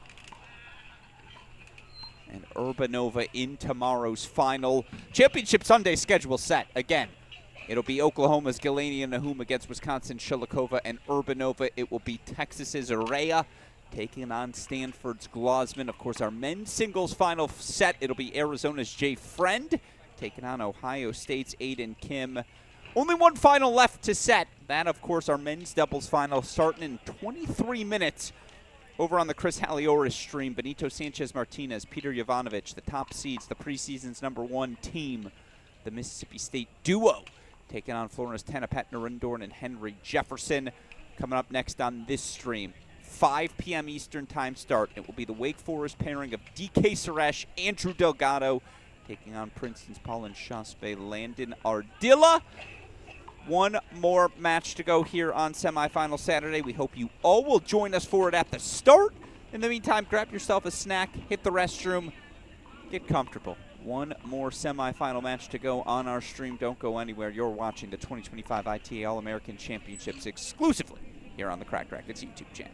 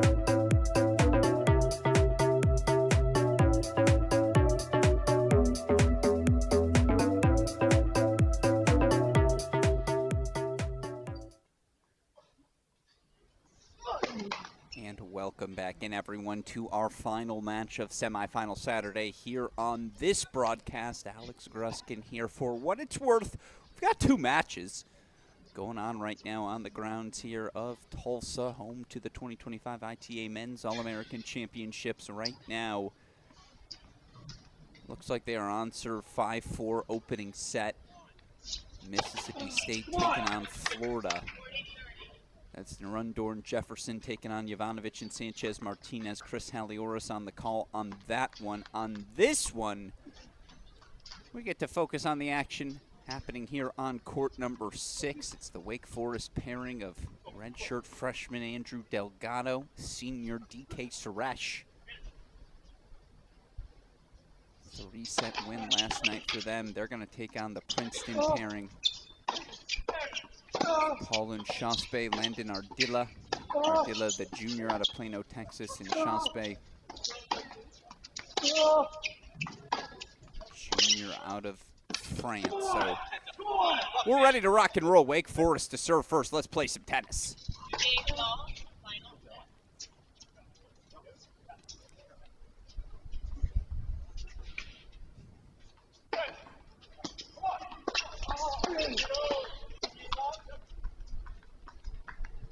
Delgado serving on the far side again. Andrew Delgado, redshirt freshman out of High Point, North Carolina.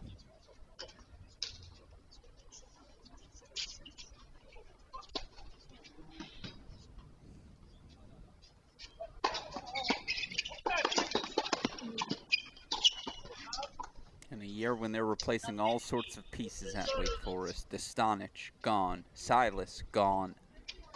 Tachi, gone. You lose the leadership of Cabalbo and others from the bench as well. They got to replace some people. Gonna count on Delgado to help them do that here this season.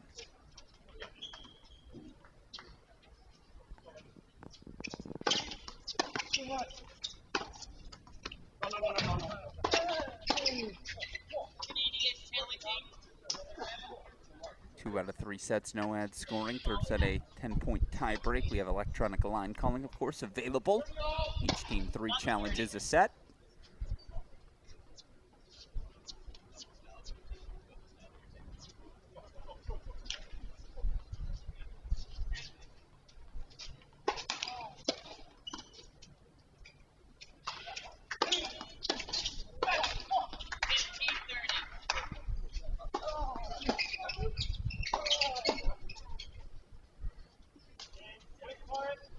And it's a hold at love, and we're off and racing. Again, on changeovers, we'll check in on this one. I believe it might be set point chances here for Jovanovic and Sanchez Martinez. Of course, final set over in Cary. Our women's singles final will be sophomores Valerie Glasman.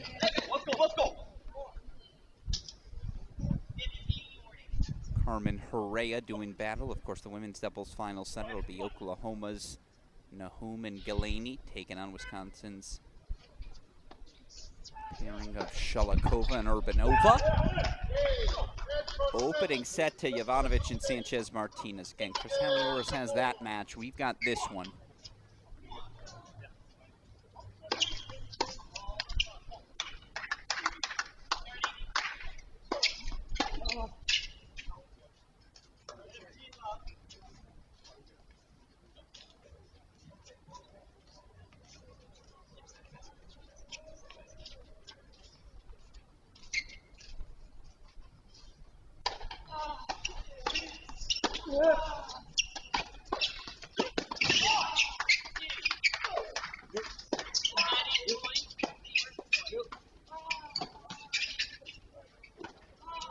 Little court luck for the Deeks. Women's singles final at 11 a.m. Eastern time start tomorrow. Doubles final will follow that. Of course, our men's singles final now set. Arizona senior Jay Friend, the first player in Arizona men's tennis history to reach the All-American singles final. Take on Ohio State's Aiden Kim.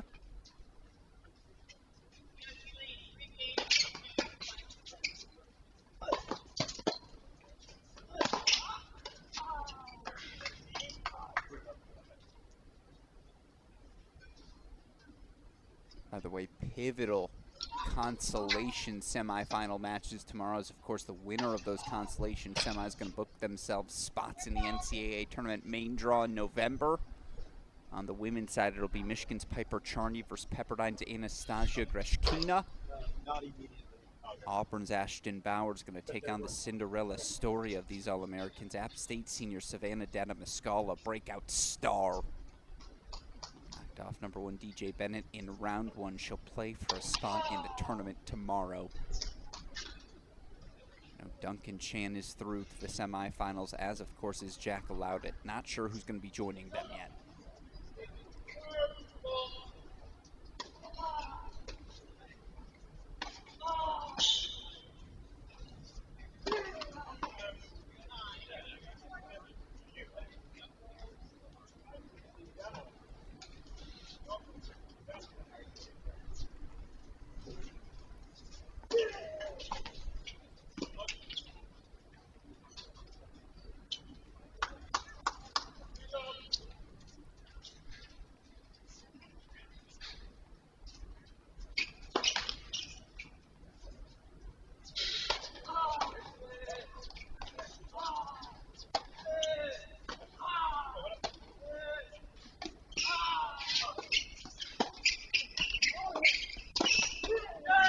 Big cut. It was the exact right play, just a little off on the execution.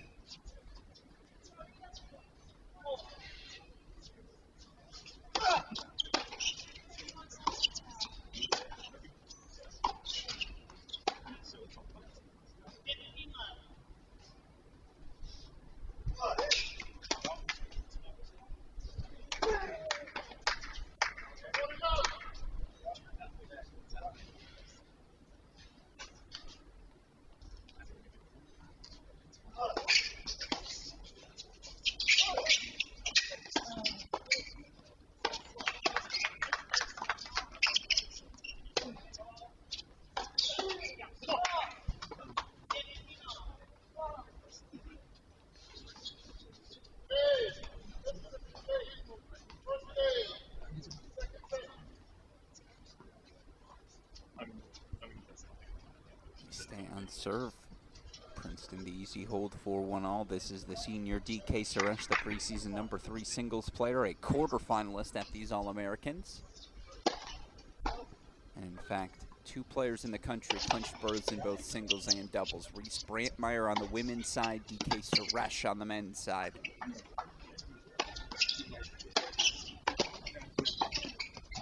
That's a lie, there's a third. A shout out, of course, tip of the cap to Sebastian Gorsny.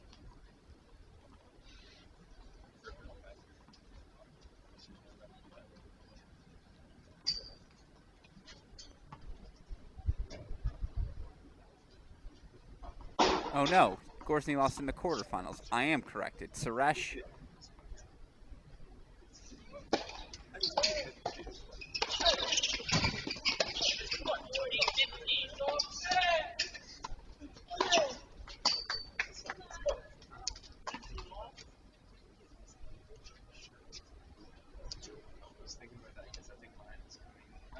It's Suresh and Brantmeyer. That's the list. Gorsny knocked out 6-6 in the quarterfinals.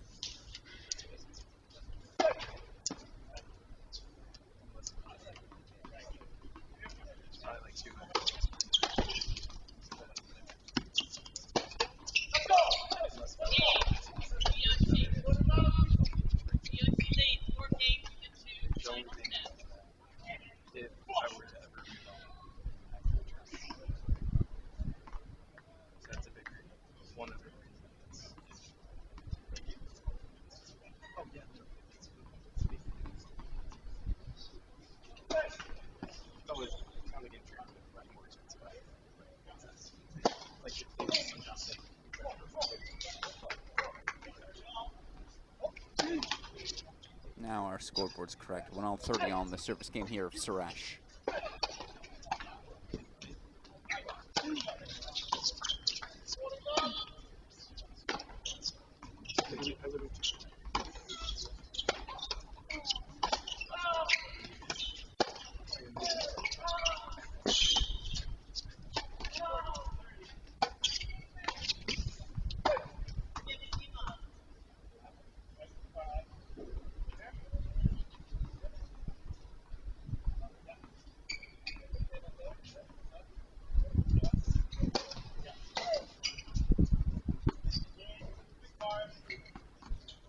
tricky, but it's a hold for Wake Forest, so we stay on serve. 2-1 opening set. And Alex Gruskin here. Appreciate all of you joining us.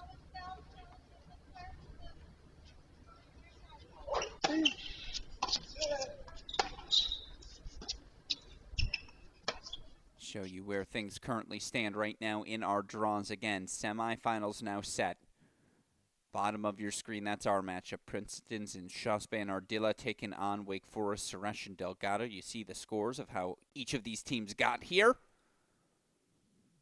course, men's singles final. These were our draws coming into the day. It's Dietrich, not Suresh, who advanced, but again, Friend now going to take on Aiden Kim. Of course, in women's doubles, believe those. We'll get those set for us as we get ready for tomorrow's final. In the meantime, back over to our action.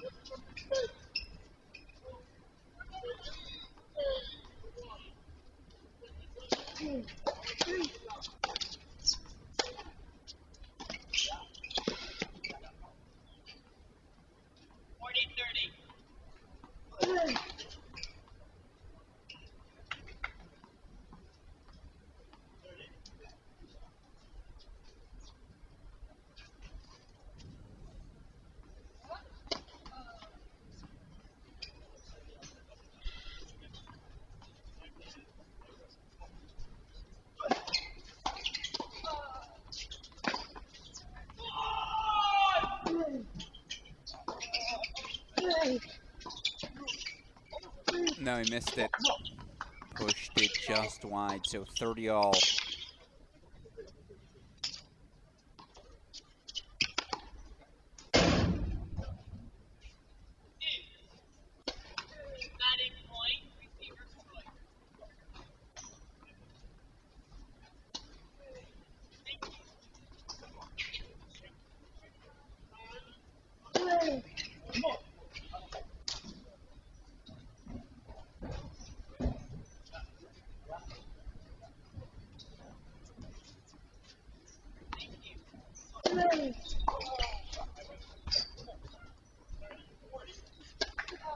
Breakpoint chances are first of the match. They belong to Wake Forest.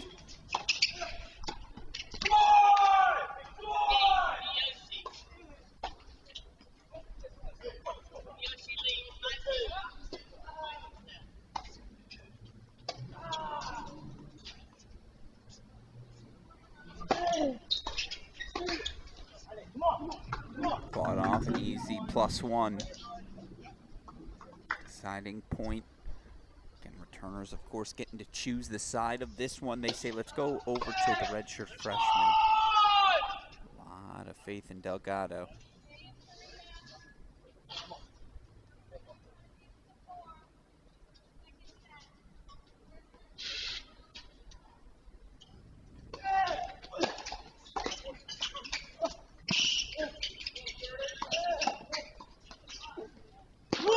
Missed it long. First two break points fought off by Princeton. 2-all opening set.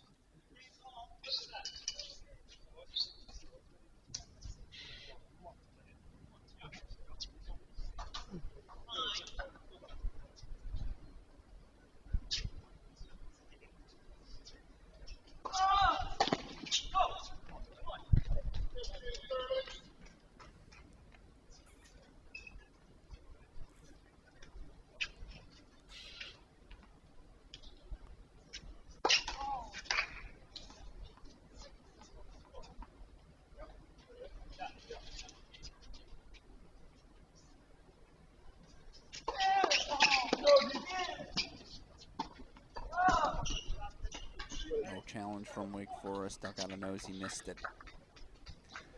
Double fault for love 15.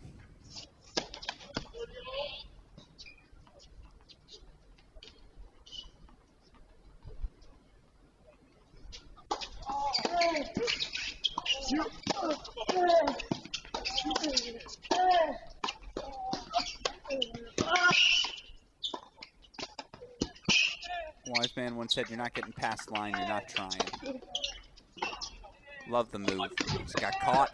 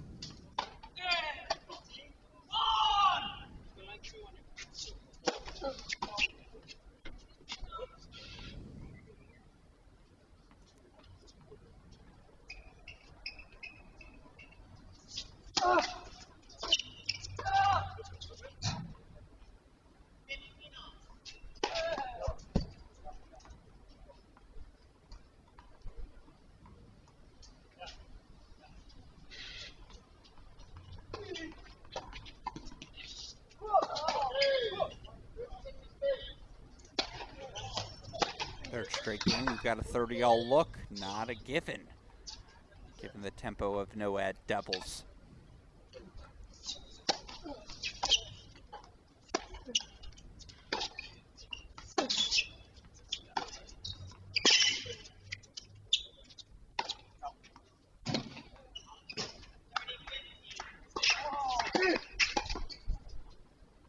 Well erased. Gotta be nice to have that wingspan, those levers.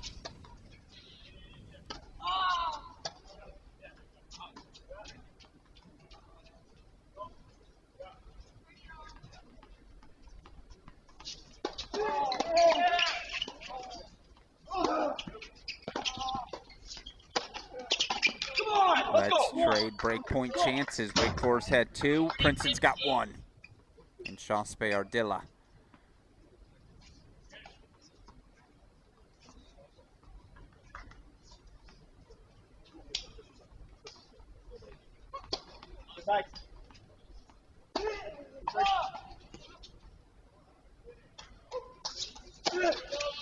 Come on!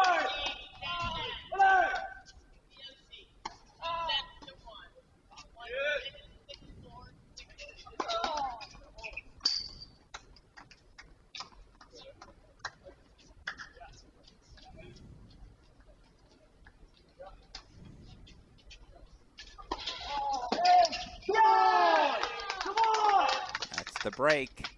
Princeton from 2 break points down, they break first.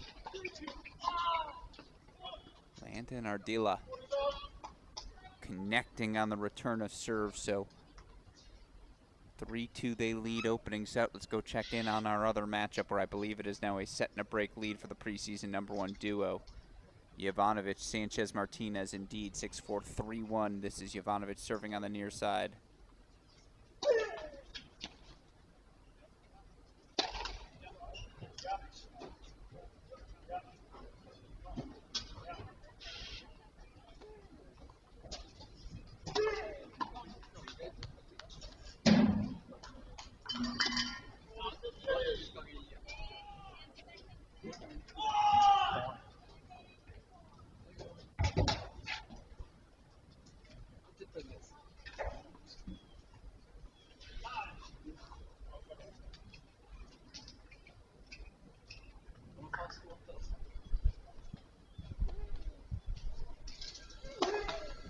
On Court 7 available on Chris's stream. We're going to go back full screen to ours.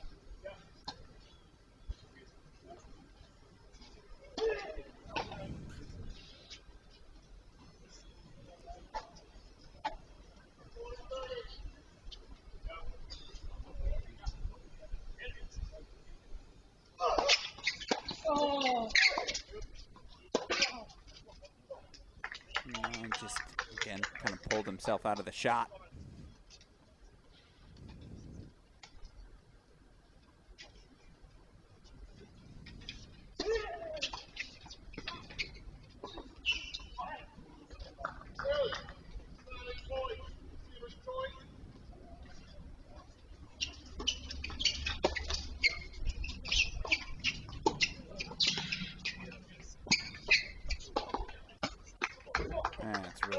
Good wheels from Suresh to even ask the question, but it's good cross. It's better coverage.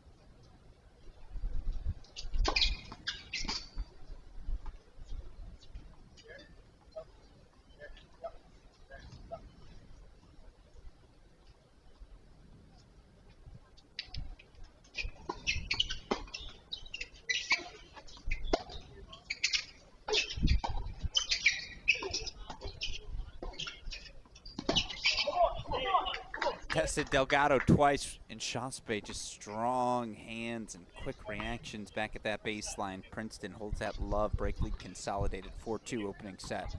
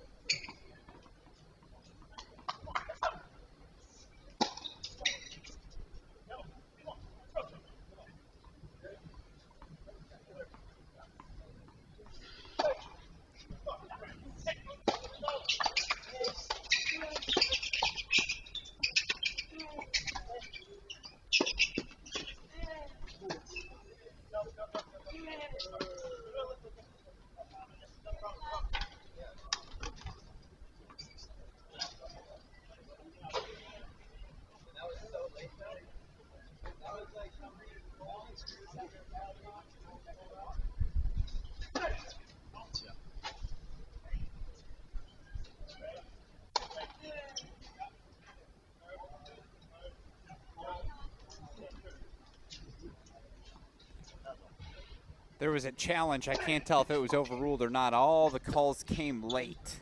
That's the contention for Wake Forest.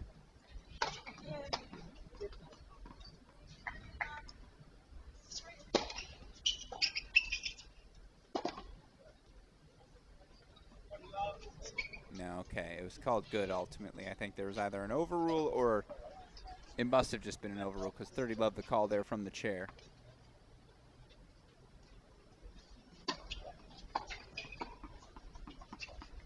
Excuse me, not 30 love, 40 love.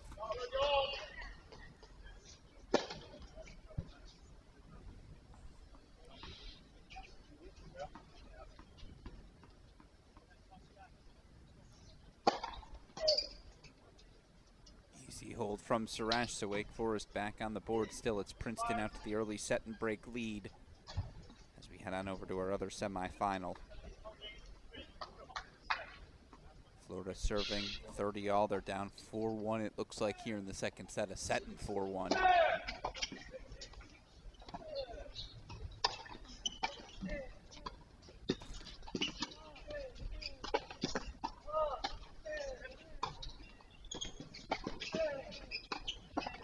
Fun point for us to hop in on a couple of fun overhead lob exchanges.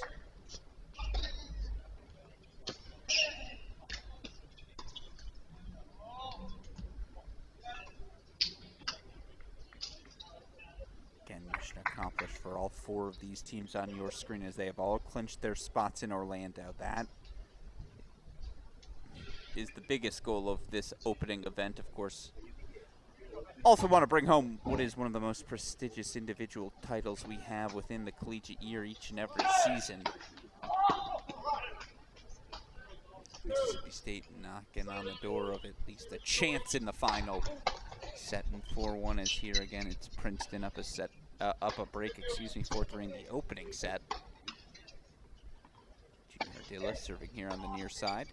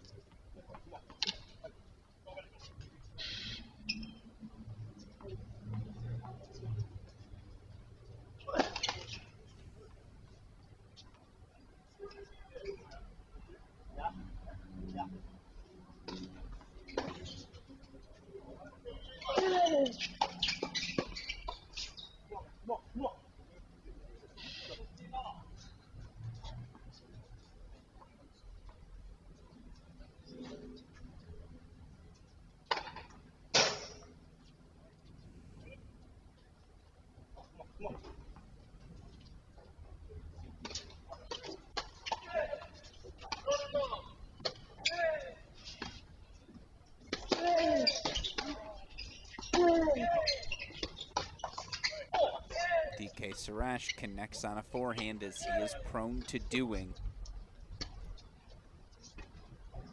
Way at a bit of a window as, of course, Wake Forest has to find a break back if they want to grab this opening set.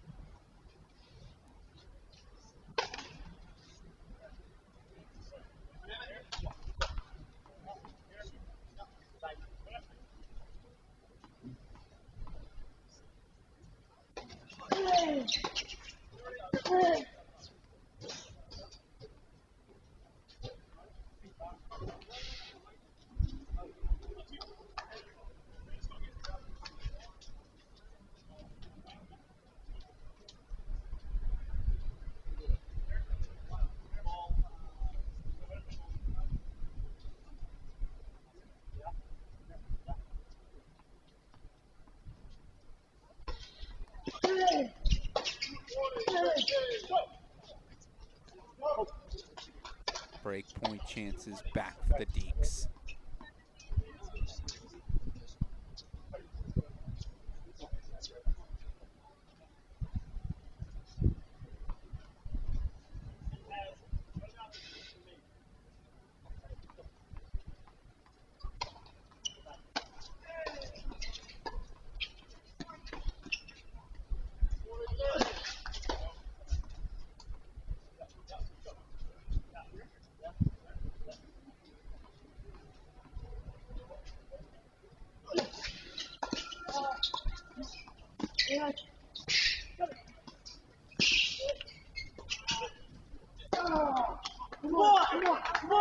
First one fought off. Good, aggressive, winning tennis.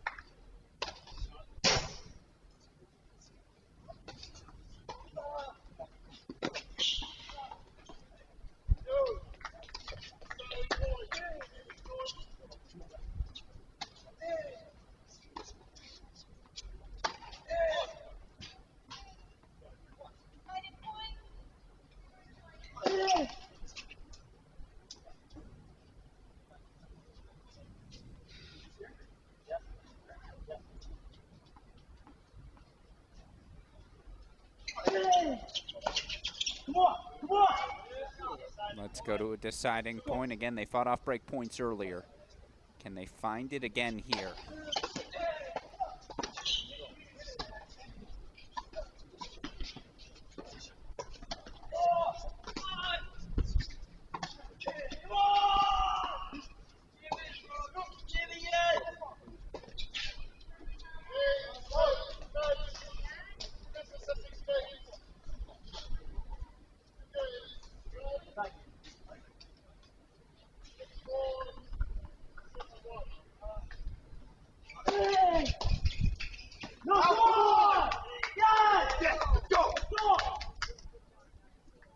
went to take a cut out of it. It was out of his reach. I think thankfully it was, because that one leaked wide. And so Princeton holds for 5-3.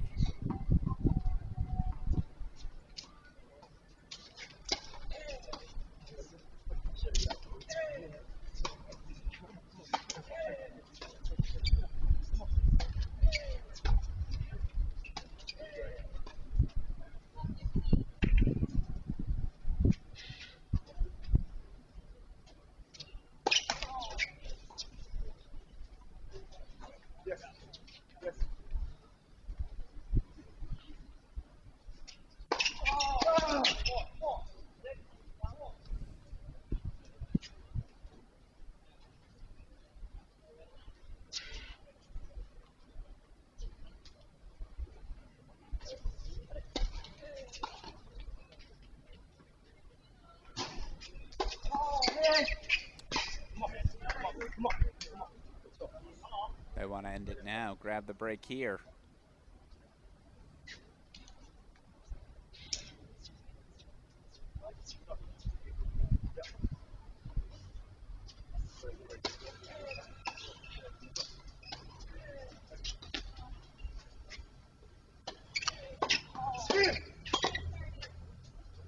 Yeah, that'll do. One of those no-doubter volleys. In my opinion, the best feeling on a court in the world when you can send one of those to another court. You know the fencing's about to commence.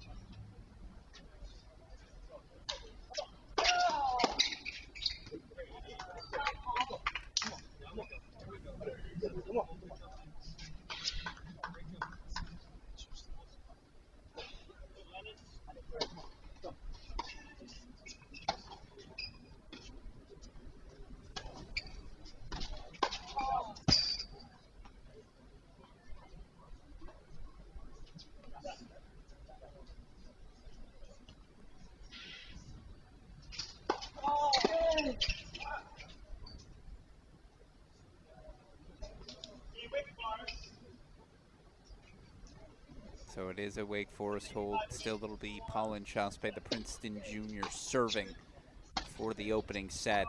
By the way, I think they're officially in the books on court number 7.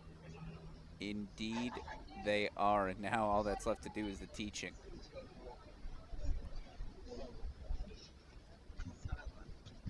Six, 4, 6-1. Both coaches staying out on court talking through a few things. There you see Adam Steinberg, assistant Max Kohler. Head coach Matt Roberts, always in a teaching mood.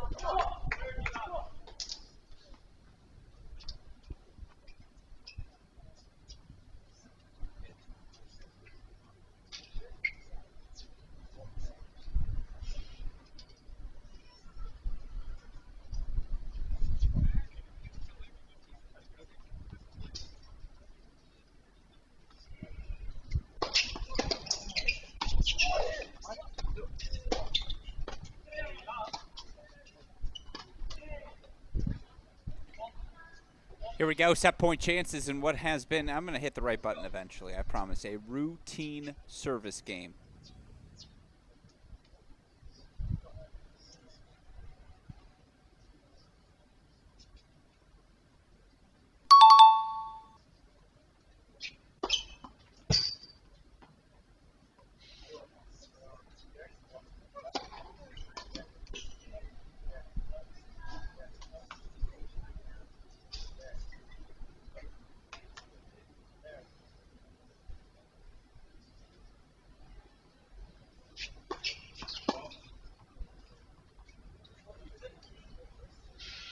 Oh, that's why you build 40 love, right?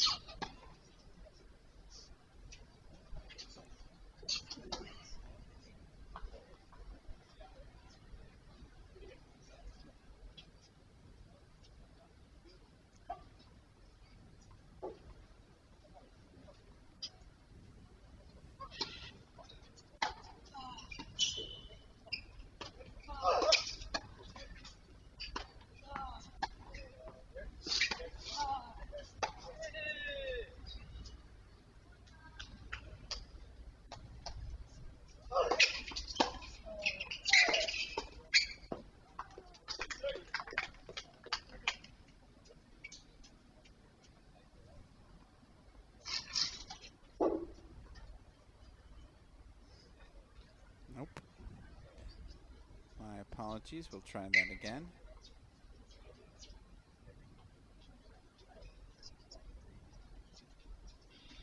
And there we go.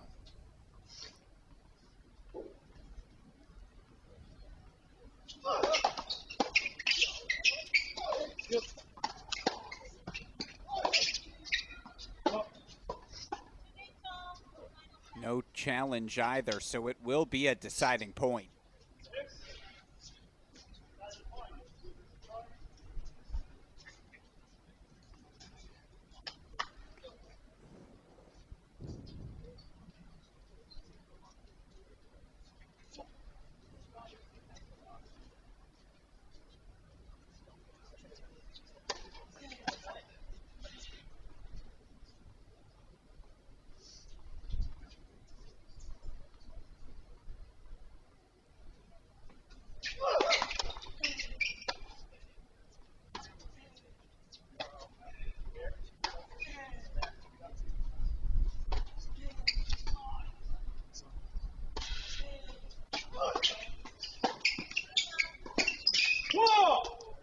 They break to extend the set.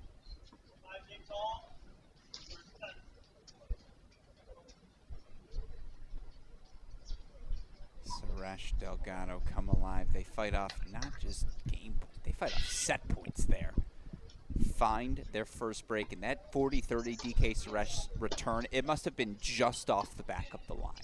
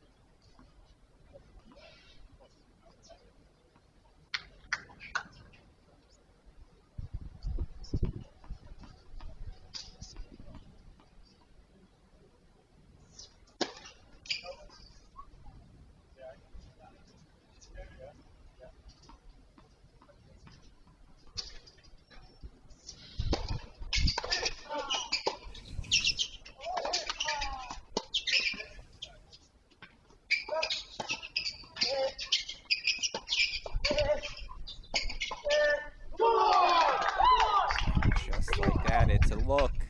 15-30.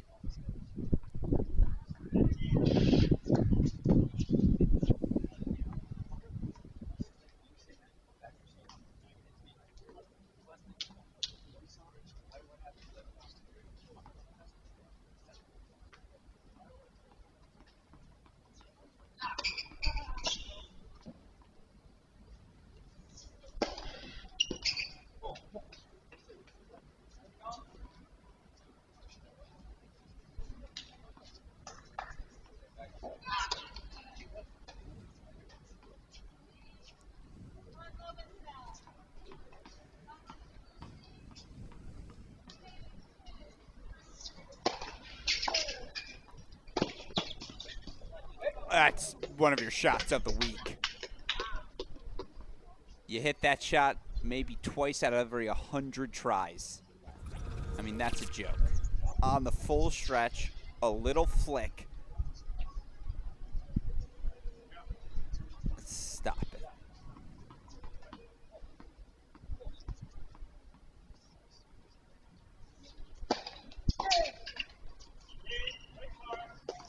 And now it's the Deeks out in front, 6-5, opening set. Final main draw match. Winner of this will face Mississippi State's Jovanovic and Sanchez Martinez in tomorrow's final. Of course, final set over in Cary as well. It'll be the Oklahoma pairing of Gloriana Nahum, partnered, of course, with the Oklahoma redshirt junior Bryson Galaney. They'll take on the Wisconsin pairing of Maria Shalikova, Lucy Urbanova. Singles final, of course, going to start 11 a.m. Eastern Time. Stanford sophomore now, Val Glasman taking on Texas sophomore Carmen Herrera. Men's singles final in Tulsa going to feature Arizona's Jay Friend, the senior, taking on Ohio State junior Aiden Kim.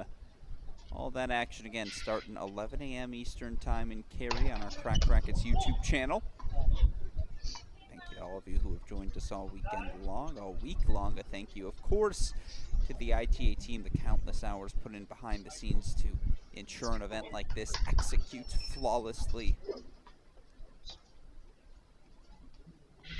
Ardila now surfing with pressure on his shoulders. 5-6 opening set.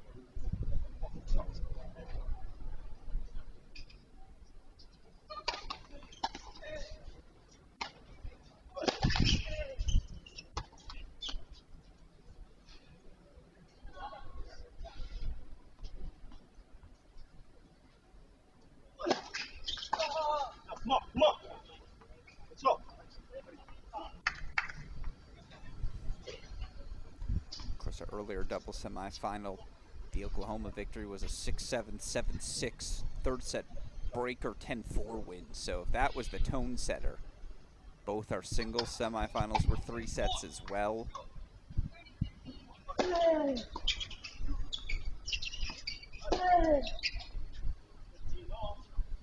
No, he sailed that one. Yeah, it was a big swing, healthy swing.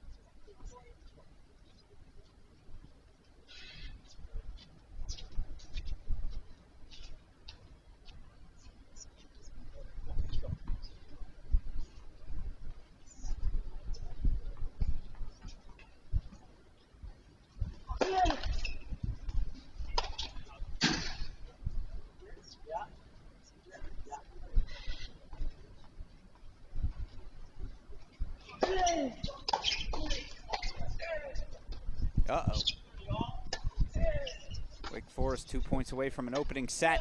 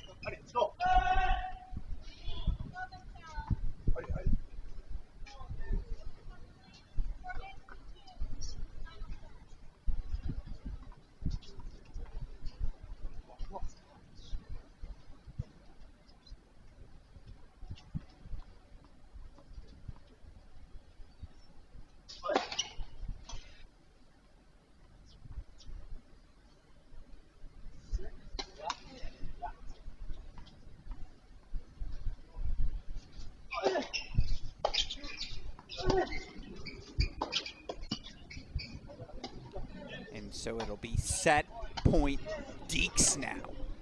As the Inchauspé volley leaks a little wide. He was on top of the net, just did not make contact cleanly. Is a deciding point, maybe more importantly, it's a set point.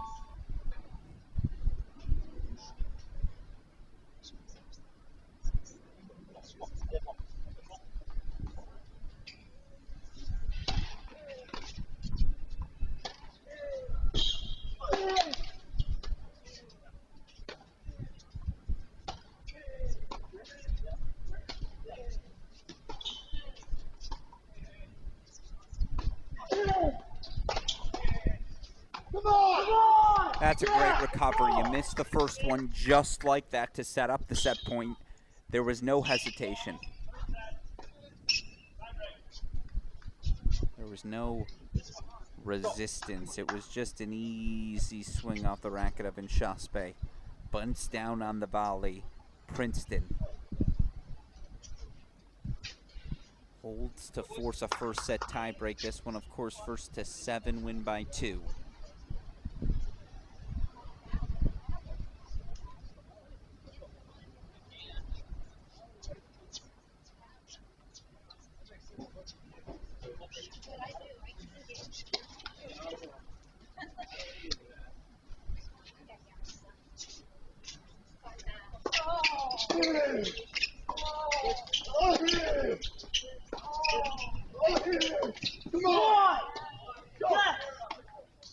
First point Tigers. Remember, they had set points. They served for it.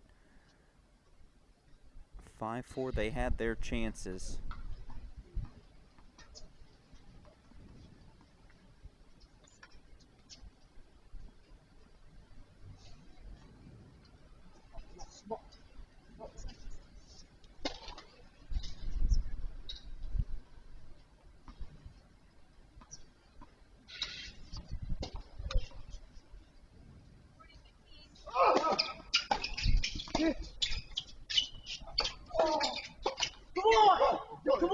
Hands. All hands team for Ardilla. It's a lesson to everyone tuning in as always. Just keep the racket up. If you keep the racket up, good things can happen.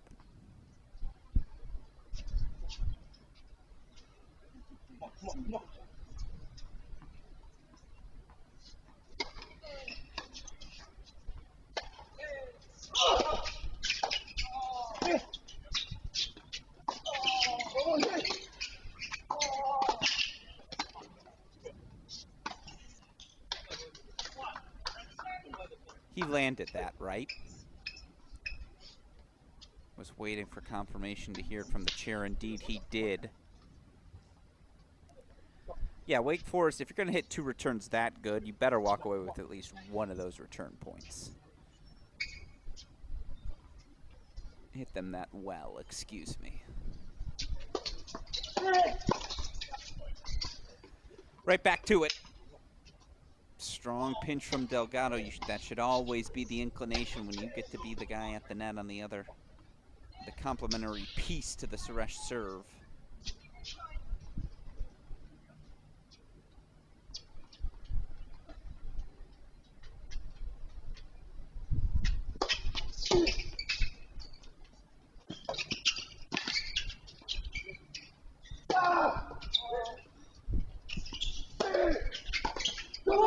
Call him playoff P, and Inchauspé stepping up.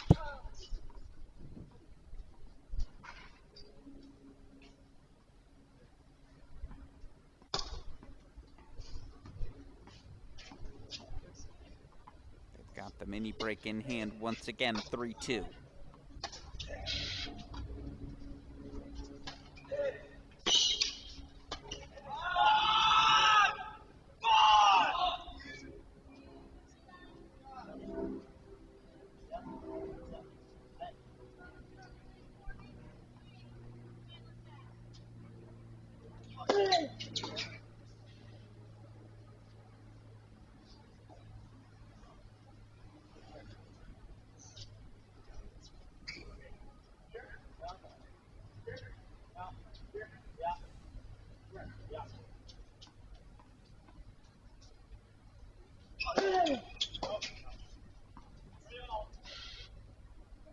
They'll change ends 3 apiece.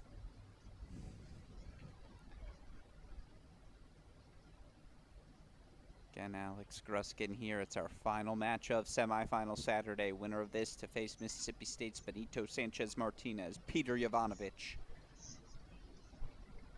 Princeton had match points, set points serving forward 5-4. Suresh coming up with a couple of just exceptional returns of serve. Opportunity to grab the momentum here.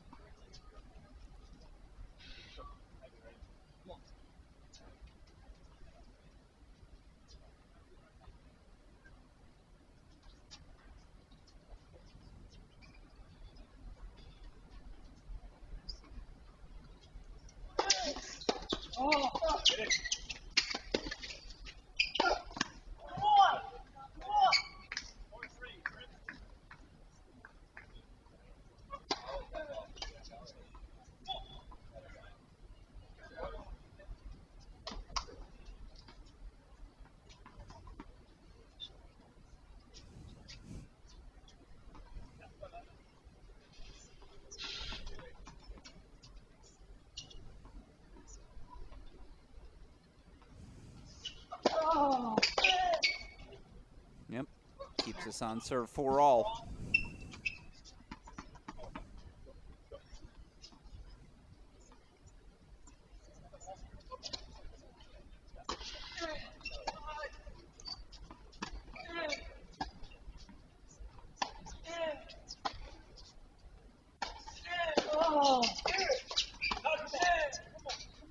Oh, Suresh caught a piece of it. So just like that, nope. There it is. Princeton 5-4 sets on their racket.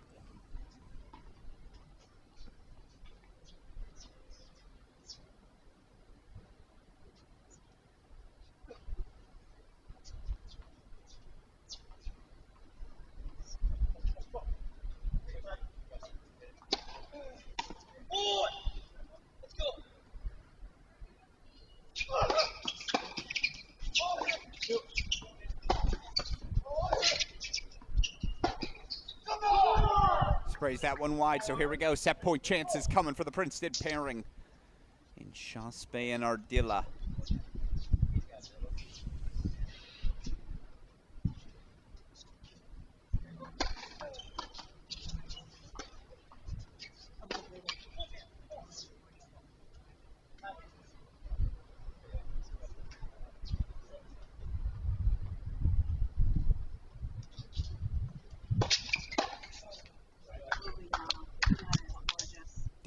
Land that? No way.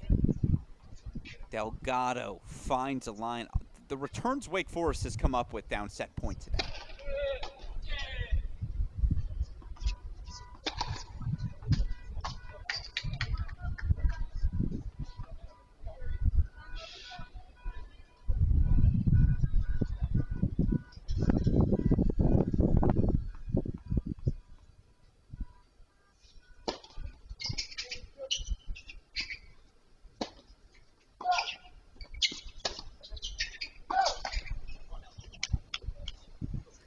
Will once again change end 6-all opening set. Who wants it more?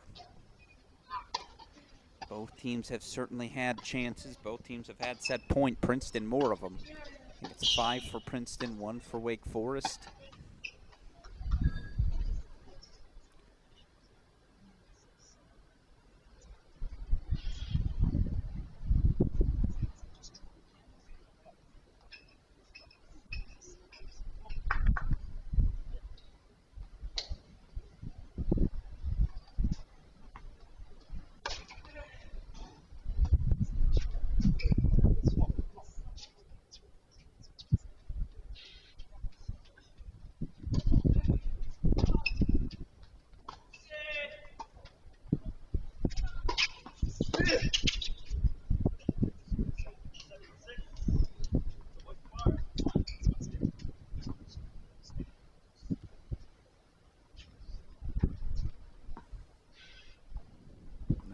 point belongs to Wake Forest. And again, it'll be Ardila can come up with the goods.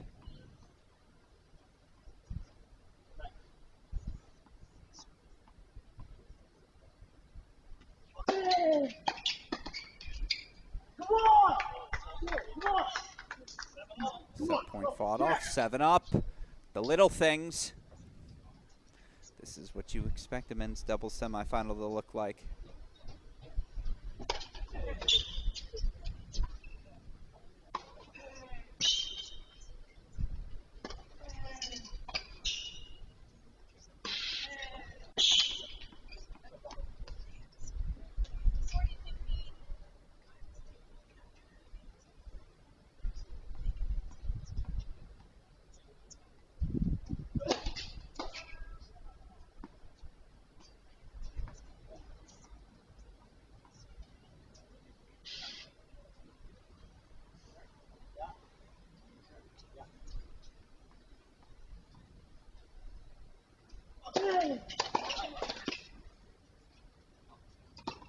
He missed that, right? He did. It's a double fault off the racket of Ardila. Oh, no.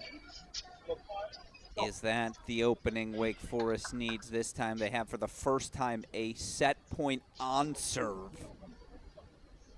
And it'll be the serve of the redshirt freshman, Andrew Delgado.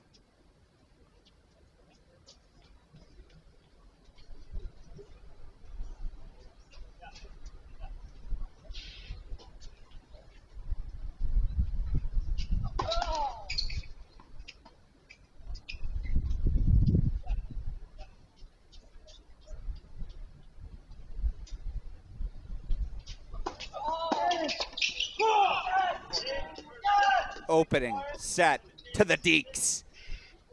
They fight off 5 set points. They break when they need to. Suresh Delgado. A set away from our All-American doubles final. And of course, you look at the history of these ITA All-American Championships. Petros Risokos capturing the singles title back in 2016.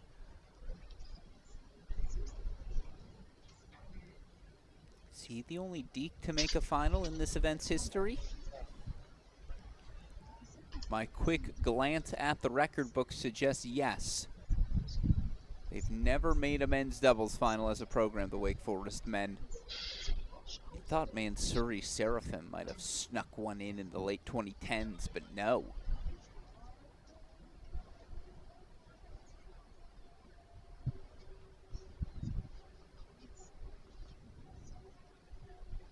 Of course, for Mississippi State's pairing of Jovanovic and Sanchez-Martinez, they'll look to be the first Mississippi State pairing since 1992 to capture this title. Already the duo, the first Mississippi State pairing since '94 to reach the final.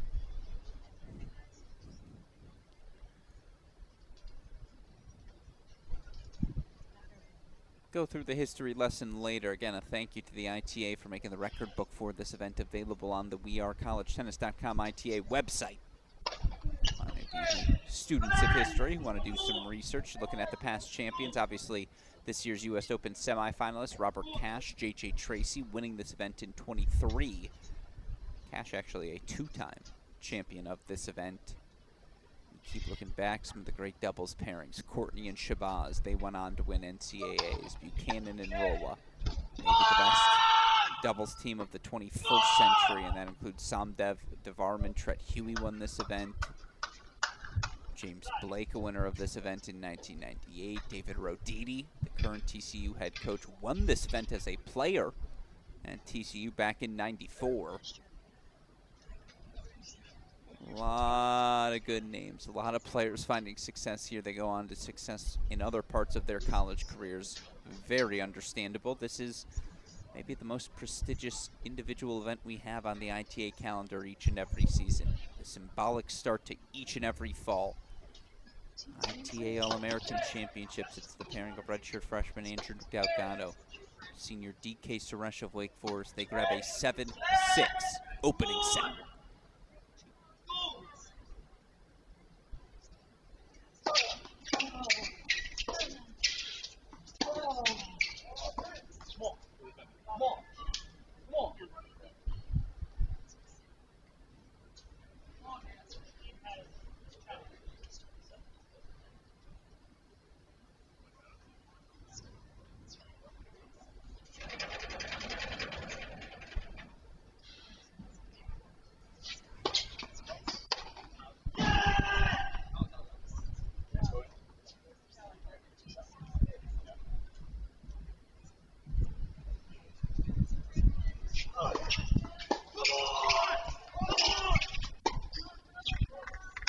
Caught him.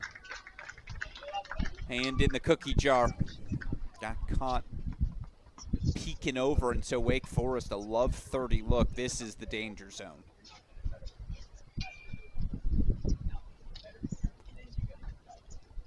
Five set points escape you in the opener. You gotta let that go. Gotta have a short memory in this sport.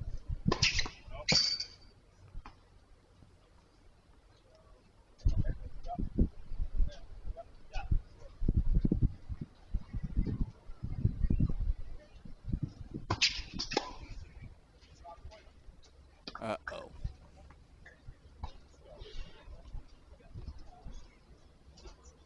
There you see Associate Head Coach Brian Baker, one of the most respected minds, of course, we have in our sport. What a difference he has already made in his time on the coaching staff with Head Coach Tony Bresky. National champions, ITA Indoor champions last season.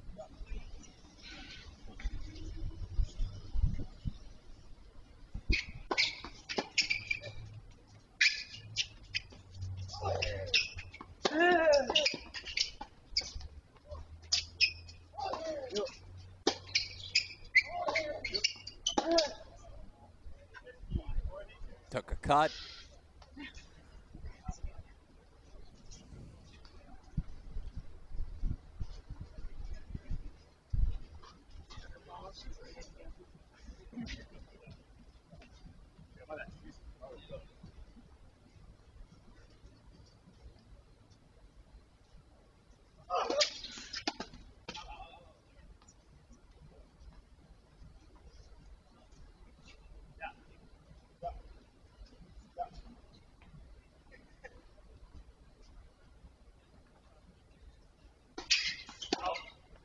Oh no, a two double fault game. And so it's an opening break for the Deeks. 1 foot. No, not quite yet. It's an opening break. Otherwise, I'd say 1 foot over the finish line. It's not 4-2. It's 1-love. But now the Deeks get to play from ahead, and they're always looking to play downhill, of course, again, Wake Forest. By the way, it's not just last season's team. You think about the last decade in men's tennis. If you're making your list of the 5 most successful programs, we'll say since 2015, obviously Virginia Cavaliers have to be on that list, right? They win the NCAA titles 15, 16, 17, 22, 23. Who else on that list has multiple titles in that time span? Actually, again, only one other program. It's Wake Forest Demon Deacons, right? They win in 2018. They win in 2025. Maybe most impressively, you look at both of those seasons, they swept both the big team events, right? They win the indoors in both 18 and 25 as well.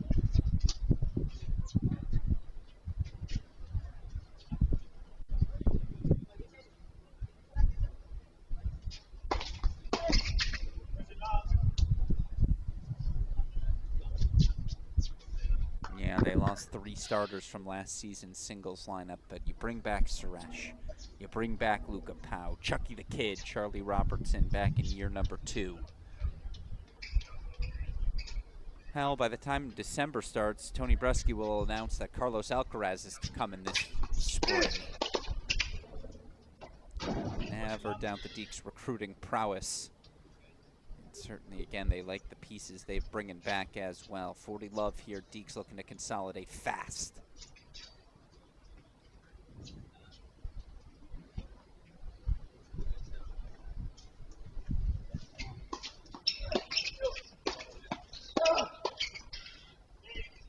Yep.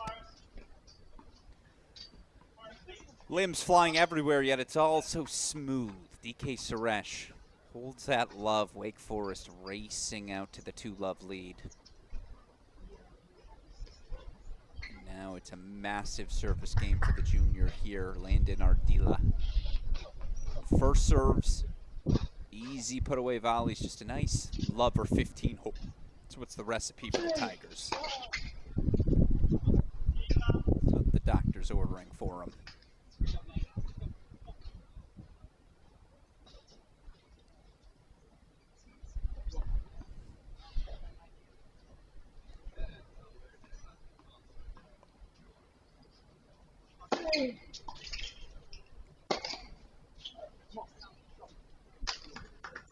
Just like that.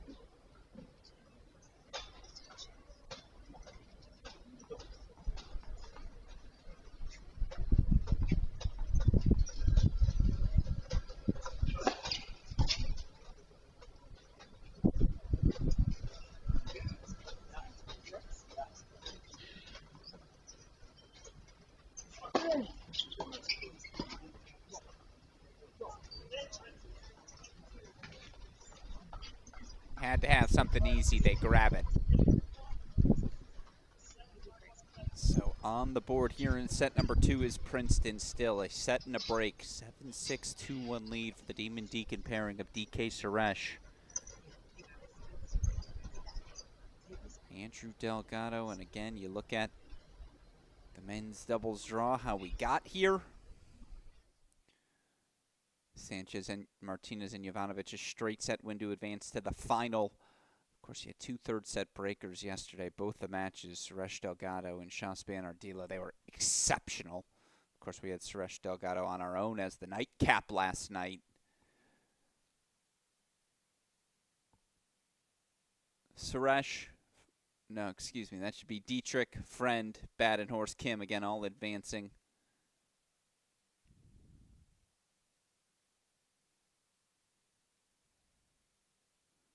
Got to get that Mushika El Sola out of there. Don't you worry. We'll make sure all of our graphics are correct for tomorrow. That women's doubles one we got to fix. This is the correct draw, certainly. And again, it will be Glasman versus Hera in our final tomorrow in Cary. Here's Delgado serving. 2-1 up a break in the second. Oh.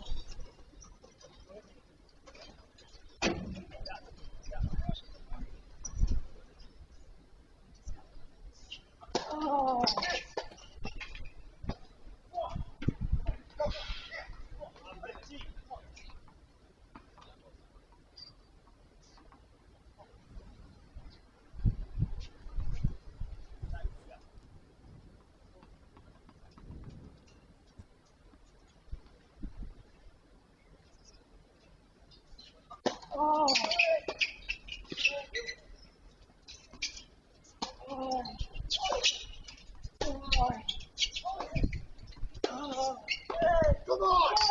Oh, look at that, love. 30.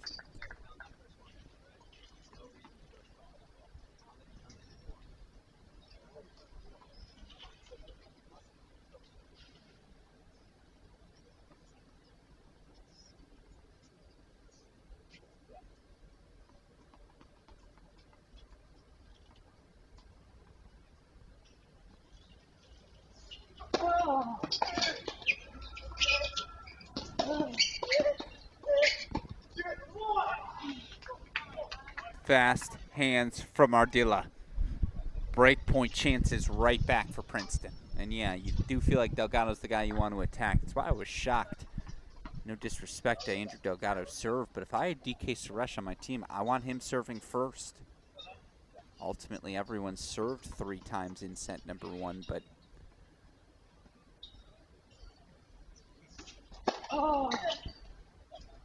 we're playing a game of whose serves do you think is more attackable. No disrespect to Delgado, probably have to pick his. First break point fought off, though. Big serve from Delgado makes me eat my words. 15-40.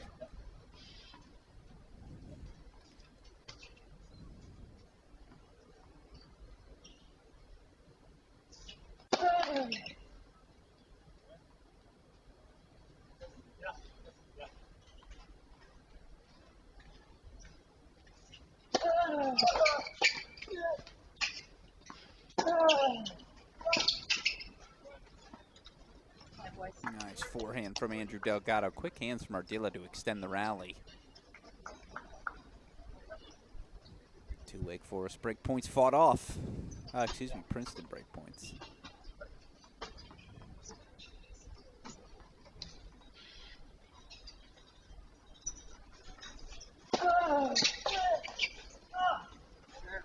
And just like that, we're back to deuce.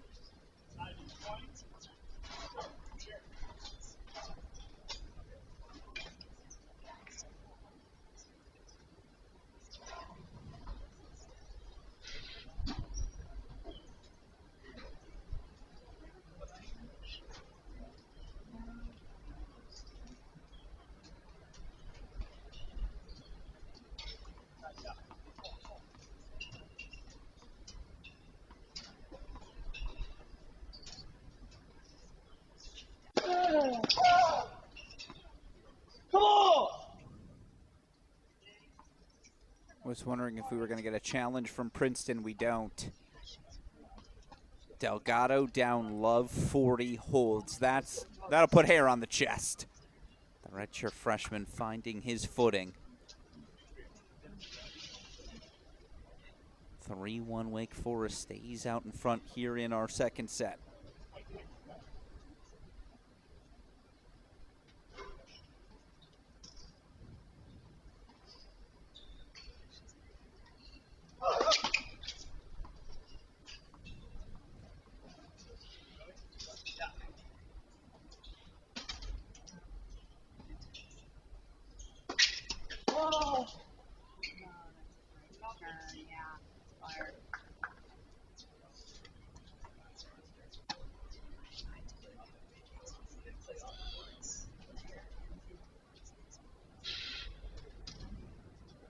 Goes without saying, this is a must-have service game for the Tigers. Every service game is down the home stretch.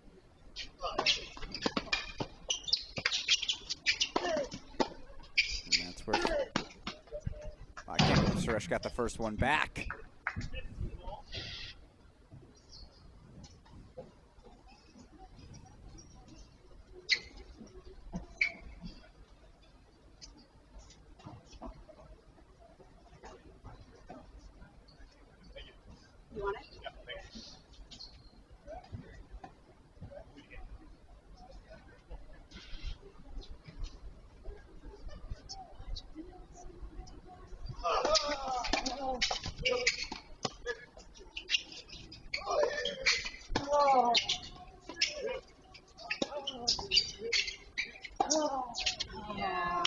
Andrew Delgado, show me something. Earning his stripes here today. Fast hands for all things at the baseline.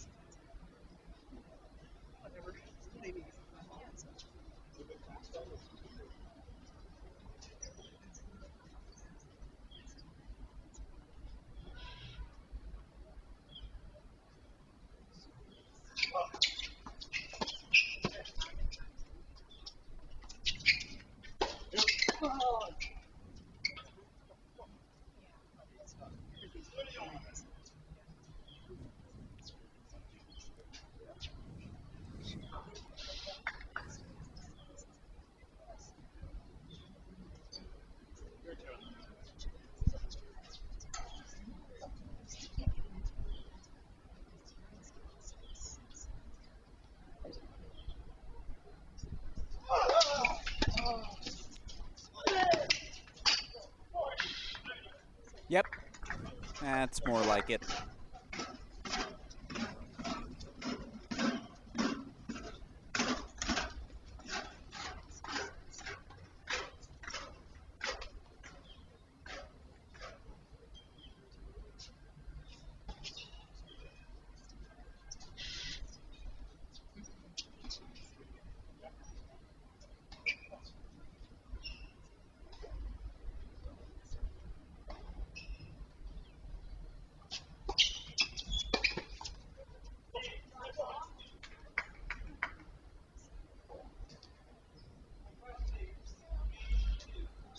Steady the ship.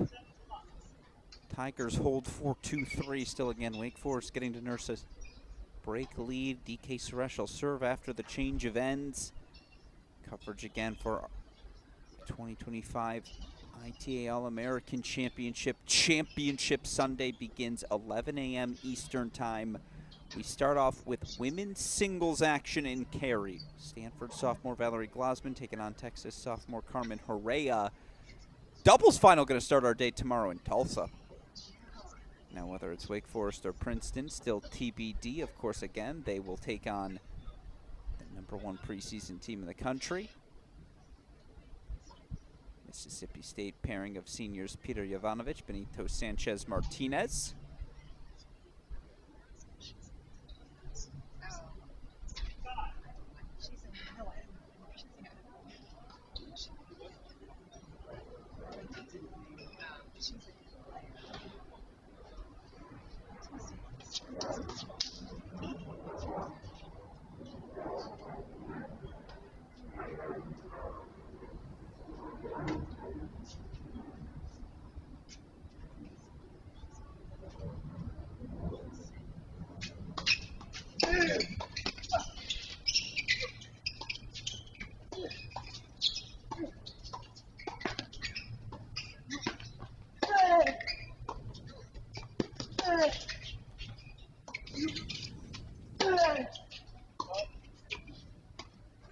Nah, I pulled it a little long, did Ardilla. Tough to beat the big man, DK Suresh, in those sorts of exchanges. And I like it. Princeton staying aggressive, taking their cuts.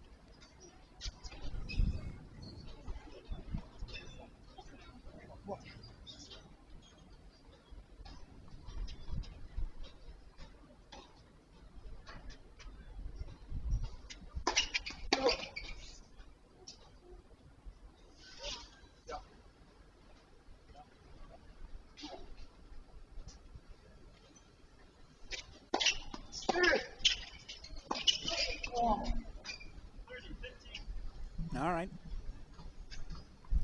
Thinking Shaspe expected Ardilla to cut there.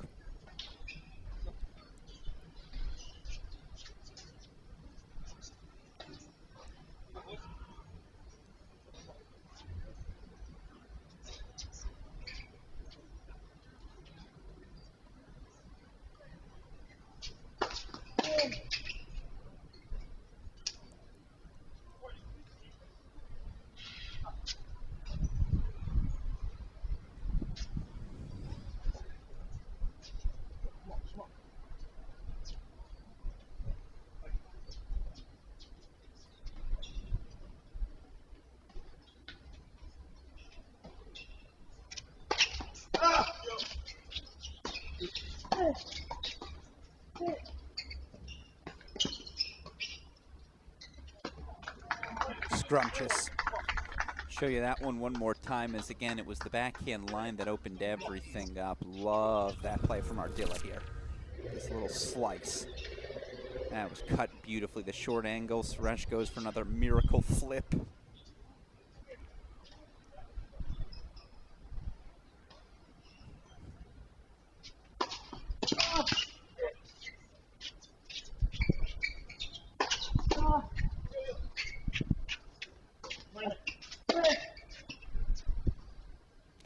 Pulled a little wide. It was great defense.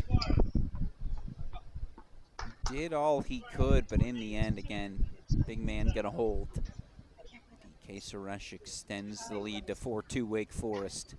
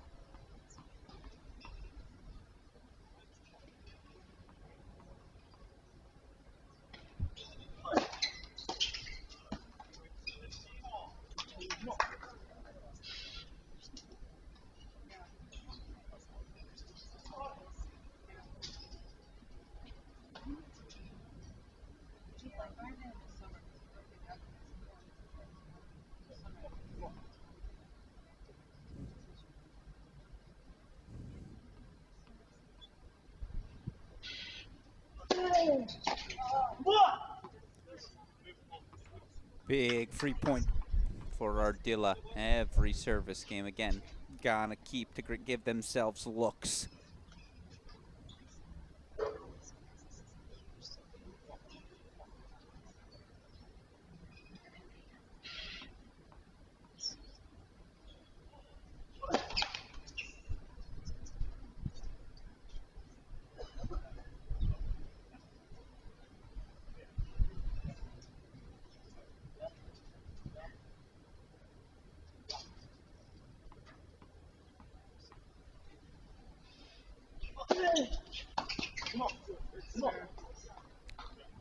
Game point chances coming up for Princeton.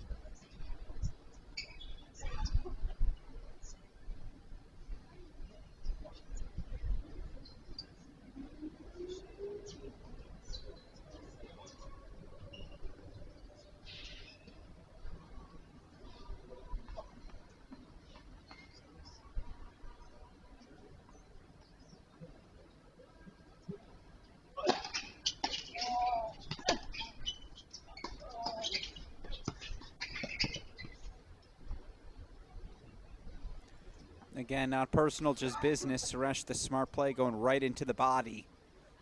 Hands not quite fast enough from Nchaspe, so Wake Forest. More just smart attack in tennis.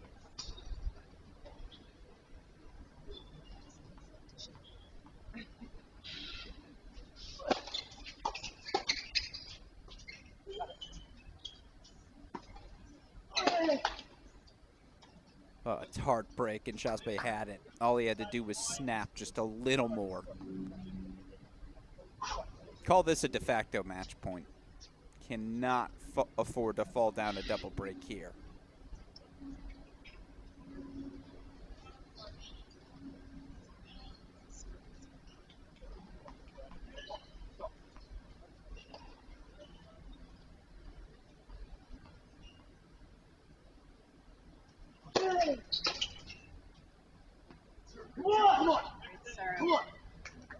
Massive.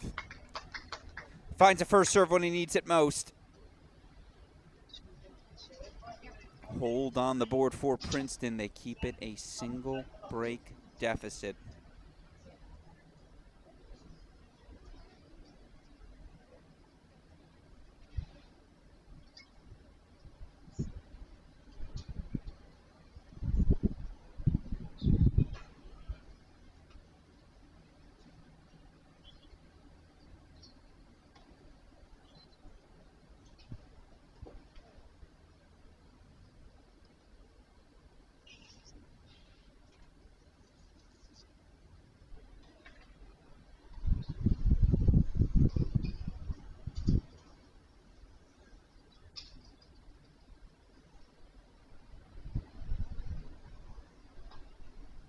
For 3 again, this will be Andrew Delgado, held at love 40 down in his last service game.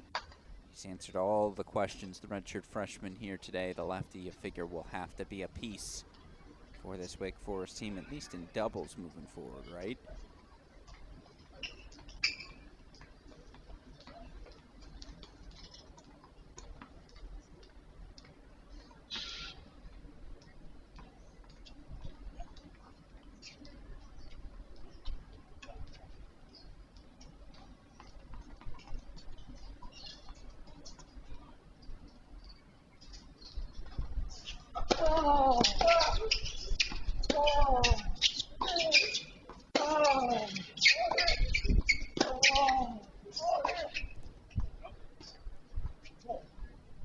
First points, Suresh Delgado.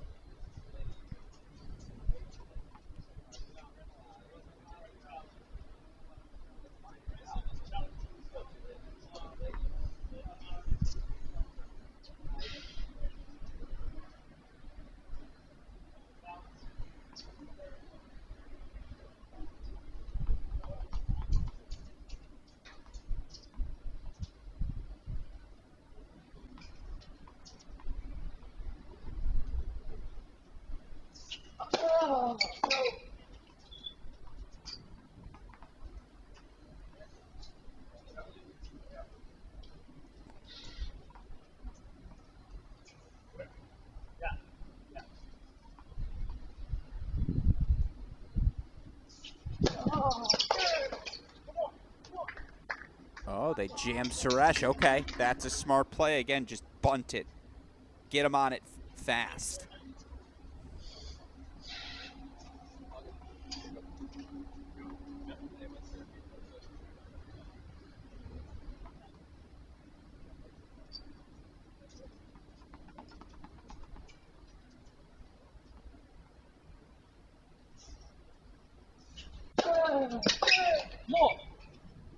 Yep, good response from Delgado again. Good first serve to a good target.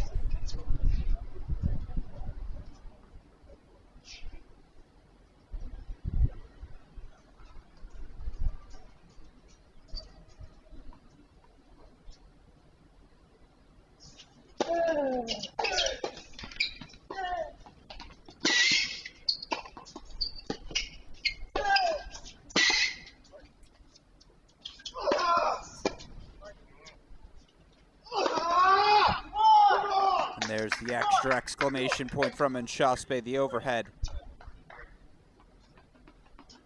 Bunted down successfully. They've got 2 more break points in a Delgado service game.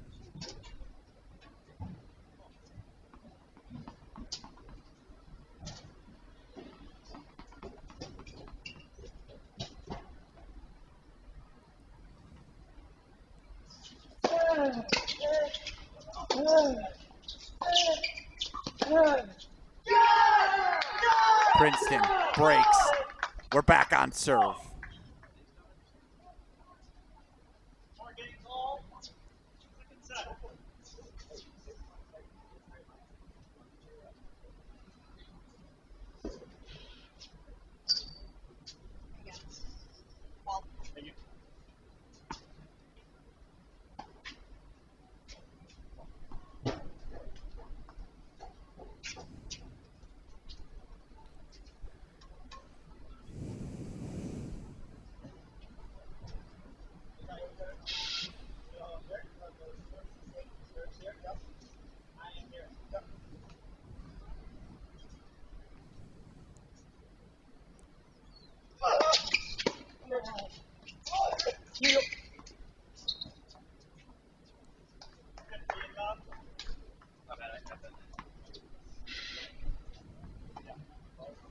Now it's on Wake Forest to keep their own composure.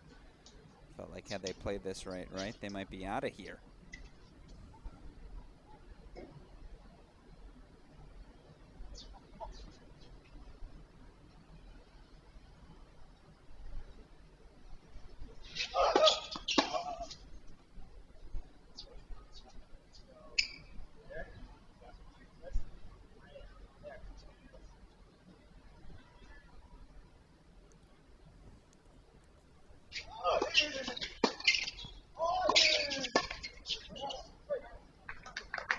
Now it's dipped at the feet as well. Princeton's got it. A little bit of rhythm. Feels like the reverse scenario of our opening set, right?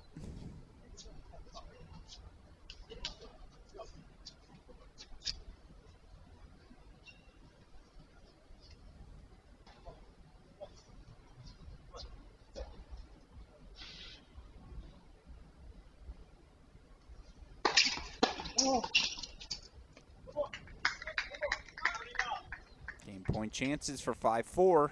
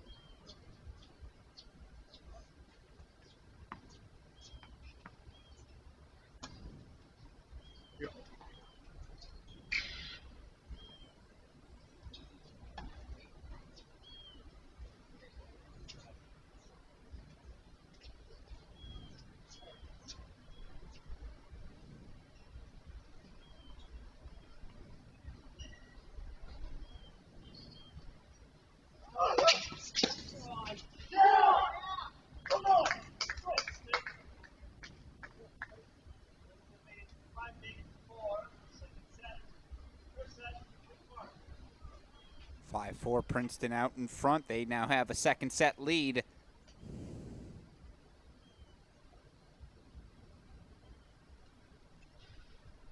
On serve here in the second, our final semifinal of Semifinal Saturday, a day, of course, that began 11 a.m. Eastern Time as we close in on the end of our 8th hour of coverage here. Alex Gruskin, appreciate all of you who have been with us from the start. Final set, again, it'll be Glasman versus Hera. Nahum and Galaney going to take on Wisconsin pairing of Shelikova and Urbanova. It'll be Jay Friend versus Aiden Kim. What about in our men's doubles? Business end of set number 2. Who's ever had the break point opportunities, they found themselves on the wrong end of each set. Again, Princeton had 5 set points in set number 1. They drop it 7-6. Wake Forest was up a break for just about all of this second set. Now all of a sudden it'll be DK Suresh, the senior, serving on the far side to keep the Deeks alive.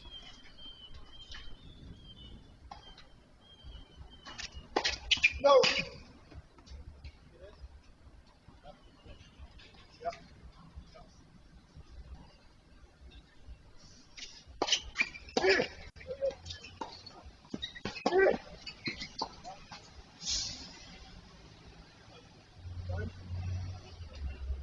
I don't hear a call.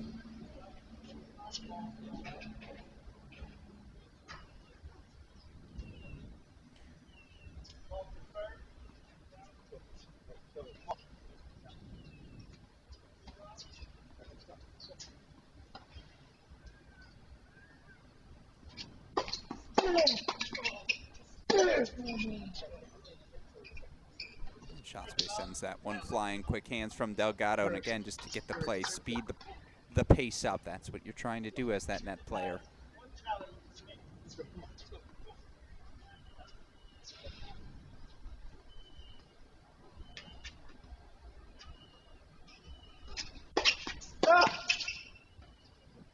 Yeah, gotta be nice to know you've got Suresh to just slow things down and help you settle in. Again, Wake Forest off to a fast 40 love.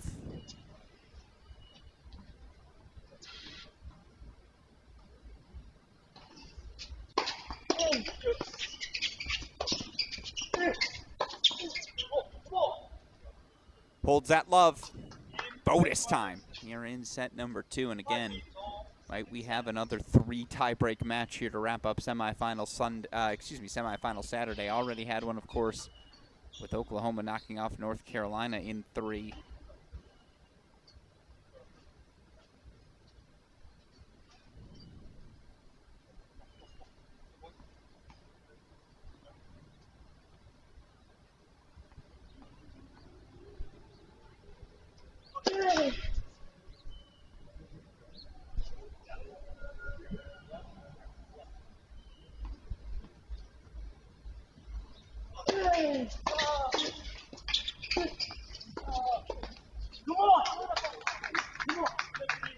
Smooth, crisp, proactive. Damn, that doubles come to you. That's when you're going to get run out of the gym.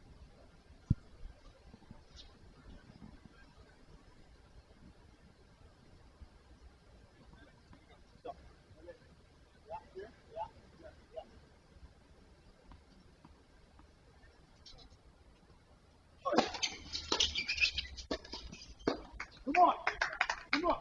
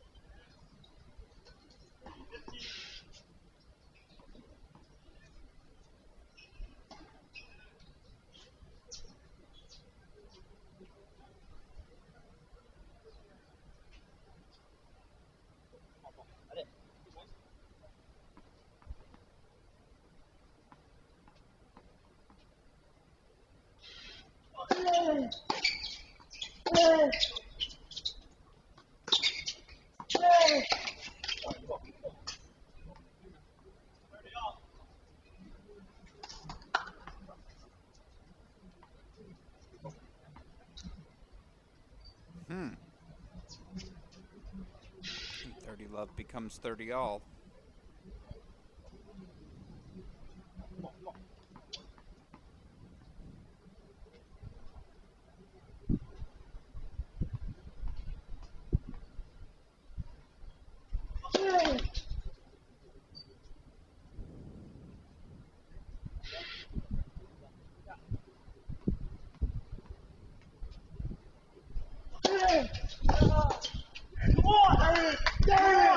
Game point chances for Princeton. Love the passion, love the fire.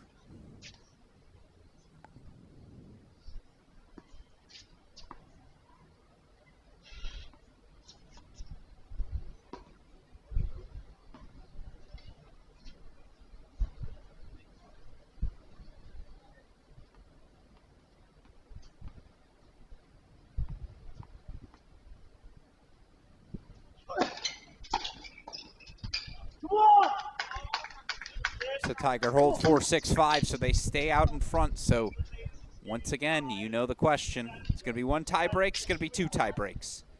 At a minimum, we will have one, as again, Princeton out in front 6-5. It'll be on Andrew Delgado. Can he find a hold to force a tie break?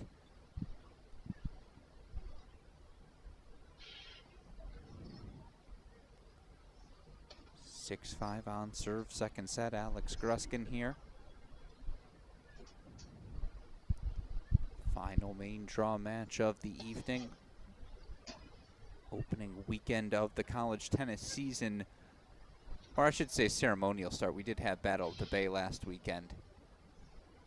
Certainly looking forward to the grind of another fantastic fall, whether it be regionals, whether it be sectionals, whether it be NCAAs come November. There's just a lot of good college tennis ahead, and at a time when, again, the pathway from college to the pros has never felt more prevalent. The abundance of talent across our beloved sport on display throughout the course of this fall. Including here tonight, redshirt freshman Andrew Delgado going to try and show off his talent as he serves 5-6 to force a second set tiebreak.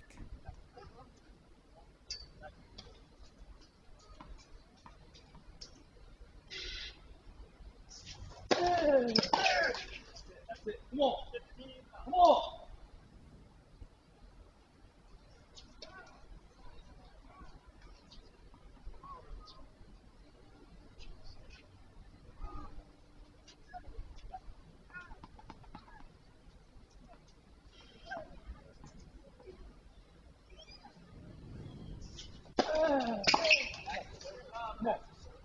Good serve from Delgado. Into the body, slicing into that body as well.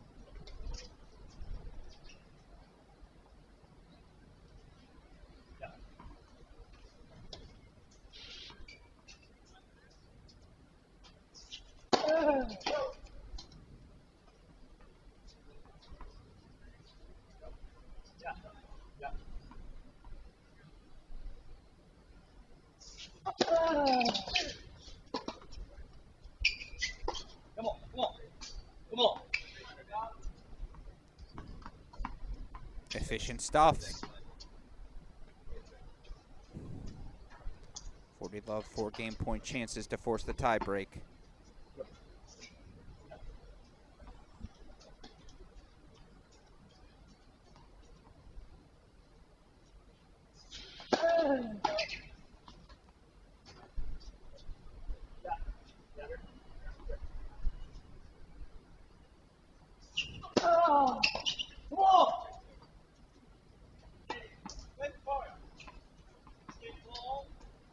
Let's go to a breaker. First to 7, win by 2.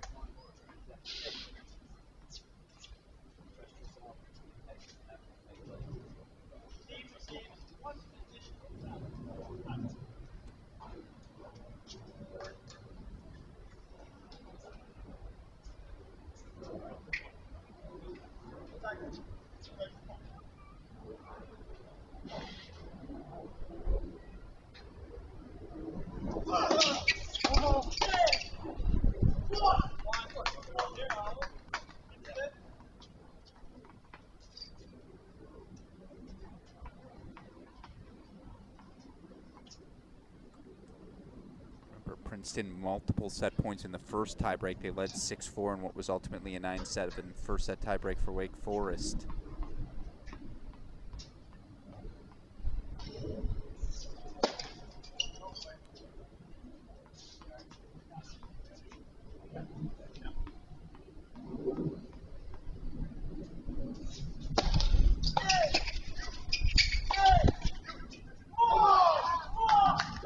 Mini break belongs to the Tigers.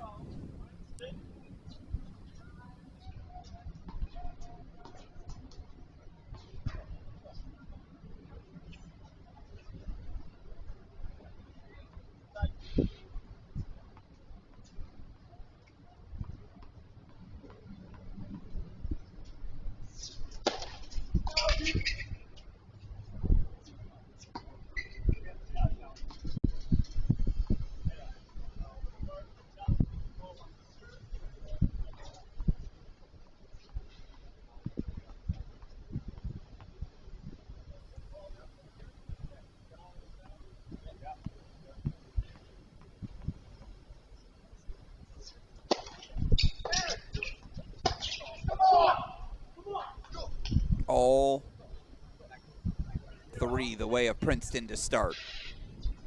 The dream start for the Tigers.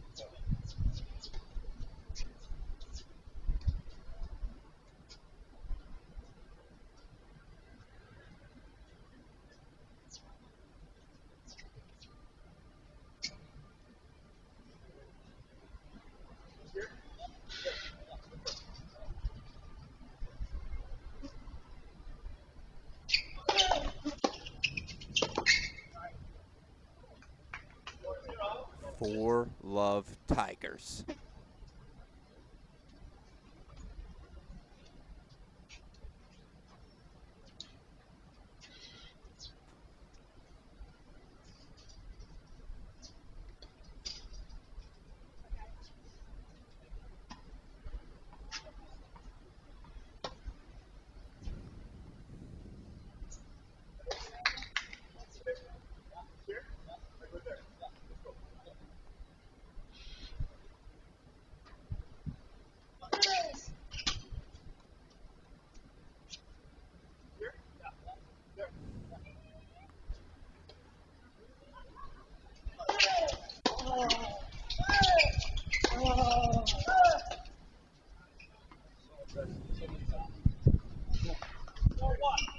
All right, they're on the board. It's something.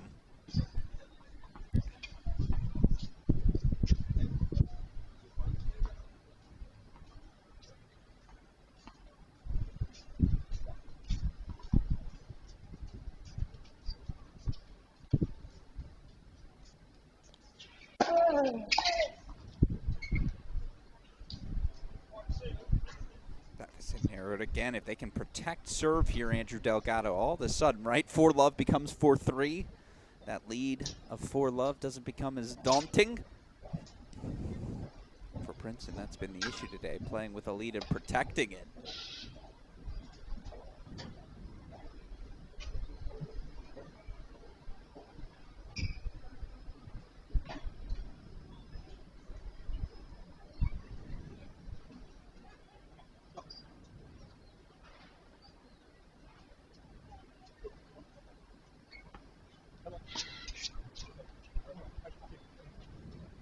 Watch for the big man to move here. Surashi's been aggressive throughout.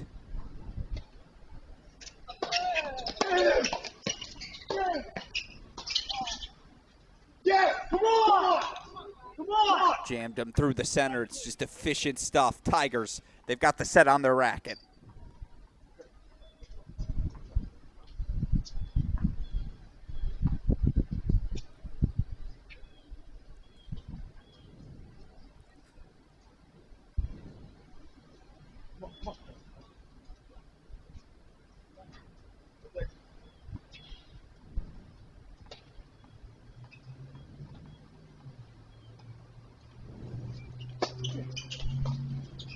Come on! Let's go! They got 4 set points.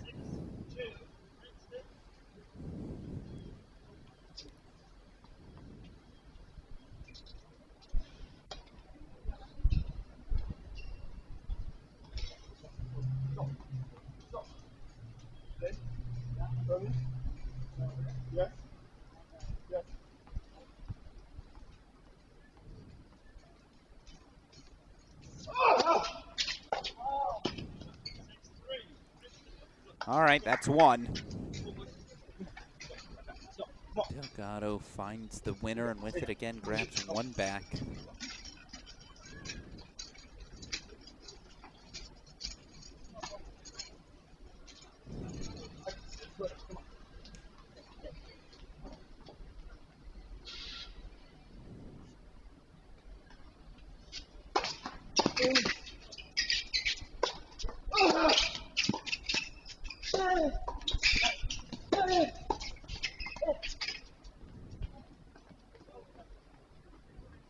Little 360 from Delgado as he covers the net.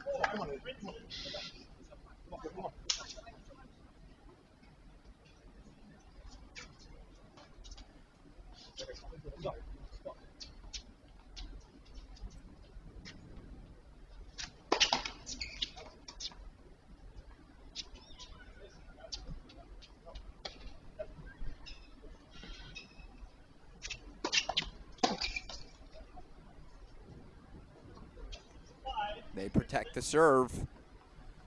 So here we go.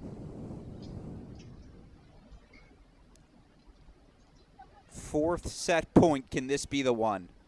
They're 0 for 9 on set points thus far.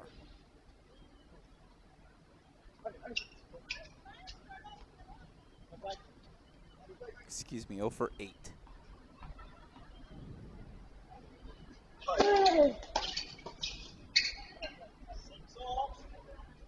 Oh my goodness. Oh my goodness. Off the net tape. The Suresh return into the racket of Inshaspe.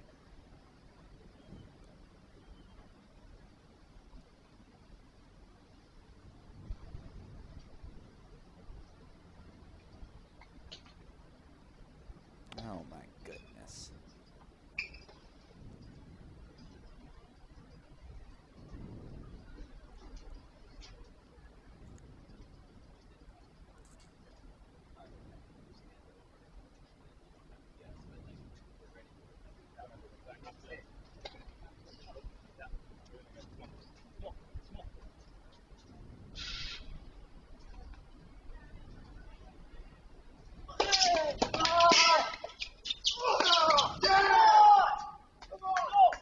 They'll have another one.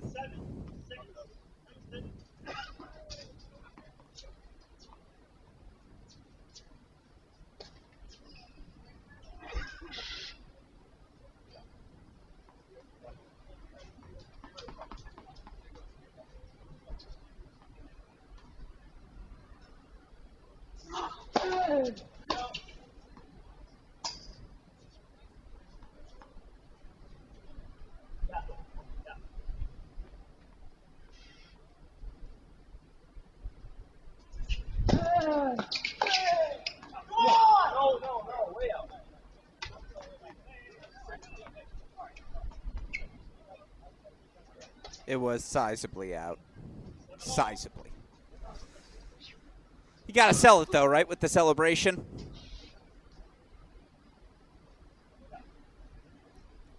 Ten set points fought off today by Wake Forest.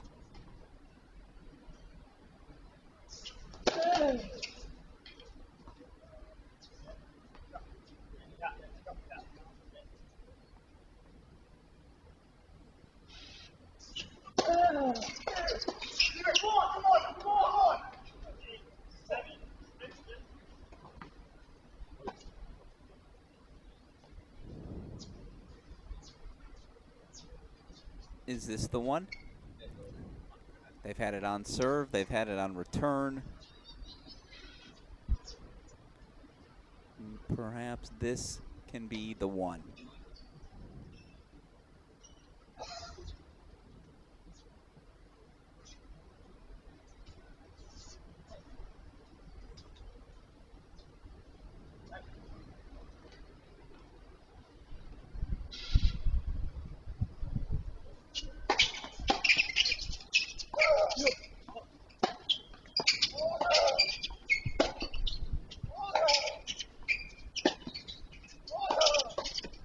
Go. 0 for 11. The better say, let's actually frame it the positive way. Wake Forest has fought off 11 set points today. That's insane.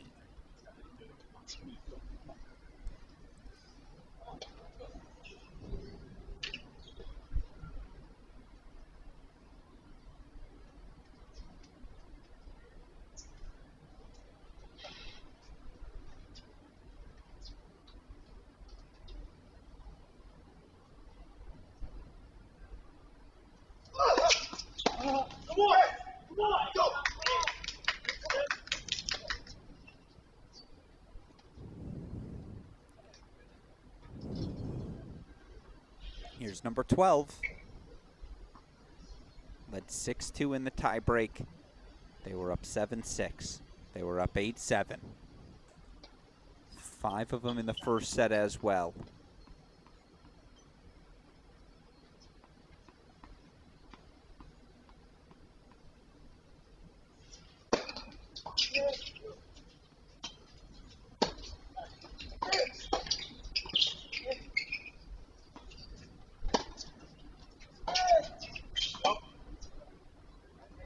No, it sailed on him. Let's do this again. First set tiebreak was 9-7. This one's 9-all. Remember, this was first 2-7 win by 2.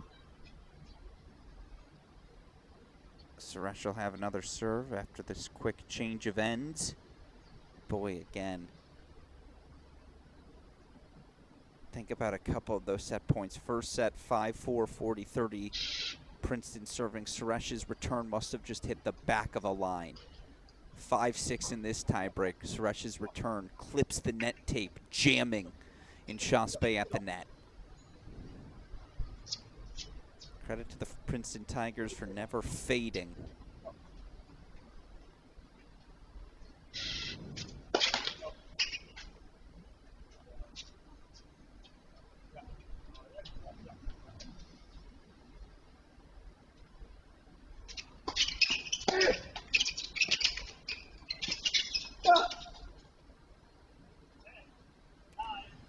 Let court luck for the Deeks, and now they've got their first match point here of the evening.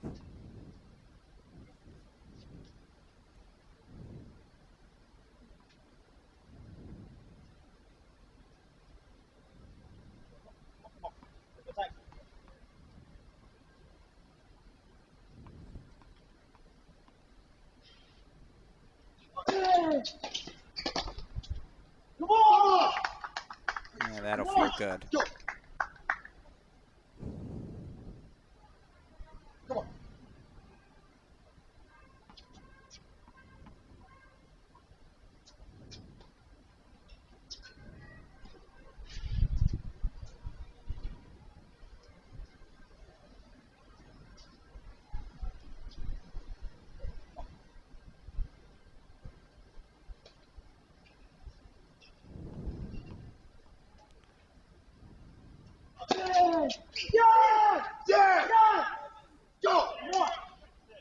They're still fired up.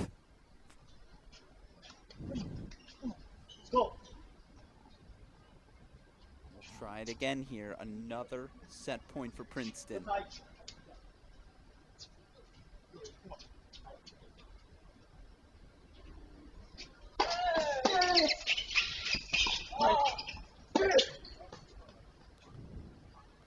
Oh, he had the cut. Oh. I mean, we've seen it in every possible fashion. Ardilla staying positive, but you love to see that body language.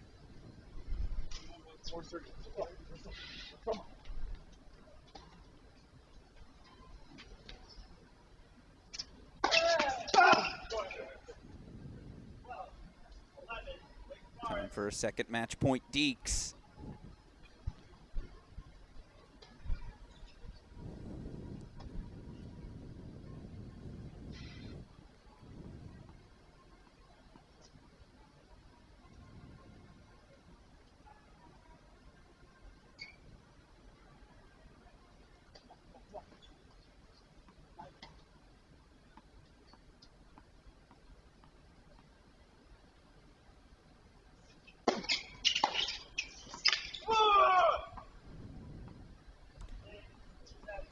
They fought off 13 set points.